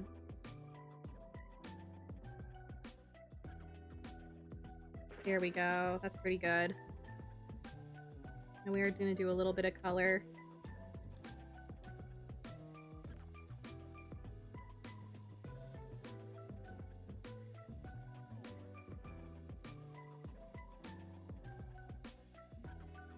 There. Looking good.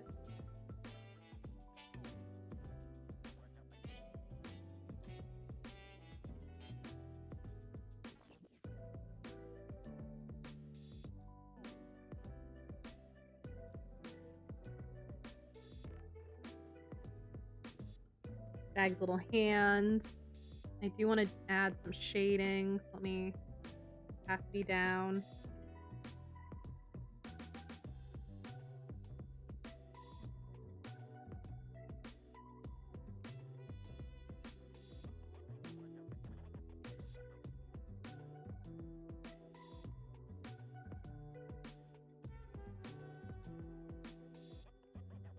Nice. Liking the energy, liking the angle.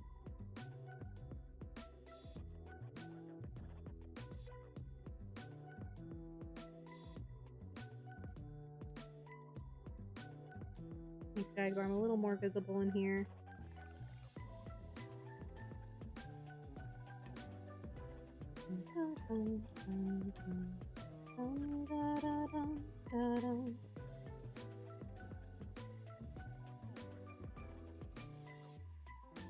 Okay. I think I'm gonna make them smaller. Oops. Combine our layers so that way I can select them both.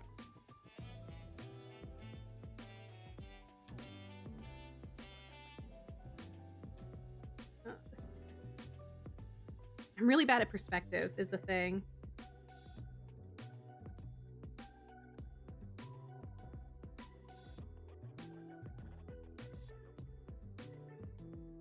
Maybe I want to call this like a door. This like our door, maybe.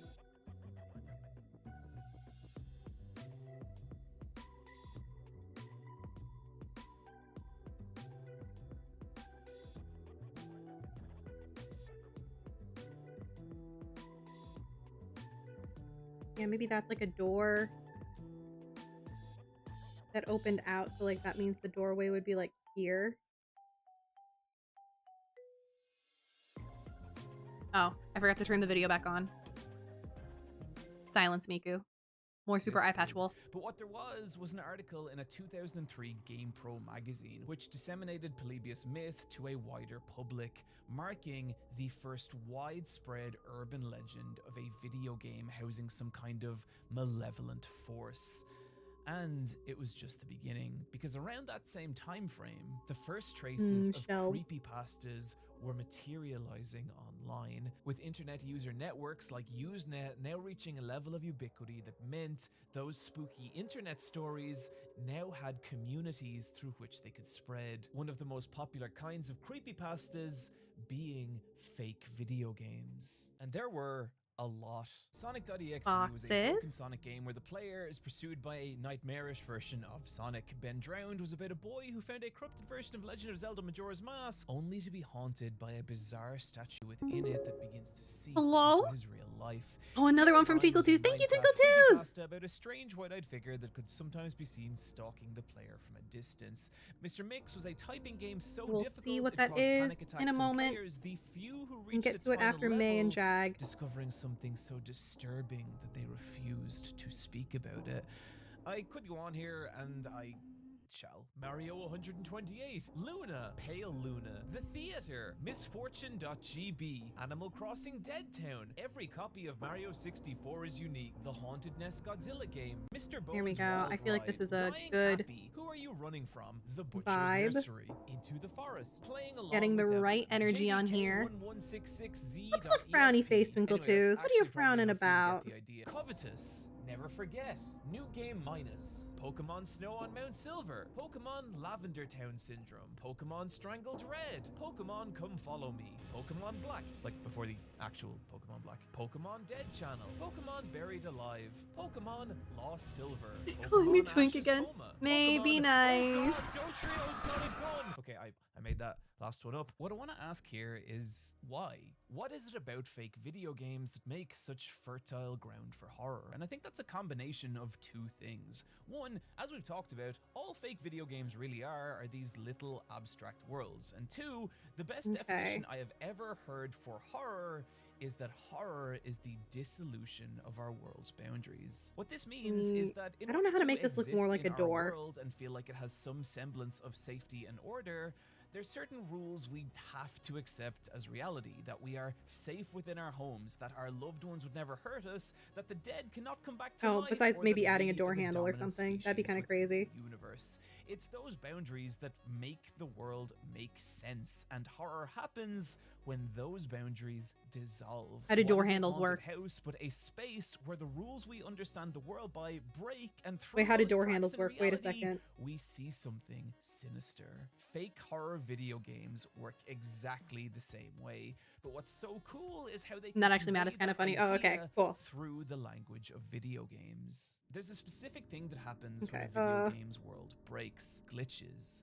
If we accept a video game's boundaries to be the lines of code that twist together into the rule sets that define these worlds, glitches are what happens when those rule sets begin to contradict and snap. Character models warp, textures distort, and NPCs begin to behave in Is this bizarre a ways. Dragophobia comp? Amusing, but it's No, also it's not. sort of spooky. A tear in this reality, letting us see into parts of it. Oh wait, Jag with a we're mouth is not really meant funny. to. And what's so cool about so many of these fake That's a horror really good video energy. games is that they'll use the idea of glitches, of a corrupted video game, as the Jag is visual gonna have a mouth. I representation need to that look its up what boundaries flyers are look like. dissolving, its world breaking down, and asking, what if through those cracks in this reality we see something staring back at us? Now granted, a lot of those stories did conclude with all the subtlety of the phallic motorcycle guy from the 7 remakes, but I don't think that should take away from just how cool a concept this is. And there's a lot of modern fake horror video games taking this idea of a broken video game housing some insidious entity and evolving it in some really creative and disturbing ways. The Lacey series is a collection of fictional Let's Plays where the player controls Lacey, star of a not real 2007 Flash game, as she works different jobs through different minigames. And everything about them, from their color palette to their gameplay, echoes this hyper effeminate and very specific I'll do this on a era of different layer in Flash case I fuck games. this up, and also I can move It's where I want it to convincing. be. There are loading bars, there are poorly designed, albeit very believable menus, and artwork that has this kind of how to draw manga roughness to it. However, as you continue through these How does a videos, hammer look the like? kinds of things Lacey is tasked with become strange and cruel. There, that's like a The world scale. around her begins to warp and break, the artwork corrupting into these distorted and disturbing images, all implying a far darker reality than the player originally expected. And it's awesome. To me, it captures the very unsettling vibe of Here we mid-2000s go. internet, a place less so of With the monolithic hammer. social media platforms and more tens of thousands of disparate user-run websites. Meaning, stumbling into something that you really shouldn't have was common. But Lacey's captures that feeling beautifully. But also, through the corruption of this world, it forces you to ask the question of how does something this fucked up come into existence, and the kind of person who would make a game like this. The fictional creator of these games, not the actual creator, who seems fine. Lacey is interesting because it evolves that core concept of some insidious entity or awful truth at the center of a broken video game, but there are a lot of modern horror fake video games exploring that same idea. Petscop is another fictional LP series about collecting these delightful little creatures before gradually peeling back the layers of this reality and revealing the disturbing truth as to why it exists. Alright, in the mouth. Pro Hey, what the 64 fuck are has we an watching? entire media Super campaign Eye Patches around a Wolf, The Bizarre concept World of in Fake 64 Video beta, Games. and through its broken world, can we see the disturbing effects that cancellation had on its creator and his family. Diminish is a less horror-focused series communicated through a fabricated Let's Play, in which an unseen person plays through a fictional, ultra-difficult video That last one's game horrifying? Oh, created Diminish or by his Lacey? dead sister, the memory of her communicating with him through the trials he has to endure. I'm like half in paying this attention. game.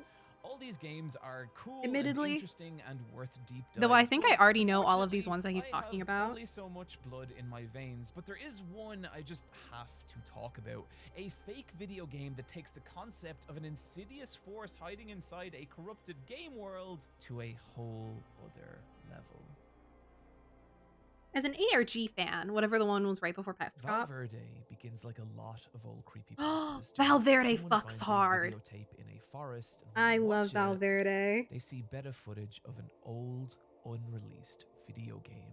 But it's in this footage that Valverde begins to peel itself apart from everything else. It opens with a fake PlayStation. And yeah, I think that was boot-up Lacey. screen. There is a language Before select, a Petscop. strange memory card reader screen, even an introduction movie that is skipped by the player. By the time you hit Valverde's title screen, it already feels bizarrely real. This is too much effort to be an actual fake video game, right? That uncanniness does not crumbs go on the away, ground. as upon selecting a new game, a fully animated opening cutscene plays. The player then taken through a character creator and zone select, and from here, we touch down in a gorgeously designed village of limited polygons but infinite charm.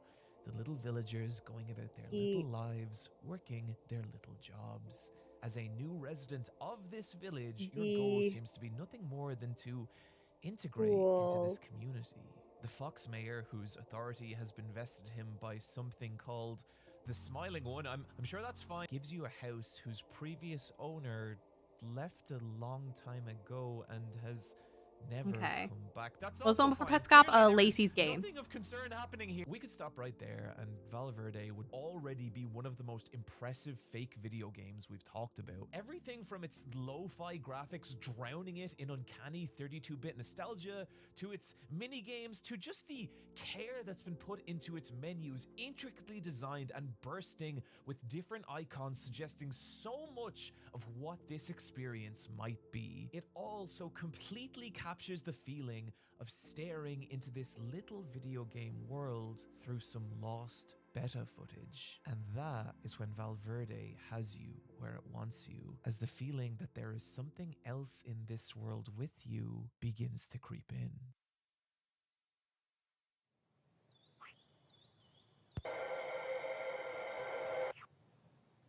Oh, these ones.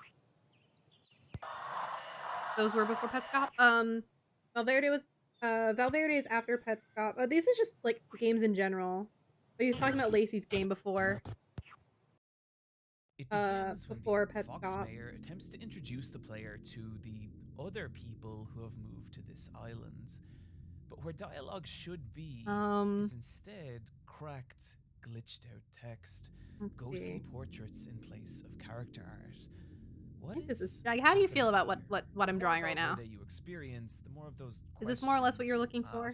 What's with the unsettling amount of I meant the order in the video. Yeah, the order in the video. I don't know what order they released. I'm pretty sure Petscop is older than Lacey, though. Who are the people in these portraits, and why does it feel like they're watching you? As those questions pile up, the peaceful video game world of Valverde begin to splinter and break. Textures bulge and crack. Villagers start to act in strange, uncanny ways. As the serene it is looking scrumptious. Hell yeah. Around you, perfect. Tearing open that is what I'm looking for. Reality that reveal its deeper layers. Twisted and frightening places, stalked by massive and impossible beings. And soon, Valverde feels less like the pristine little village you arrived like a hammer with a bite out of it already. Some abominable abyss, an ever-expanding void pushing through the corrupted world of a video game. But where that feeling hits a ludicrous peak is when the player encounters something impossible deep within Valverde's. A second fake video game, Tharsis. I love the Tharsis portion. This shit's crazy. Entirely different from Valverde, with its own cutscenes, its own visual style, a player select both a third and first person mode, its own menus. This strange pocket reality now seeming to bleed into Valverde's other worlds. And this is when I stopped understanding what Valverde was. The moment it went from an abyss and became an infinity. And as for the malicious entity that lies at the center of that infinity, all the way. I was expecting less effort. This is looking at this details. An artificial Valverde's so fucking cool. God who has locked itself away from this world. So terrified is it by what it has created. Now, constantly generating new pieces of this place, designed to lock all of even if you see the spoilers, I recommend if you're like cool with horror to go check it out. Real God any further, lest we draw his wrath. At least that's That's what I think is happening. I think he did mention Crow 64. He did mention Crow 64 before getting into Valverde. Of some sinister entity, but it was more of a lying at passing the mention. heart of a fake video game. Straight up, one of the coolest things I have ever encountered on the internet. But it brings us to a problem. Criminally, Valverde doesn't have that much of an audience. Its second part, featuring that second fake video game and artificial god, has at the time of writing less than 100,000 views. Okay, Meanwhile, so there's Valverde Explainer Complete. videos get many multiples of that, which, just to be clear, is not the fault of the people. I talked about making Crow 64 for my Explainer film class a videos, while back. Teacher called it particularly my cringe? friend who urges you to go No! watch the original, Your which teacher's is why cringe. I think it's a problem Crow 64 that is comes pretty with how fucking online banger. content like this is sometimes consumed. That there's this belief that discovering the Okay. secret What message did Twinkle of a 2 piece send of in? media is more important than what that media feels like to That did not experience. And Let me up. personally, I think that's a Here we belief go. for wankers. To me, the emotion you feel while experiencing a piece of art, that is the art. If you want to feel the abyss-like experience that is Valverde and what is so Yeah! special about I love it, this Twinkle 2s. sit Okay, down I can so in do a that. dark But let me room and draw just fall down these videos. May's gay Let prompt real quick. Valverde happen. And if you want to go down the rabbit hole of explainer videos after that, go for it. But you should never Gay be people. taking Gay your people opinion real? on any piece of media Gay people real? I from gotta draw any gay people YouTube first. video, especially mine. I think Modern Simpsons. Have you seen is the good. Weird If you Birds wanna Twitter know thread? what I is so haven't. special Would you like to about send me these weird worlds, birds? you gotta walk around them yourself. That is the appeal of experiencing a fake video game from an audience perspective. And if we tie this all the way back to Persona 5 Imagining Project, this was the first time a lot of people had that experience and were able to engage with how fucking cool it is. Which leaves us with one last question. What is the purpose of making a fake video game as a creator? Why would someone pour so much time and effort into doing this? Okay. And that, You want the actual friends, thread or a video talking about it? brings Oh, us either to way, I'm quite good. possibly Also, the Fenizzle, most why do you have the bizarre rabbit fake ears? video Because I game keep in trying to make costumes for existence. November Even though Ween Lumpy out of touches, whatever very high whatever standards. Breaking Bad Game Boy random ass is assets I have in fucking VTube bizarre. Studio. So today it is Taking Rabbit. Breaking Bad, one of the most respected and influential TV crime dramas of all time, and transmogrifying it into this grotesque story of body horror where the cast of the show become these nightmarish kaiju beings and commit bloody battle across the skyline of Albuquerque. Somehow, through that story... Have you heard of Hatsune Miku? Have you heard of Hatsune thematic Miku? narrative flow of the TV show. That already is a fucking insane idea, but is even further lunaticized by being compressed down and squeezed through the lo-fi format of a Game Boy, Okay. using the visual language and mechanical context I have. of the Yes, games on good. that tiny console. Everyone should have There heard of are Hatsune shop Miku. menus, Very there important. are quick time events, there are full-on gameplay sections gay- with on-screen instructions. It is weird, but it is also one of the most uniquely compelling experiences I have love this ever Lux encountered design. I on the love this internet. Runeterra But Lux even design. more This than is huge. that, it is an idea that should not exist, and yet it does. Wait, One that Armin. left me with a single burning question. Why? Why take a concept as insane as Breaking Bad told with kaiju body horror and then squeeze it through the medium of a Nintendo handheld? What possesses a person to create something like this? And that is a question I grew so obsessed with that I eventually reached out to Lumpy Touch and asked them directly. Their answer was unusually enlightening.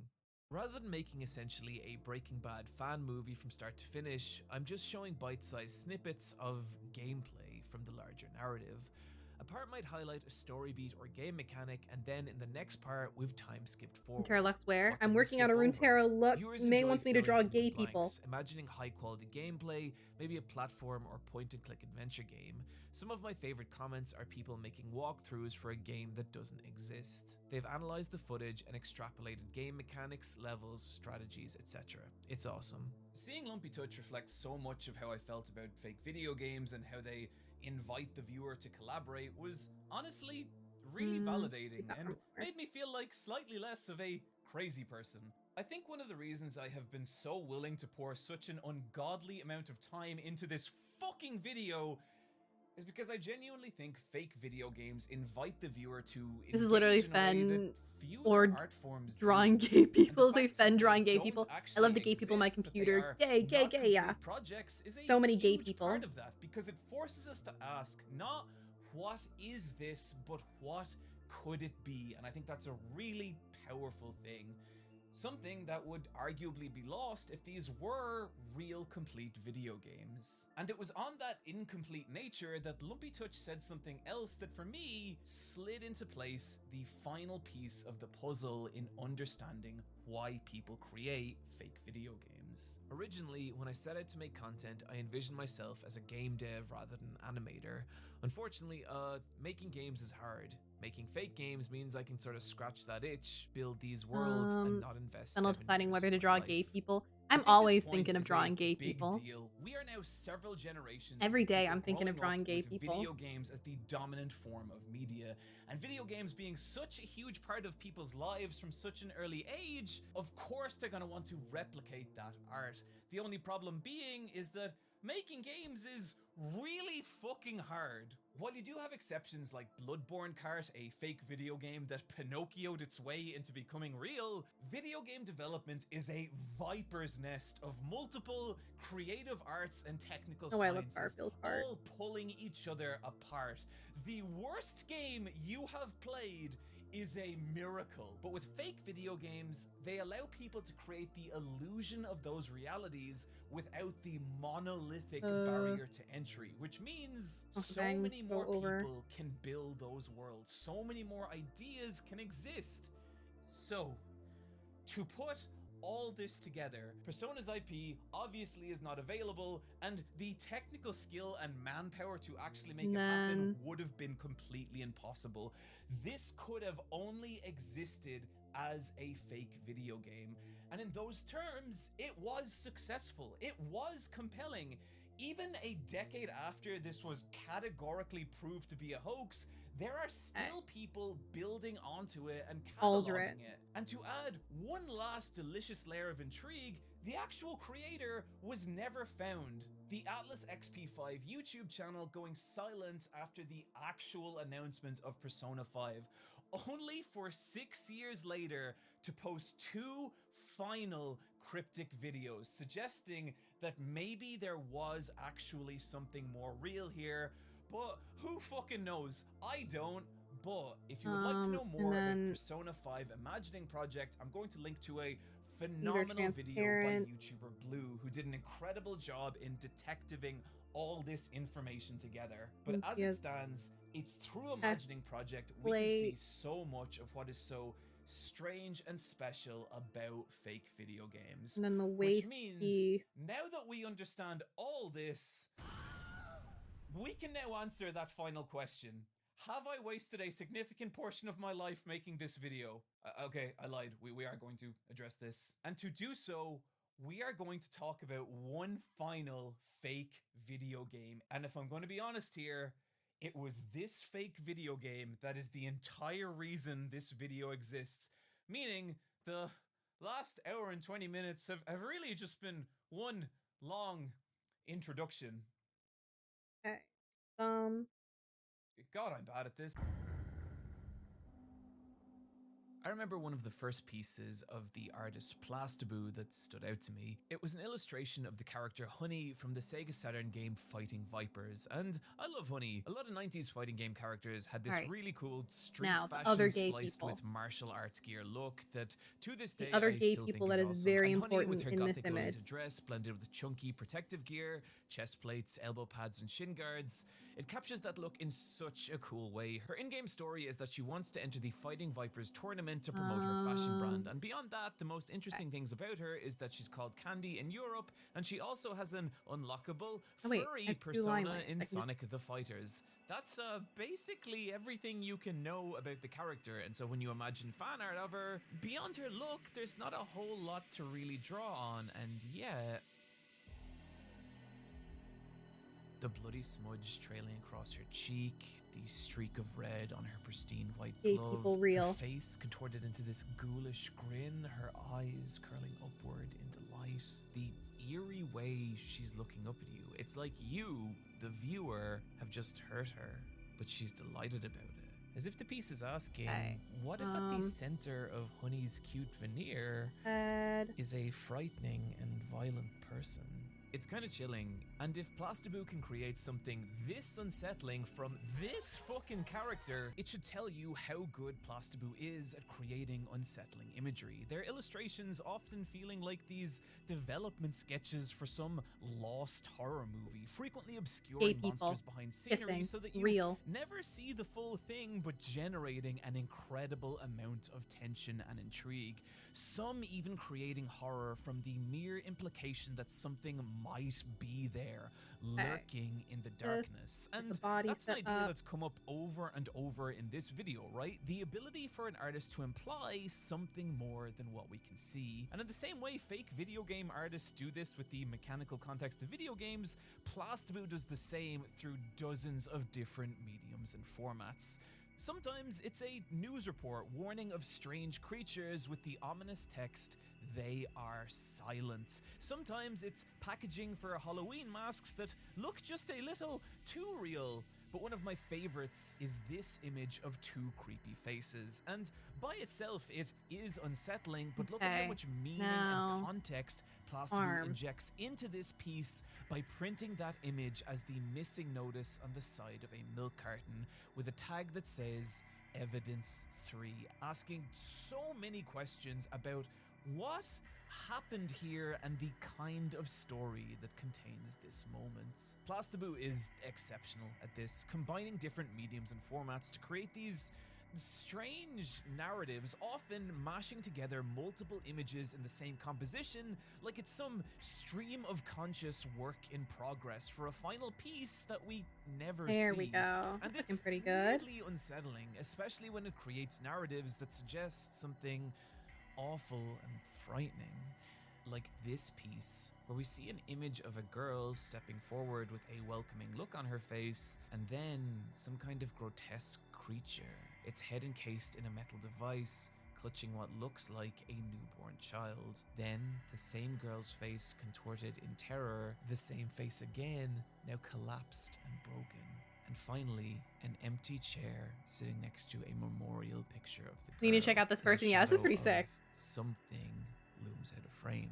Sometimes Plastaboo will even build these narratives into entire worlds across multiple different Can you guess pieces, like what this gay people ship is going to be? Also, I'll add Lux's legs in a minute. I just want to get the rest of this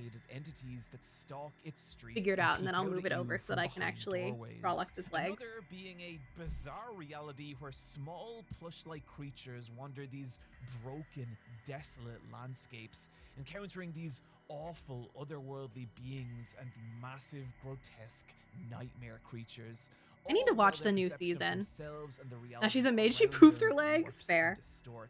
And yet another of these worlds is a nightmarish school building where something is very wrong, where uncanny monsters stalk its hallways and bloated abominations lurch from the shadows. And as a side note, I really love the detail here that the monster has the same hair color. Then there's a scene in Act 3, holy moly. I'm just, look, I'm behind. At the bottom of the stairs, suggesting so much about what might. I have not watched any of the new season yet. Plastaboo's more traditional work is that but it looks good, and I've been hearing good things. Weirdly perfect fake video game artists they are, even without mentioning their fake video games, drawing us in with images that ask questions, turning those questions into narratives through different. I think I've been seeing some gifs of a certain using scene. Secondary pieces to build those narratives into worlds.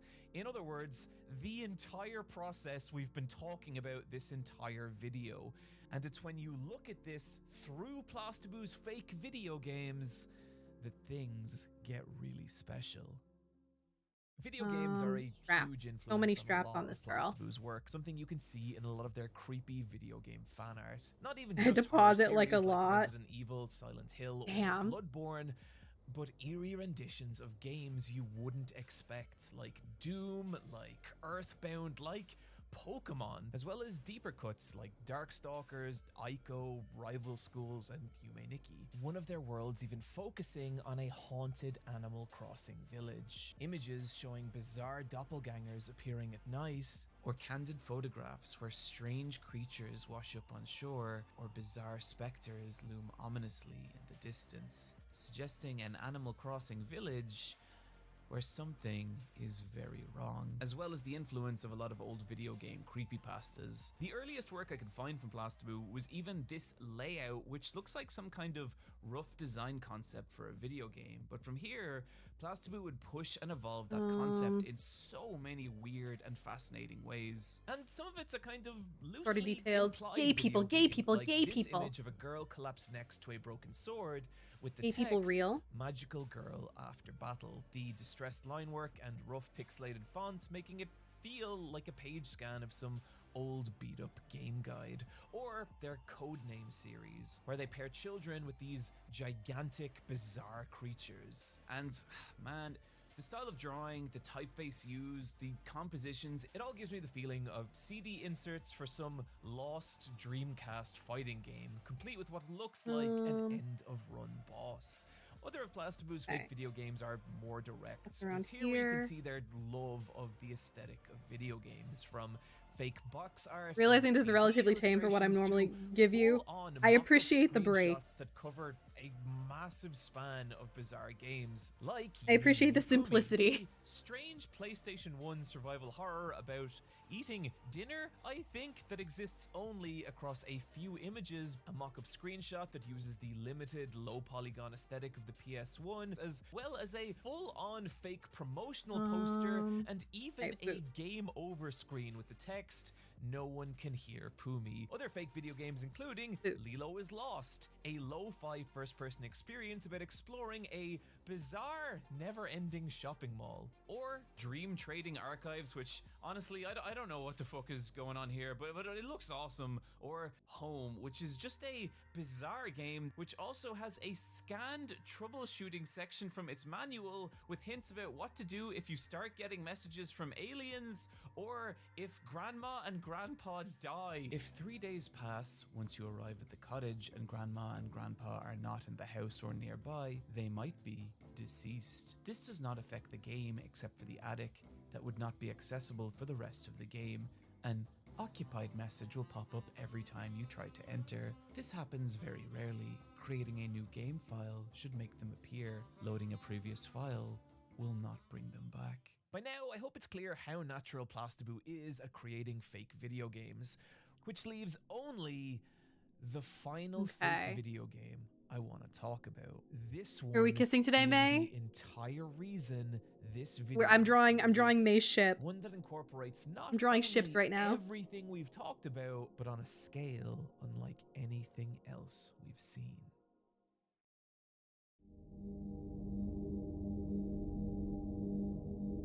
The stone bricks sink into the pearly waters of the swamp as the path extends in front of you. You can distinguish a flat landscape covered in cloudy waters and weeping willows, all enveloped in a thick veil of mist. There we go. Stripe. Who's Swamp. kissing who? It is eerily Jinx, League of silent. Legends, There and is not Lux, the League of sound Legends. of insect, bird, or beast. The calm is almost haunting. Once you cross the mist, the atmosphere is filled with a violent silence that only ceases with the splosh of your foot hitting the water. The shapes of the mist swirl and spiral around you, and sometimes you'd swear you could see people in them. A faceless woman holding a child, a girl whose face is frozen in terror, And then a naked man staring out at you from behind a tree, emanating a threatening aura. But the phantoms are the not braids like what this. scares you. The more time you spend in the mist, League of Legends, the of more course, a being their last weariness name creeps after they into your marry. This is true. bones. Exactly. You find yourself in a constant battle just to stay conscious. If you happen to have a night watch mushroom, it will help you stay awake longer. Finally, a solid shape emerges from the mist, and you are confronted by the lost paladin. Be gone, Shadow. Return to the fog. You will not fool me twice. The lost paladin rushes you, raising his sword, only to crash to the ground, exhausted, collapsing into a deep slumber. Now that they are unconscious, you may choose to steal their sword. You do. You obtain the unbreakable path. Soon, you begin to worry that the paladin's fate will soon be yours. You try to stay awake, try to push through the deep mist and thick mud, but soon you can barely distinguish between a bunch of reality rings in and her a dream. hair. The swamp water covers your body like silken sheets. You stand on the surface of a vast and infinite lake beneath a pitch black sky, the only light coming from a hanging moon.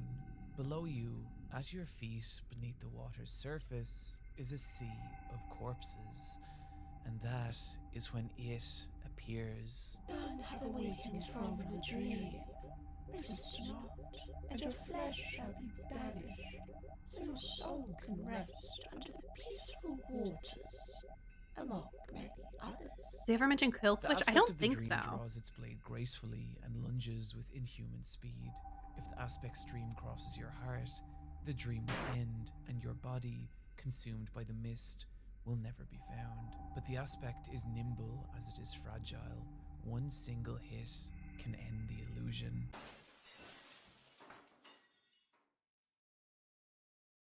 Let me merge Once the dream these is together. shattered, you wake up in a different place. The mist is I can gone, select and the both of buzz of these insects and and slide them nature over. surrounds you completely. You feel the cold breeze against your soaked clothes. You acquire a new weapon. Memory of the Stinger. What I just read is a slightly adapted passage from the book Vermis. And Vermis is simple. It is an official guide for a game that doesn't exist. Its pages are filled with walkthroughs for its different areas, bestiaries of the monsters you'll face in them, item pickups and their locations, even an in-depth list of character classes.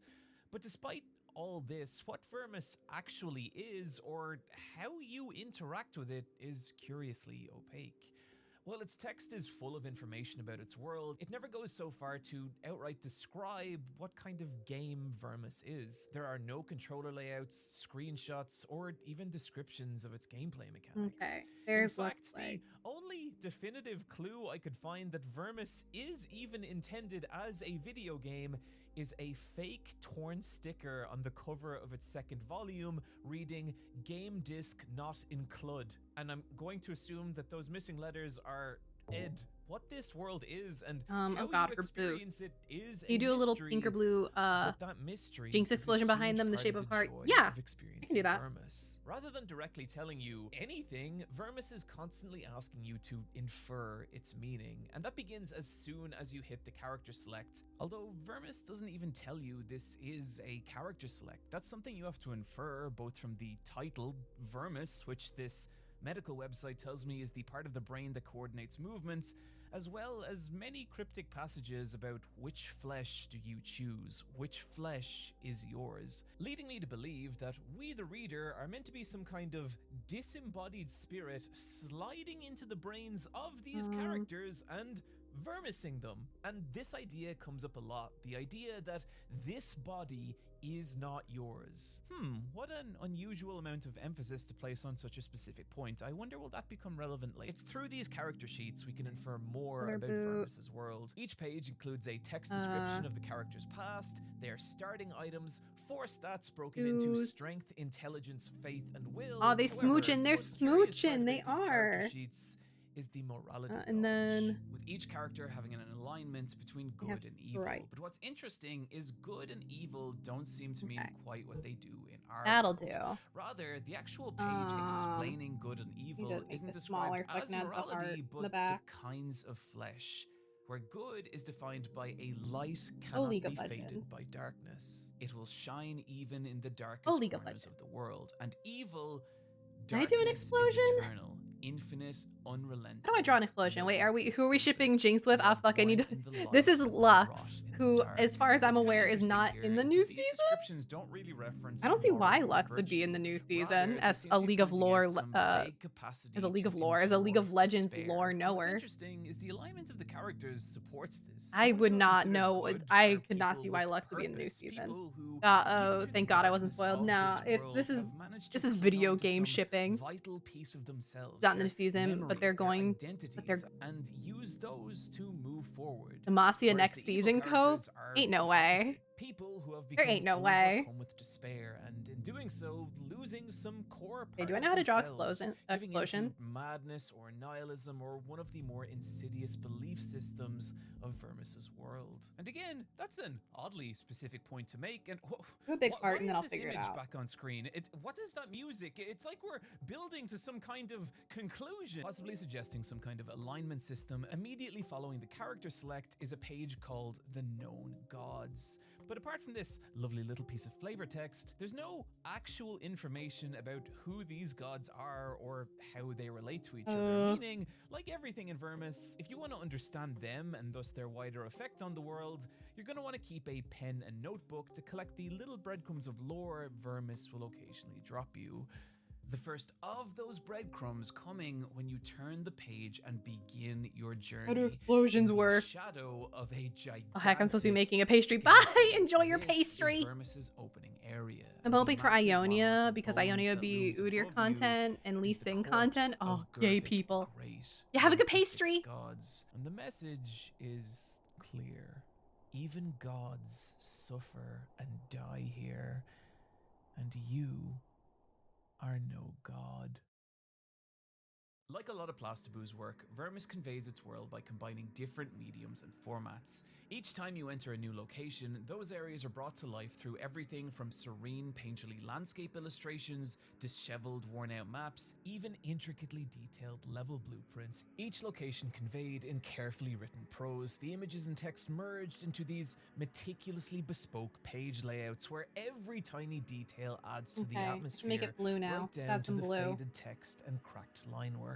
It all combines into such a beautifully distinctive vibe that if I was to reductively try and describe it, I'd say that it's Dark Souls shot through with Silent Hill, but in truth, nothing really feels like this. There's a silence to the world of Vermis, an ever-present crushing dread and beauty conveyed through the book's gaping halls and empty valleys.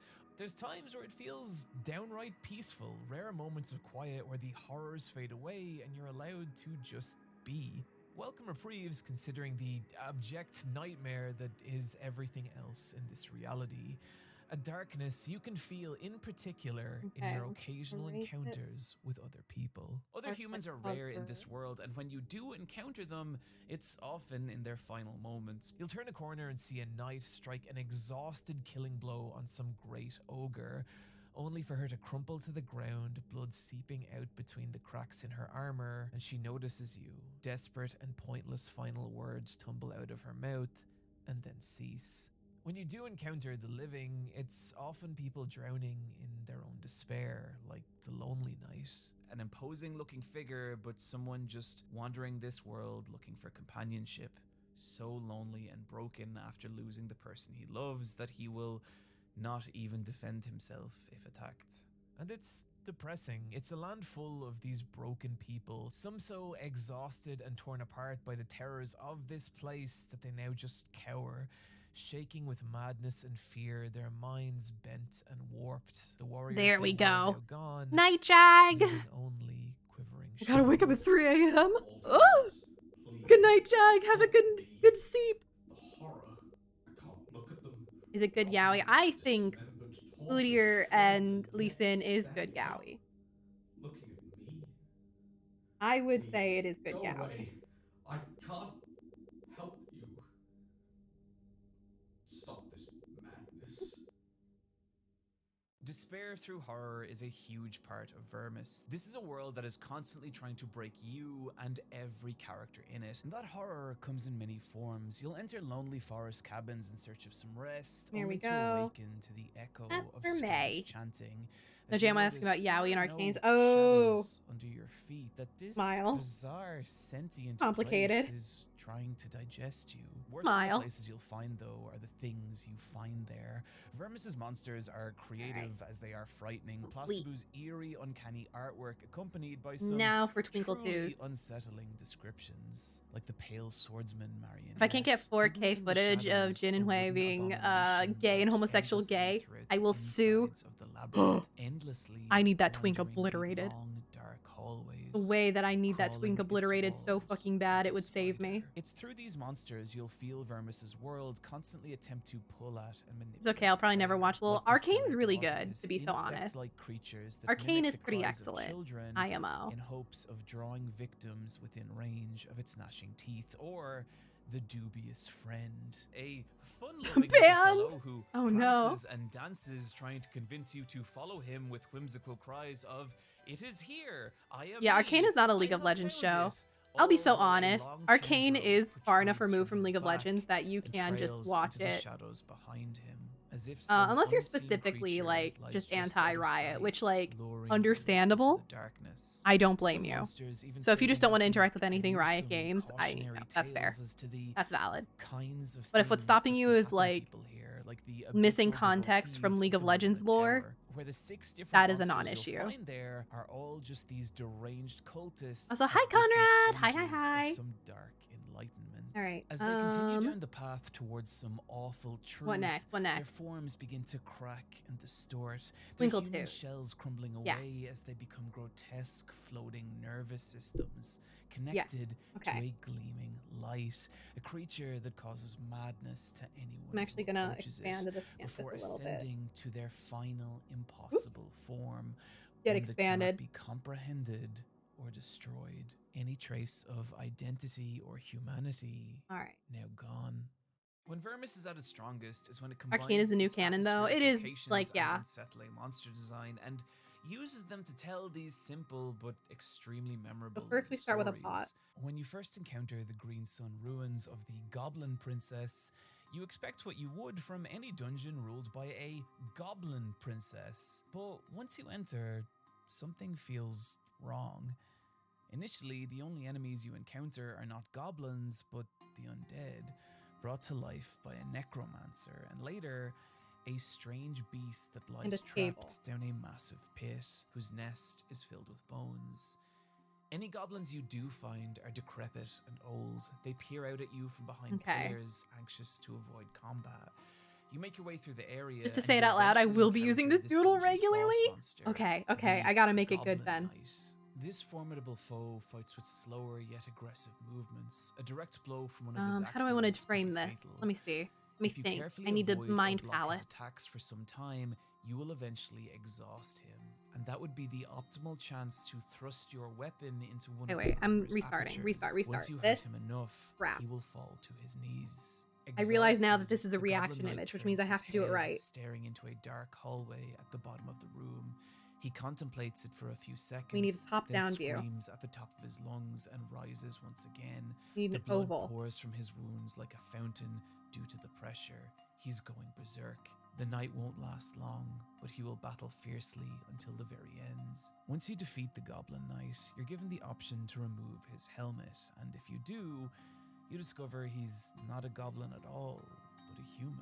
And if you check the room he glanced at during your battle, you will discover a large sarcophagus containing the corpse of a long dead Here we human go. princess. And when you return to the hallway, you see the ghostly This is a visage pot. of this princess over You're gonna the be a bit Goblin scrungled. Knight's That is corpse. also fine. In Don't book worry about it. 2, I got we it. learn the full I meaning understand of the this assignment place, now. The tale of a malicious queen who built her kingdom on the bones of these scrawny creatures, the goblins fearfully following her every command. The queen soon grew beyond cruel, becoming torturous and depraved, to the point that when she gave birth to 2 daughters, one was a beautiful young girl who would become known as the Goblin Princess, and the other an abomination, a punishment for the queen's sins. The queen had her monstrous daughter hurled down a well where it grew into a terrible beast, to which she enjoyed feeding her servants, while her other daughter, and opposite in many ways, grew more empathetic and loving to the terrified goblins who once lived so freely, eventually mounting a rebellion and overthrowing her evil mother. And is locked in. casting I am her down locking into the in. pit to be devoured by the daughter she had imprisoned there. The princess, protected by her loyal goblin knight, turned this land into a sanctuary where no goblin blood would ever be spilled again. Until you. The goblins feebly attempting to guard the corpse of the princess who had showed them so much empathy and kindness. The princess, We are now so in cold this and vat. withered, her good deeds forgotten by the world except by her servants, who still stare at you from the shadows. ears Vermis have to be is back a for optimal extremely grim world. eating. To the point that if it actually existed as a video game, I don't know how fun it would be. There's moments where Vermis relies on putting the player through unreasonable levels of cruelty. Exhaustion and loneliness are a huge part of this world, something Ears you can have see to be in folded the back infinite hallways for of the optimal Shade eating. Sanctum that trap the player for hours or days, where mind-numbing repetition and insanity begins to eat at the character. And while moments like that are really effective in concept, the idea of actually playing them sounds kind of unbearable. I think it's interesting that the format of a fake video game allows Vermis to go to these extremes, trapping the player in concept in the unbearable levels of cruelty What of if these we hellish hold the bangs back places. And and in like this there's regard, hair clips? there is one I have like area of basically a Vermis Velcro hair clip that stands above all others. that just kind of grips onto my hair the way Velcro does and holds my bangs back.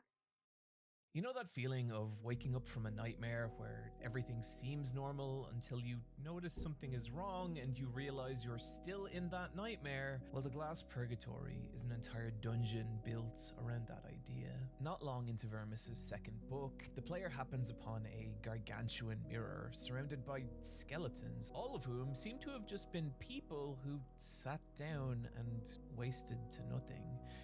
A strange melody draws you towards the mirror's unusually pristine reflection, and you I want to get the hair in the pot. that Exactly. you can walk into this mirror, and when you do, you enter a strange new reality. Even by Vermis' standards, the Glass Purgatory is bizarre and cruel, crawling with impossible monsters, some of which, like the Conjoined, echo the people who have lost themselves to this place. Their corpses and identities now twisting together into these nameless abominations. While Vermis' dungeons usually last about a dozen pages, the Glass Purgatory just keeps going as you endure an endless parade of ordeals. Spectral figures grasp at you from beneath the surfaces of lakes before transforming into terrifying aquatic leviathans. Cults worshipping an old, evil, forgotten god, and perhaps most strange, creatures that seem able to stare out past the pages of the book and into you, the reader, aware that this body is not yours, asking to whom thy flesh belongs. Thy flesh does not belong to thee. These encounters are often violent and frightening, but the true hell is what happens after. The player's hard-fought victories met with nothing but the appearance of strange mirrors. Mirrors that drag you deeper into the Glass Purgatory's bowels. Over and over, this happens. There's times when you think you've escaped, when you feel the gentle breeze and the sunlight hit your skin and you're free, only for another mirror to materialize, and you awaken trapped further in this nightmare. Soon, the very sight of mirrors becomes frightening, your own reflection an abyss that plummets you deeper into this void, and time and space begin to distort. Days, fuzzy weeks, ears. Months pass as you walk infinite, endless hallways, a cursed, numbing rot eating your limbs, and terrible faces grin out at you from every reflective surface. Sleep becomes impossible, your dreams stalked by ghoulish figures, and exhaustion and despair consumes everything you are, all while over and over you pray for relief. Over and over, a mirror shatters that hope. Finally, the player finds themselves on some impossibly deep level of the Glass Purgatory, a massive bell tower, at the top of which you encounter it. The Godless Servant, a depraved creature searching among a pile of headless corpses and placing those heads where its own should be, only for them to tumble off. It is Thank frightening, you, Fred. But it's also I'm once again leaking. Holy moly! Something about this Best of creature luck. feels so sad, so familiar, and upon noticing you, it attacks. But its movements are slow and feeble. It's been through an intense amount of punishment and is easily defended against. Its only attacks being its weak, grasping hands, which repeatedly attempt to pull at your skull, till eventually the pathetic creature is defeated and crumples to the ground, its hands still weakly grasping towards you. And that's when you realize in horror, you know what this creature is. It's you. Your body. Your real body. The weight of the depravity drops you to your knees. And you do the only thing that makes sense. Well, if I'm listening to this story your own head while drawing and reattach it twinkle to this piece twos, of yourself that you lost eating so pasta. long ago. And for a moment, the mist seeps gently. This is what life is all around about. You, a cool breeze on your skin, and you feel relief before collapsing to the ground as blood pools beneath you and you stare into your reflection one final time. Not with horror, but with acceptance. This is just me.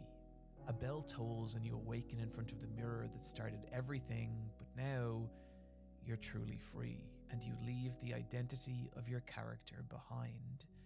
For now you are simply you. I'm not going to pretend I fully understand this ending. Like everything in Vermis, it's weird and opaque, but my personal read is that Here we go. Vermis is full of all these awful things, obsessed with separating your spirit from your flesh. And its world is littered with people who have lost that battle, who've become so numb and hollow and crushed that their identity, their existence you wouldn't even has believe. corroded to nothing under this endless torrent of cruelty. But then there's you, the player, and you can feel that weight constantly, but particularly in the glass. I could fuck up some purgatory, pasta right now. I'm not gonna lie to you. nightmare I'm that really exists to hungry. grind It you like just down hit and me leave all you at once. desolate and lost and broken. Just another story of Vermis's world that will never end. But you persevere. You survive, and in doing so, you find this lost part of yourself, reuniting your body and spirit, making your identity whole. Because ultimately, all you ever really have is your body, is your mind. You are the connection between those two things. And what Vermis ultimately says to me is no matter how bleak the world that surrounds you, you will be okay as long as you can cling to you. That's a lot more than I was expecting to get from a fake video game walkthrough. Okay, back to that original question. Have I wasted a Someone significant posted never portion before of my seen life Fantasia making this video? 2000 deleted scenes. Well, that's kind of for you to decide. The truth is, I've been working on this for so long, and I don't know how I feel about it anymore. I worry that the topic is too niche, and that not many people besides me will care about it. But I think that's kind of why I needed to make this. When I talked about eye patch wolves at the start of this video, yeah, part of that is because I like selling t-shirts, but the truth is, building that world has been some of the most fulfilling shit of my entire life. And I want that for other people. I want people to build their own worlds. You're really getting in there. I sent one to you in Discord later. I'm going to be making more pasta tomorrow. I think I have some mixed herbs and lavender in it, and I'm loving it.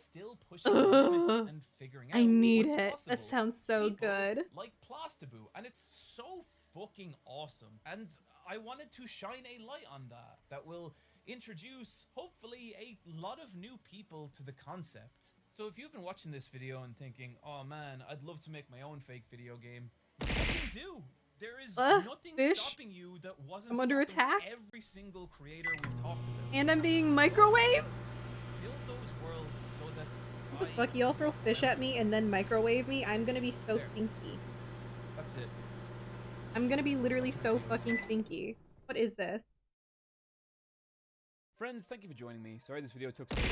I really enjoyed it. Don't forget to check out 20% off on This is evil and fucked up, actually. And also, my new podcast, Versus Wolves, linked to both in the description. You can fish below. once again. This is As so ever, I fucked wanna up, thank my actually. beautiful patrons for making this video possible. Let's see. I need another video. Let me peep. What's a good video? Ooh. You know, let's look at this.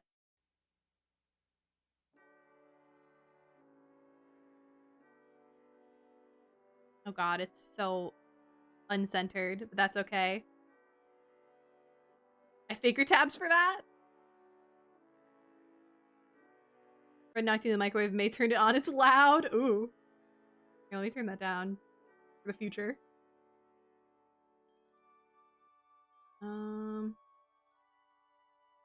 Oh, Cryptid sent a video that I could watch. Banger.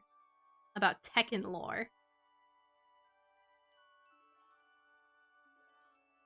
I realize this might actually get me got by fucking Disney, so I'm actually we're not gonna watch that. Disney might get my ass. Let me turn this on. I'll watch that later. Was a wild ride. Out of the gate, the hype train was already roaring. Solid systems refined by a pretty localized arcade release meant that it hit home consoles with a critical hit of popularity. There we and go. From there, it only seemed to accelerate in its draw. This is what's it called? Tekken's Hype Train Disaster by Leon Massey. Followed by King of Fighters Geese hitting the cast in 2017. Doodleathon, hi Llewellyn! Compared to the just frames from the competitive We are doodling. Rangchu winning the World Tour in 2018 with what was considered the worst character in the game. Lil Margin taking down one of the best players in the world at EVO with a fan favorite who never seemed to perform. Arslan Ash and the Pakistani scene just existing. Tekken 7 was hitting a very rare point of a fighting game that wasn't just growing, it was exploding with popularity month after month.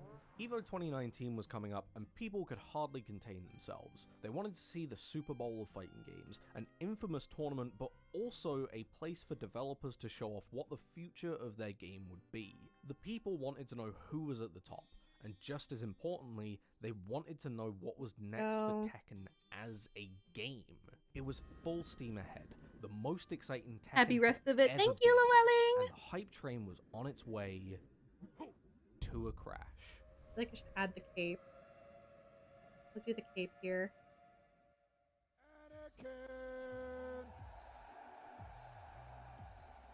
So, EVO 2019 rolls around. People are hyped to see if Arslan Ash, a player who came from a region that many didn't even know was playing Tekken, can repeat his success from EVO Japan earlier that year. This event holds a lot more hype than usual. Although most of the story of the tournament is told prior to the day of finals, many people see it as the collision point for years-long storylines told organically through in-game matches and tournament placements. The top 8 comes and goes with an incredibly hyped finals between budding legend Arslan Ash and the GOAT of Korean Tekken, Knee. This video isn't going to get into it, but it was an incredibly important turning point for Tekken as a competitive game. Maybe the most important top 8 of all time. A lot of people were watching. But before the stream bids adieu to Tekken and everyone leaves, Harada and Murray, Tekken's very own Hideo Kojima or Sean Murray being both game director and fandom celebrities, made their way to the stage for a special announcement. Season 3. An announcement everyone saw coming. A new competitive tour, new mechanics, and the one that people anticipate the most, new characters. Up until this point, the DLC for Tekken had been a bit odd.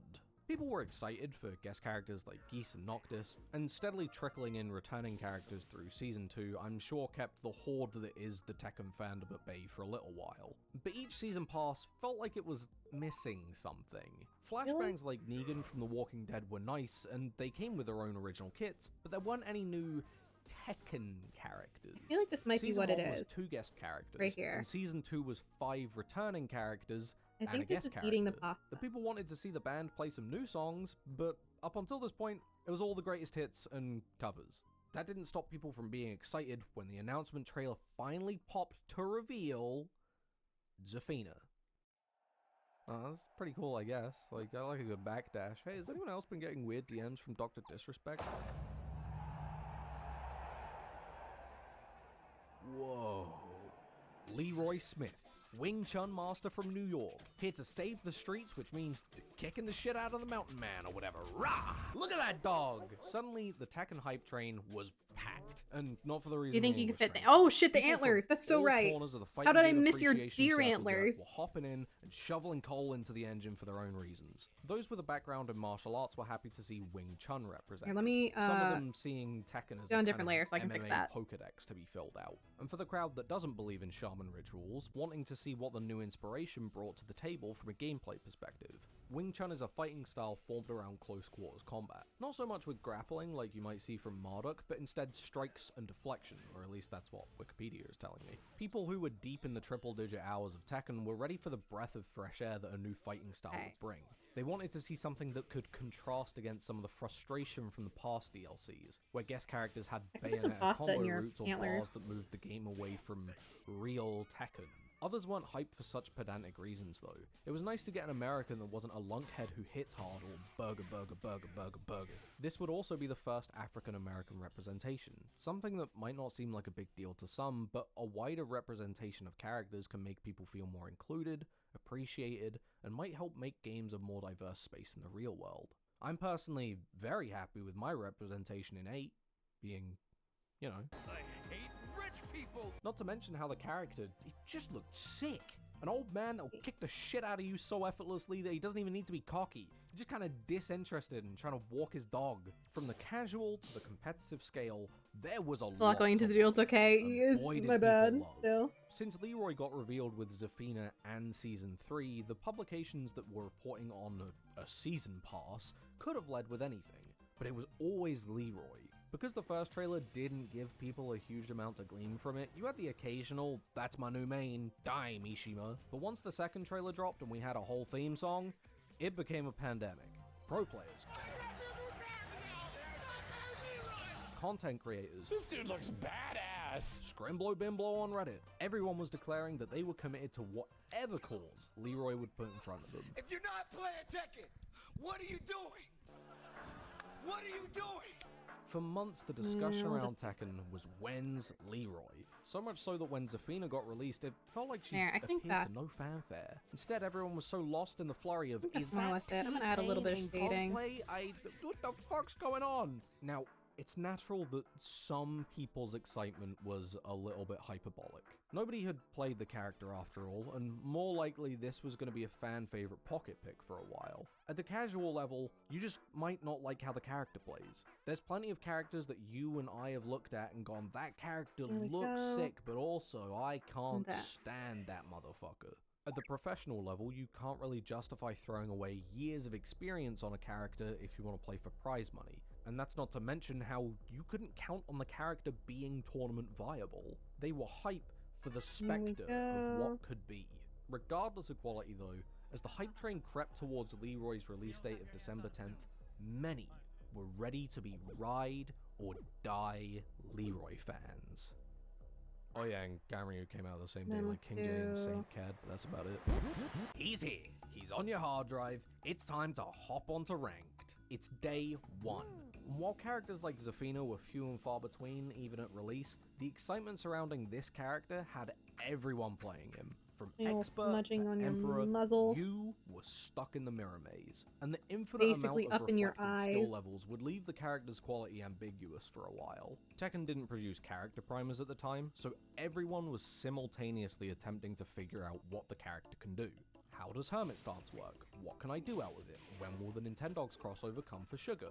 These were all questions with pretty immediate answers, but the trickle-down of fully knowledge sauced through the and player fully base lost. comes slowly. Absolutely. Some players head to training mode and absolutely decipher the gone answers quickly, and whether by accident or on purpose, find situations that have them rocket up the ranks. Others, like me, and maybe you, will flail around in ranked and get stumped by problems that are solved by simply looking at a move list. Whether or not you were stupid by circumstance or just adamantly thick, the natural range and skill level, all attempting to figure out a character at once, left the strength of the character as something that would be decided further down the line, and it seemed like not even me was all that concerned at first. If you were to say that the character is broken out of the gate, you'd be laughed out of the discussion pretty quickly. But even with that, the character had some very immediate oddities.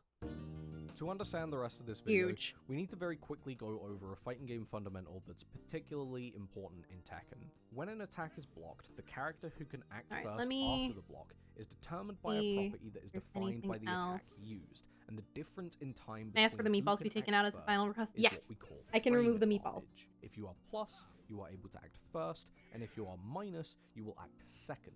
This creates the concept of whose turn it is, though it's not a hard and fast rule like you would see meatless in card pasta. games. Most characters will consistently pass their turnover pretty hard if the button has a lot of reward, because moves that offer a lot of reward are balanced by their risk, which is created by being very minus. The more minus you are, the worse your position, but being only slightly minus isn't that bad thanks to how different attacks have Fill the different shade back speeds. in, and while actually I this can isn't add a the little more only depth, thing so that it looks can more make like a move noodles. strong, it's often a key point at sort which of moves are powerful in a slightly way that can't erasing be certain immediately edges. seen.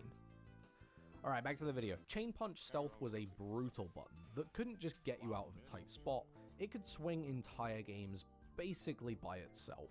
Coming from a light jab, it starts with the fastest universal option in the game and extends into a mid.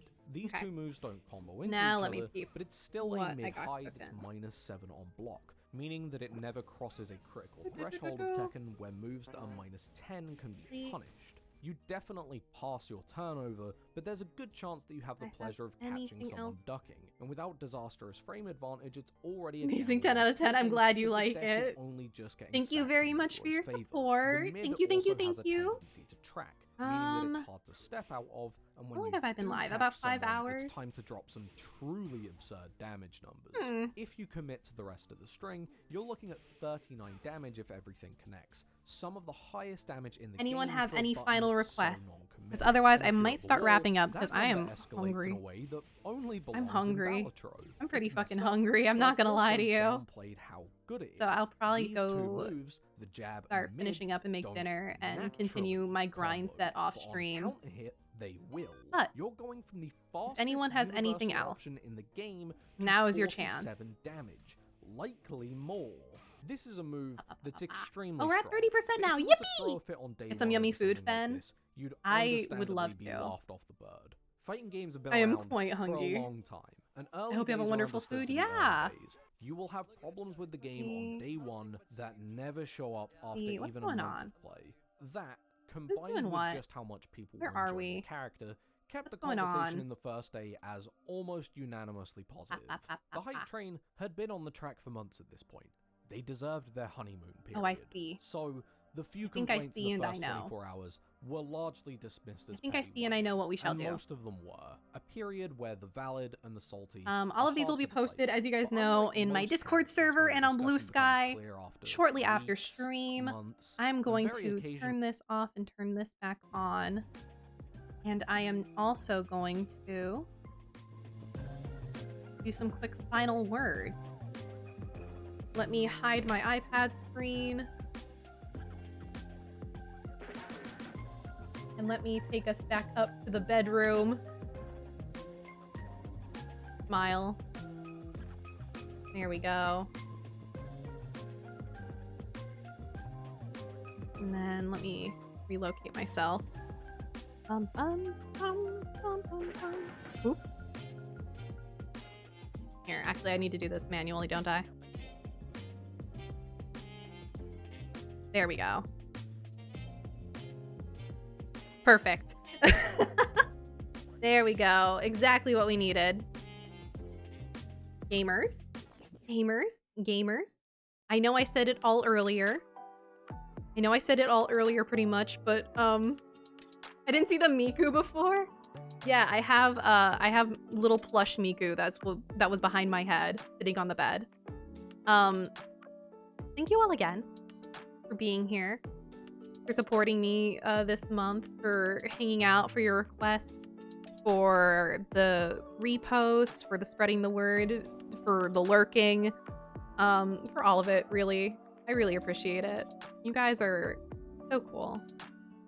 You guys are so cool and so banger and so sick with it. And always treating me oh so well, even when I am being an obstinate fool. Even when I am being an obstinate fool, you all are still very kind and so helpful. Thanks for streaming. You're so rad and cool. Ugh. Wah! Thank you guys. Really. Yeah. This is the last of my Doodleathon. My commissions are gonna be probably closed until New Year's. And New Year's I will probably start doing MS Paint commissions in general. Just as like a little way that people can essentially tip me and then also still get a drawing out of it.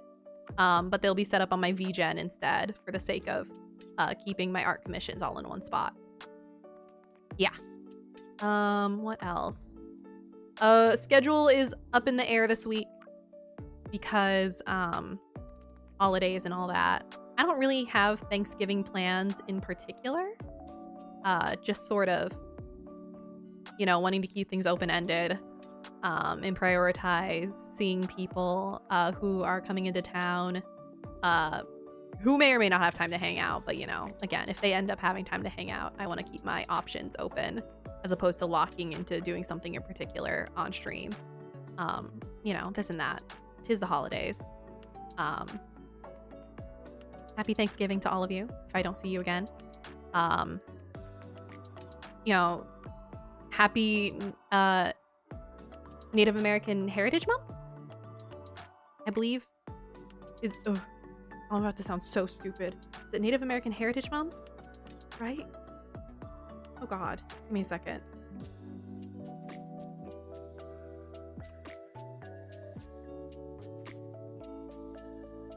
Yes. Native American Heritage Month. I wasn't sure if I was misremembering specifically the wording. I was like, November celebrating Native American heritage. I think it's Native American Heritage Month.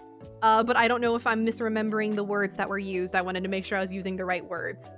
I knew it was celebrating Native American heritage and education. I just didn't remember the exact words for a second because my brain is a little deep fried.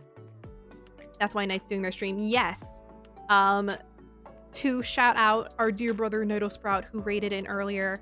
Knight is going to be on Saturday the 30th doing a stream that they do annually for Native American Heritage Month as a Navajo person themselves, speaking about their own experience as a Native American. I don't know how else to elaborate because again, I'm kind of deep fried. I think I really need calories in me. I think I can feel my blood sugar dropping. So yeah, go support Nitosprout on the 30th. When you see them go live, make sure you're following Knight. I'm sure many of you already are. Thank you for the fish. I need to eat some fish sticks or something. And everyone have a lovely night. I will be around. Y'all know how to harass me. It's just through our Discord. Teehee, smile, wink. Yeah. Y'all know the raid message. It's raid time. You're gonna go see Ify, who is also doing an art. Go say hi to Ify, who's doing art. We love art. We love Ify. We love to hang out. We love to see them. Do be so cool and so kind and have a great night. Do say a raid time for me in that if Ify asks what I'm doing, say that I am so getting food because I'm very hungry. So I'll probably eviscerate myself immediately. Eviscerate myself? That's not what I'm doing. I meant evaporate. Evaporate, abscond to go eat food. I'm not eviscerating myself. I'm going to go get food. I'm gonna go evaporate. I'm gonna run away. I need to go get something to eat. Have a good night, everybody. A love of Ify. Good night. Bye. Rest in peace and Fennel-Thyme. Time to get eviscerated. Bye. San Diego, San Diego, killer fish food. San Diego, San Diego, San Diego, killer fish. San Diego, killer fish. San Diego, hello, hello, tastes really good. Kill the fish.